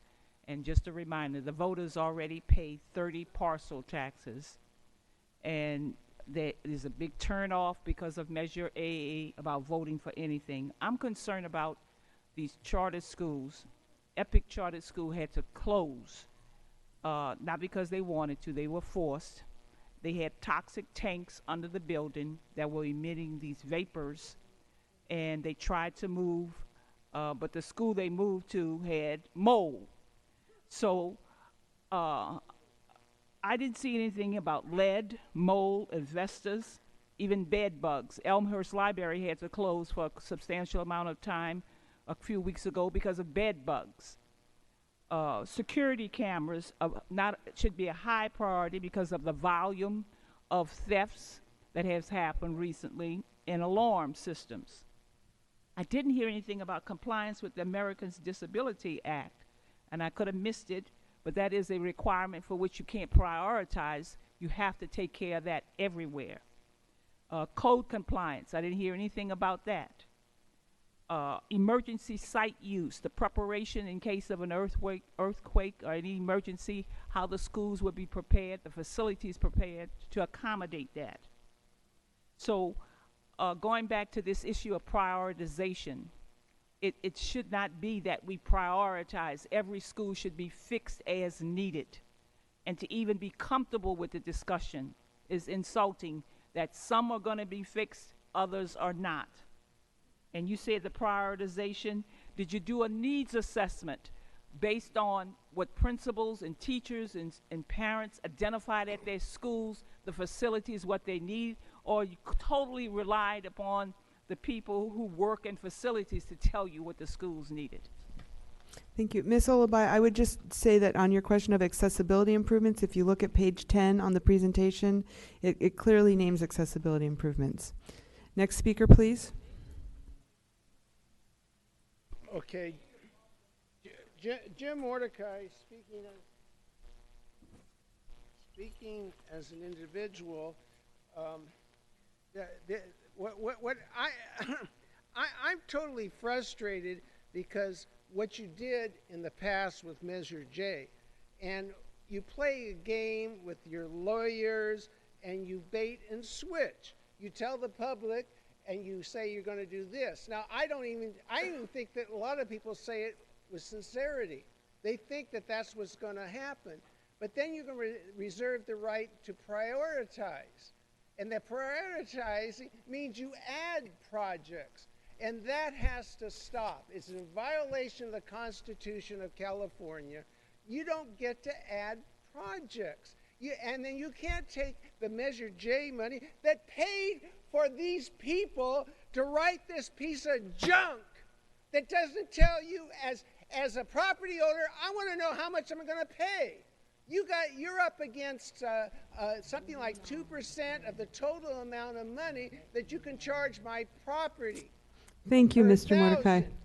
And you just continue to do it. You're using people with oh, I was wrong. It wasn't Measure J, it was Measure B, and both are bond money. And you are corrupt, and you need to stop your Thank you, corruption. Mr. Mordecai. So that is public comment. Colleagues, I just want to remind us of the process. This is a first reading. As we saw in the presentation, and on the last page, I actually had a chance to look at that website, and when it's populated with the school site data, I think that will be very valuable. There's a survey posted there so that people can give us input. I'm glad we still have Mr. Thomas with us, because I know he can get his school community looking at all that. And he can share that with the UAOS members, because I think they actually have quite an interest in making sure that the information that we're going to adopt at the end of the day is correct. So the process, as I understand it, is this is the first read. We're going to go out. We're going to have community engagement. We're going to be refining the draft plan that people have reviewed and offered comment on this evening. And then this will come back to us in late January or February for adoption. At that point, we'll have a plan that identifies quite a lot of need, and that is to be expected in a district the size of our district, with the number of buildings and the age of the buildings that we have. And then it's up to us to figure out how do we start to fund all those projects. So the facilities master plan does not say these are the projects we're going to do. It just says this is the universe of projects you have. You all figure out the criteria that you're going to use to narrow the list. And so some of that is going to be you go out and renew the bond. Some of that might be there's a lot of money out there right now for energy storage systems in the wake of the public safety power shutoffs. Some of that might be the state matching grant programs and other programs we may discover. We've been very fortunate with the living schoolyards that we've been able to get grants from the California Climate Investments Program. So I just offer those as some examples. I don't want to be doing a whole second comment, but I just want to make sure that we're really clear about the process. This is not a final adoption, and and Director Gonzalez wanted to offer something else as well. I'm just curious, Mr. Nakagawa, I think it was in 2018, but it might have been 2016, voters in Oakland adopted Measure KK, which was a city bond measure. And I wonder if any of our projects are eligible for those funds. Is that the library bond? Yeah. I've actually had conversations. Well, it was a bond measure, not just for libraries, but. Right. But I did talk about that with Councilmember Kolb, because there's an interest in seeing the CDC at Piedmont Avenue become the Piedmont Avenue Library Branch. And I don't want to be speaking out of turn, but my understanding, and this is just my understanding, is that if the city has a long-term lease with us, and it has to be a long-term lease, they can use the funds for rehabilitation. But there has to be the lease agreement in place first. And as I said, that's just my understanding, so please don't go out and say this is the gospel truth. This is just one interpretation. Thank you.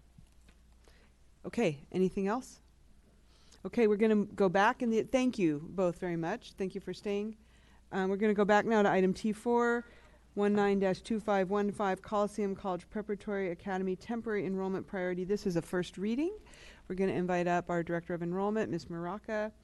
And there's no vote tonight. This is a first read. Thank you. Thank you. Sonali Maraca, Director of Enrollment. As Acting President London mentioned, this is a first read of an enrollment priority change proposal at CCPA, Coliseum College Prep Academy.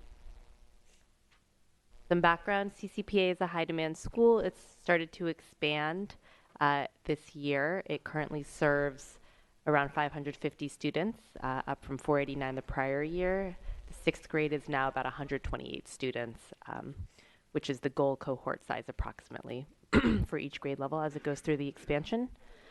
Previously, Roots Academy was also located on the same campus until it closed at the end of the 2018-19 school year.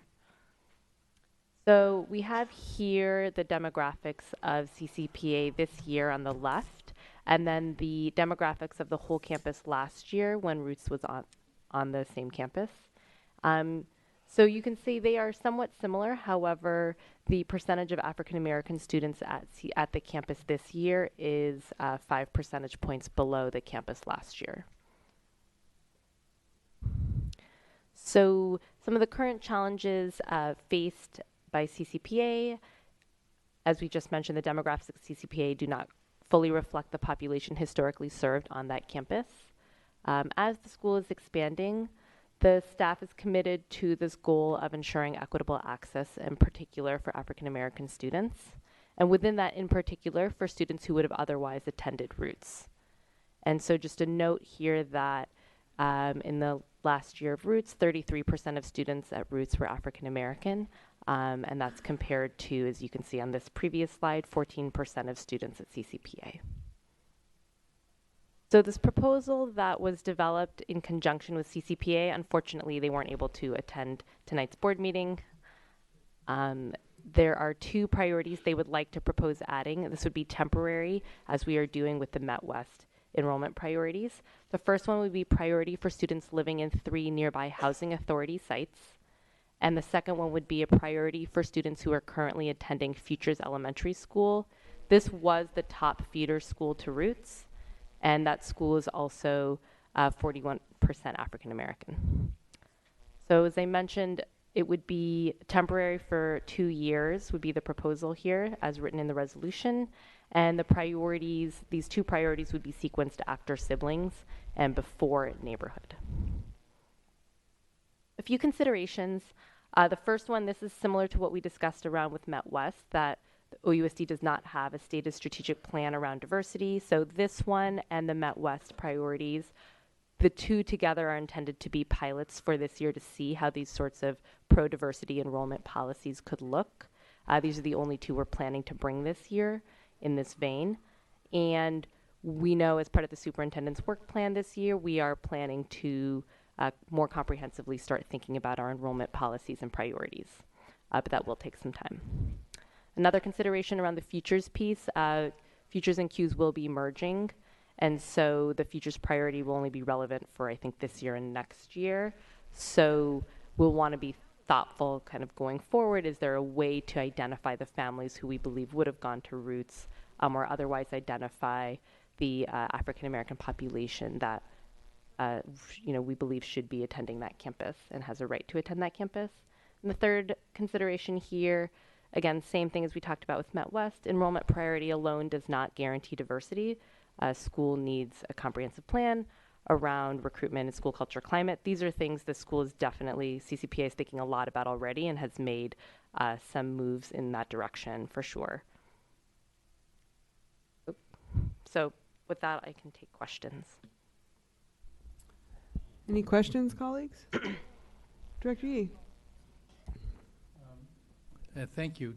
When we made the decision to close Roots, didn't we have a priority for futures students? Roots students, Roots students for CCPA. Yes. And we did make no provision for future students. Is that?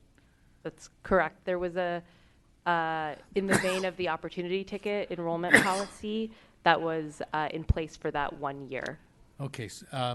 So then I'm curious whether any future students had made CCPA their first priority, their top priority, but were rejected for some other reason? Do we know that, or we have access to that? So that priority was for Roots students. Right. I'm talking about futures. So were there any future students who applied CCPA who did not get in because of a lottery or some other reason?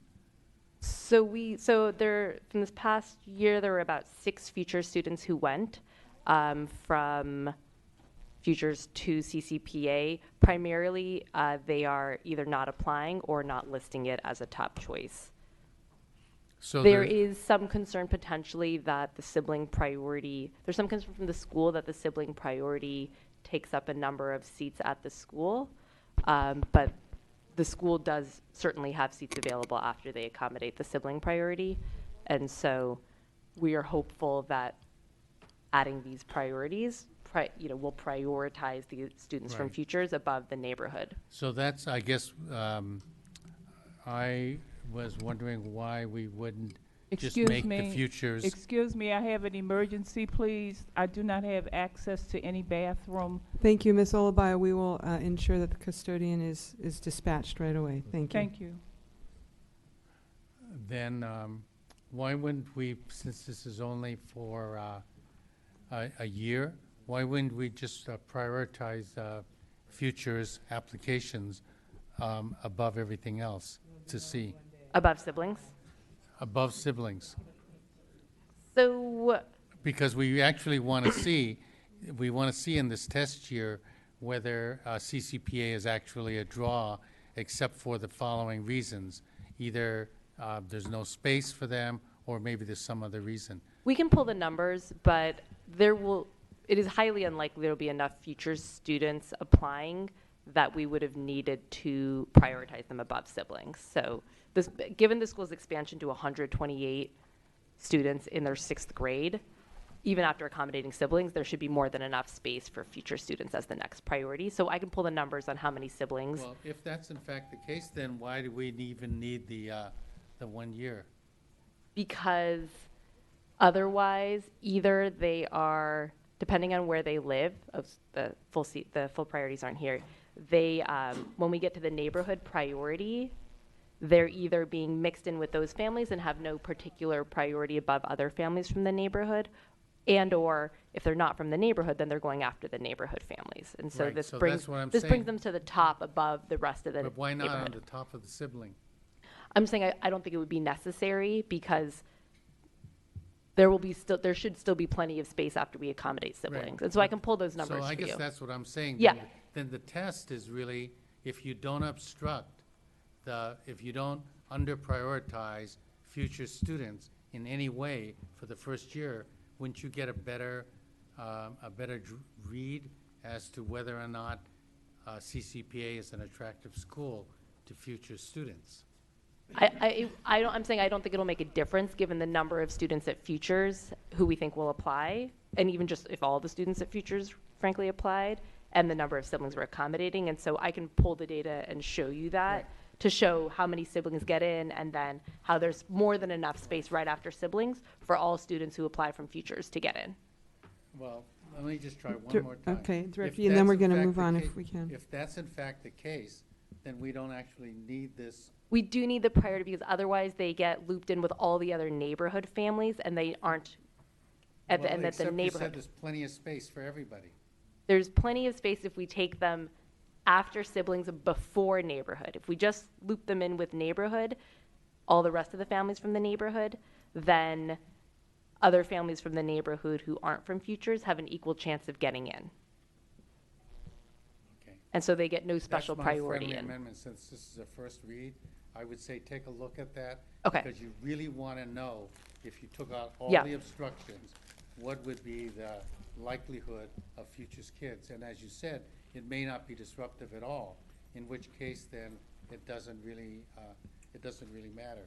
But that's just a friendly amendment, a friendly observation. Thank you. Are there other comments from board members? Director Hinton Hodge. So we have, so this is like one of those language things, right? So we have an equity, what is a diversity plan? What is a strategic plan around diversity? What is that? What could that be, or what? Yeah. Because we don't, for example, in the citywide plan, we don't explicitly name diversity. What It's kind sort- of diversity? Any kind of diversity. We don't necessarily talk about, we talk a little bit about diversity in the vein of hoping that charter schools, we can partner with charter schools to have them serve more, and we name a number of populations, including newcomers, students with disabilities, but we don't necessarily name anything around how students are being assigned to schools. We don't mention racial diversity, or by special needs, or by home language, or by any other category. That's why it's named here, that we need to address the enrollment, we need to take a look at the enrollment policy. But we have an equity policy. So I don't understand the difference. I know we, like, again, we watered down. So Mr. Sarecki's back there. We didn't want to do a race equity policy. So let me just say, if y'all don't get really specific about what you're talking about, because diversity is pretty much anything. Diversity just is. So what is this about racial diversity? What is this actually about? So you don't have a stated strategic plan around diversity. So I'm just like I can't wait to see that one. So my concern, so racially speaking, I will localize at race. My concern at a CCPA is not about how the number of African American or Black students show up at that space, but how they will be treated, how their families will be treated. So again, I am hoping that whatever happens within this process of like we want more there, I hope that we are really very conscious of there are reasons why people didn't go to CCPA or try.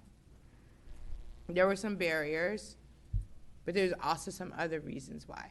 So I don't even feel like I want to support this because for me, the next read would have to tell me a little bit about why I would want Black students to go to CCPA.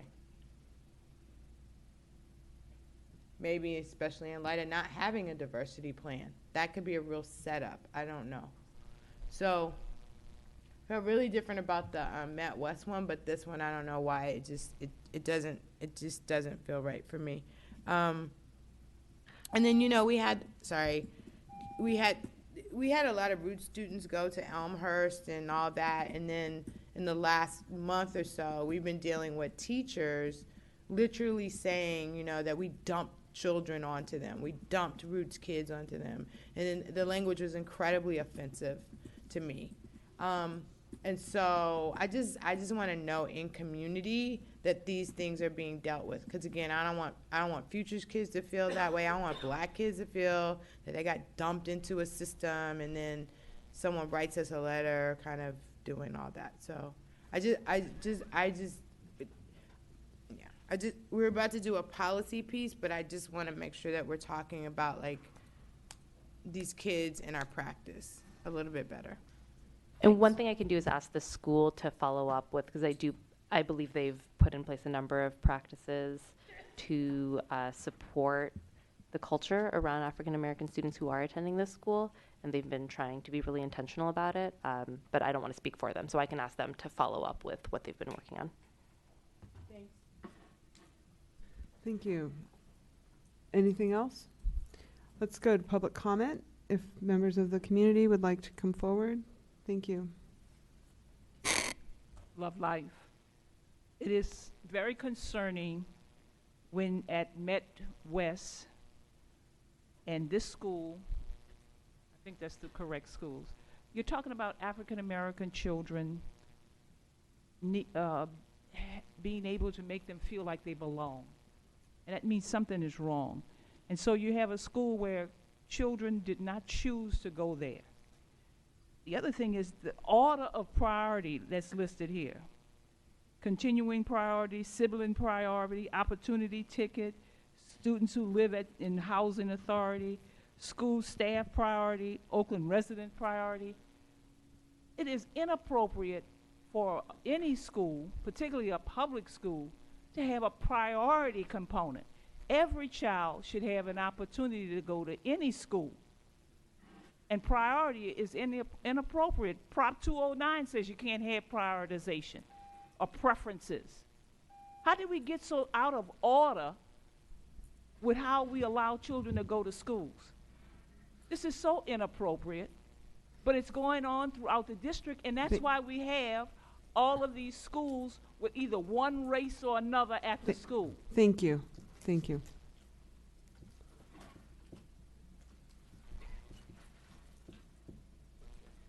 Jim Mordecai speaking as an individual, and I think that's a point well taken. We're taking segregation based upon race and class, And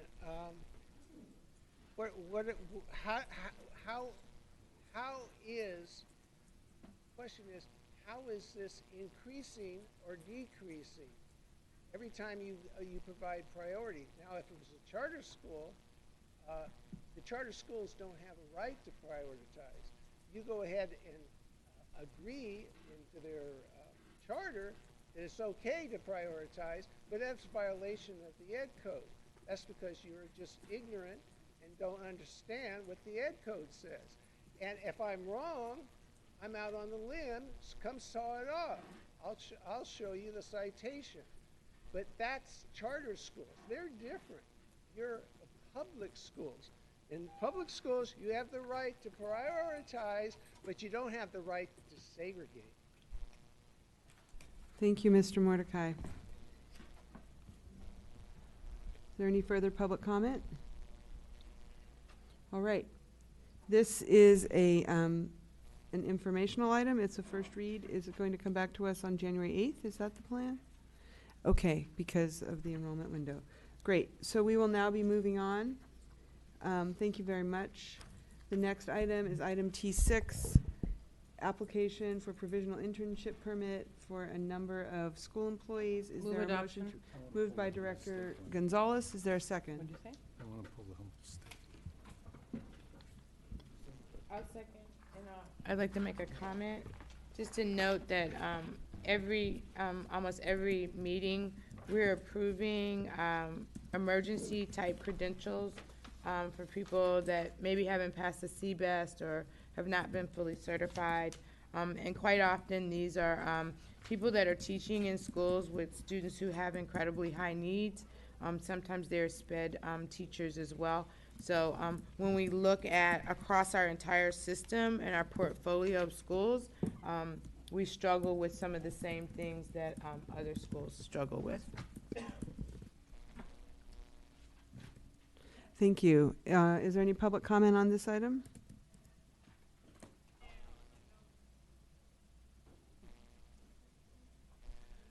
I do appreciate Director Hodge commenting on the fact that this is something that this district has continued to have to do year after year.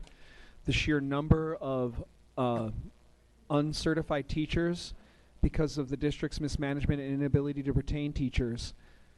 We fought long and hard in the strike to get the basics of what we wanted, but did not get as far as we planned to in the next year. And this is probably falling on deaf ears because at least 4 of you will not be here when this comes back up again next year and we go back into contract negotiations with the OEA. You still have 5 more agencies to work out with. So I just want to point out the fact that all of these enrollment questions are your own making from having closed routes and caused this entire problem. So this is your bed that you have to lie in, is the fact that you still don't understand or have adequately engaged the community to find out how these kinds of choices are going to impact the students who then end up at these schools. So again, the prioritization, again, just like Met West, I don't want to question the schools themselves. I know teachers at both schools. But I am just shocked that this school board continues to not acknowledge the fact that these problems are of your own making. Thank you. Can we call the roll, please? On the motion to adopt 192474, Director Harris? Yes. Director Yee? Yes. Director Gonzalez? Yes. Acting Vice President Hinton Hodge? Yes. President London? Acting President London? Yes. Motion's adopted. Thank you. The next item is item T7, application for variable term waiver for CBEST BCLAD program. Move adoption. Moved by Director Gonzalez. Second. Seconded by Director Yee. Are there any comments? Any public comment?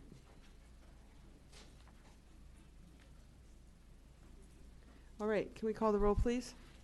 Director Yee? Yes. Director Gonzalez? Yes. Director Harris? Yes.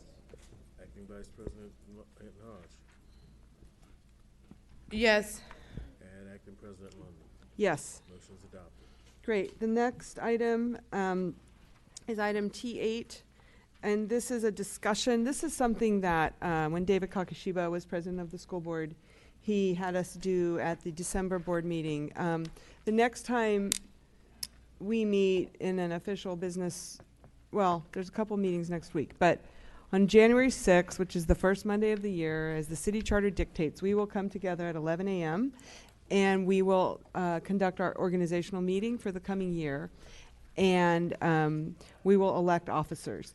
And so rather than have that be a kind of mysterious process, I thought it would be valuable for us to have a discussion right now to ascertain who is interested in being in leadership, just so that we can be transparent. We elect a board president and a board vice president, and that's the conversation I wanted to have right now. And I will tell you that I would be very honored to serve as the president next year. I believe that I have grown a lot in the years I have been on the board.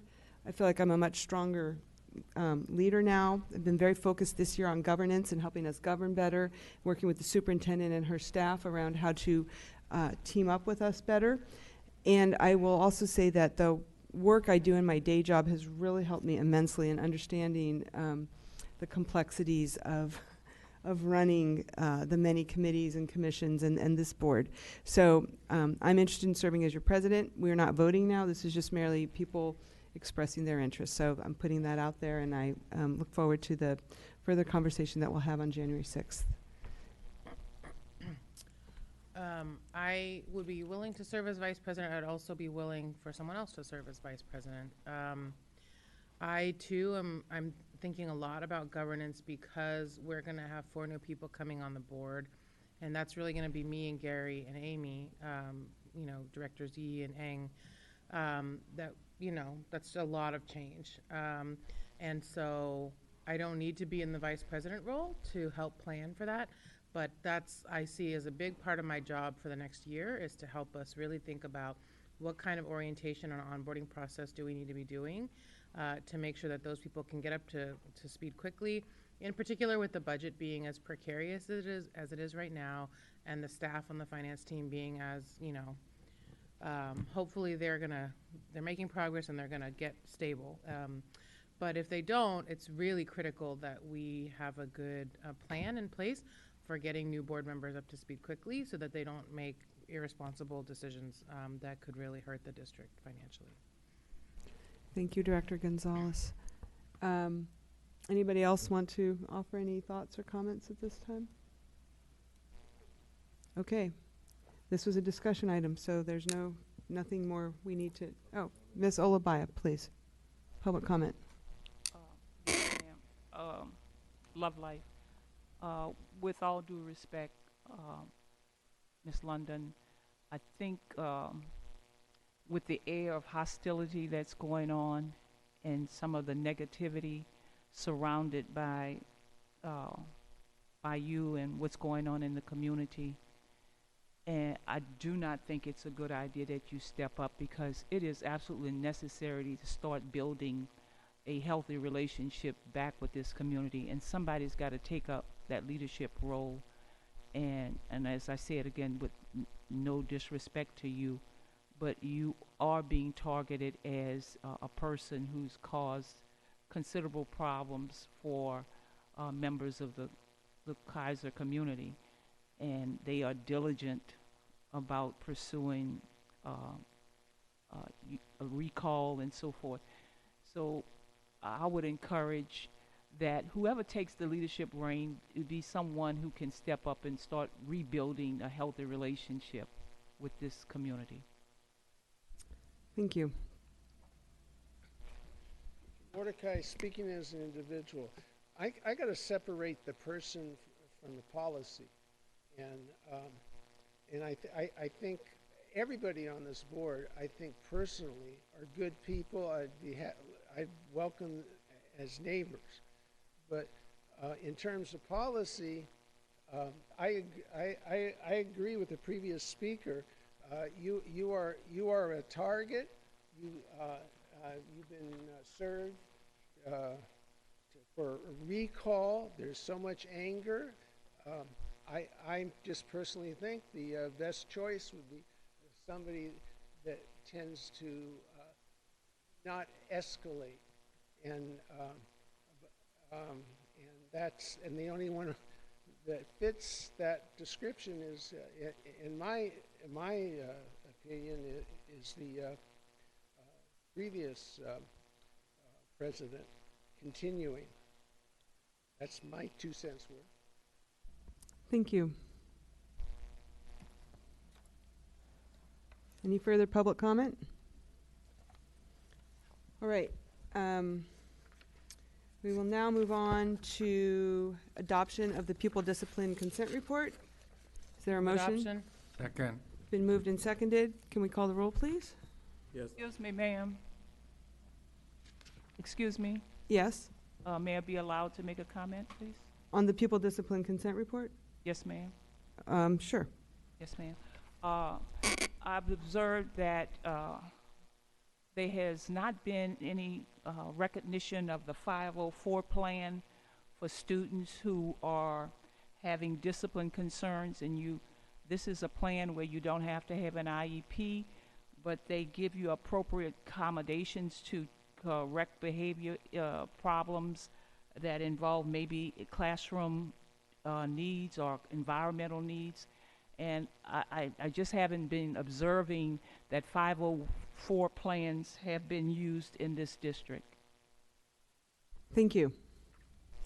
Can we call the roll, please?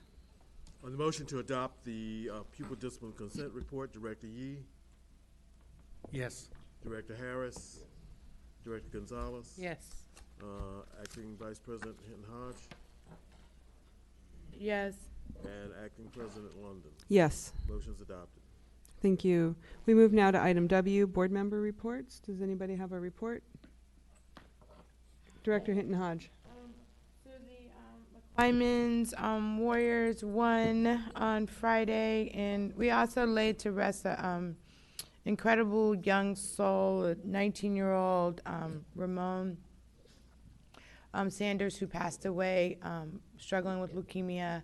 And so it was an incredible homegoing. I have to always give a shout out to my colleague and friend in this at McClymonds, and that's John Sasaki, our communications director, who, he pays attention to just about every detail, I think, in this district when it comes to young people and when it comes to celebrating them. So Mr. Sasaki will probably have lots of information and emails coming out to us. I believe it's this Saturday they have their championship game. If they win, it'll be number 4. And so they're excited for, the contributions to get them the parades and those other kind of accolades.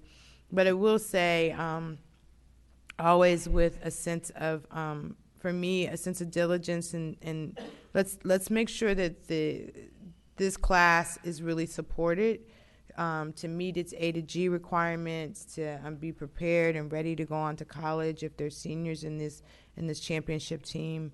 And then just want to acknowledge that there were 2 girls championship teams last year that while had an amazing parade, there was a promise of other accolades for them that have not really come through fully. And so, again, kind of in the name of supporting girls in sports and this high standard that I think McClymonds sets every single year for us, let us step up to support our young people as they, they do their thing.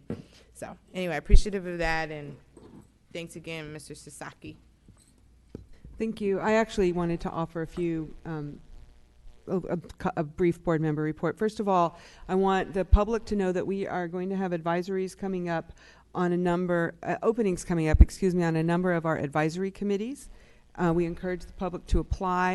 I'm pushing hoping that we'll be able to publish a more comprehensive list that we can circulate to the community of those vacancies. If you go to the OUSD website and you look under Board of Education, there's a tab for boards and commissions, and you can look there and find the vacancies, and we encourage you all to apply. Secondly, I wanted to give you a brief report on the California School Boards Association Delegate Assembly and Annual Conference that happened last week. I was very pleased at the Delegate Assembly that after pushing CSBA for a year, their board has agreed to form a task force on climate issues. and it's something that the delegates were very interested in seeing the group take on. The leadership wasn't as eager, and we pushed them on that. I also want to make sure you all are aware that CSBA has been investigating putting its own education funding initiative, the Full and Fair Funding Campaign, on the ballot next year, and they have decided to hold off on that until 2022 or 2024 so that Schools and Communities First can proceed next year, which is the Prop 13 reform measure. So I wanted to share that. I also wanted to acknowledge that our district was, as always, well represented by various people and in presentations and other places. So that is a report from me. Anybody else want to add any report? Director Gonzalez. I'll just share that for anybody who's still watching or awake, the facilities master plan engagement that's going to be in District 6, I think it's for District 6 and 7, it's going to be at CCPA on January 14th at 6 p.m. So if folks really want to come and weigh in on the facilities master plan, that's the time to do it for East Oakland. Chair London? Yes. If I may, I neglected to thank the First Covenant Church of Oakland for hosting my citywide engagement meeting last week. I appreciated their hospitality. Thank you. We're on now to item X, introduction of new legislative matters. I actually do have one item I want to introduce. This is a resolution. Oh, excuse me, Mr. Mordecai, please come forward. Are you commenting on the board member reports? No, I want to present a item for a future meeting. Oh, okay, please go ahead. And if you could, can you speak into the microphone, please? Certainly. Okay, Jim Mordecai speaking as an individual. So I'd like the board to take up, and I present it as a motion, but the idea is that the school board requests the charter school office present its charter renewal evaluation. It's a booklet, and in relationship to that, I'm concerned that this board doesn't renew with the rigor it could do if you would rewrite the booklet. And in the booklet, it lists the requirement that the academic achievement for every single group in the charter school. I think it's stupid, but that's what the rule is. Every single group in the charter school has to, and that's kind of loose, they have to be achieving. So there can't be any group that's not achieving according to basically standard test scores over the 5 years. When you go to read the charters, it's hard to read to see where you're paying attention to the scores. So I would hope that there could be a discussion of the booklet that's being utilized so that in the future that you could actually see the scores and take that and be cognizant of whether all the groups achieve. Thank you, Mr. So Mordecai. I have it written down in this paper. It would be helpful if you could send that to us in an email, and it would also be helpful if you do that. And if you could also indicate, because I know that we're going to need to promulgate probably new regulations and policies around AB 1505. And so I would want us to be judicious with our time and think about whether what you're asking for might be included when we, if we could look at those things at the same time. Okay, I will forward the email to you and the board. Thank you. Thank you. I also wanted to introduce a new legislative item at the next meeting on January 8th, next business meeting that is, which would be a resolution in support of the 2020 census and encouraging people to participate. So that will be coming forward at the next meeting. Is there any other new legislative item? All right. We are adjourned 20 minutes early. Have a good holiday season if we don't see you before then.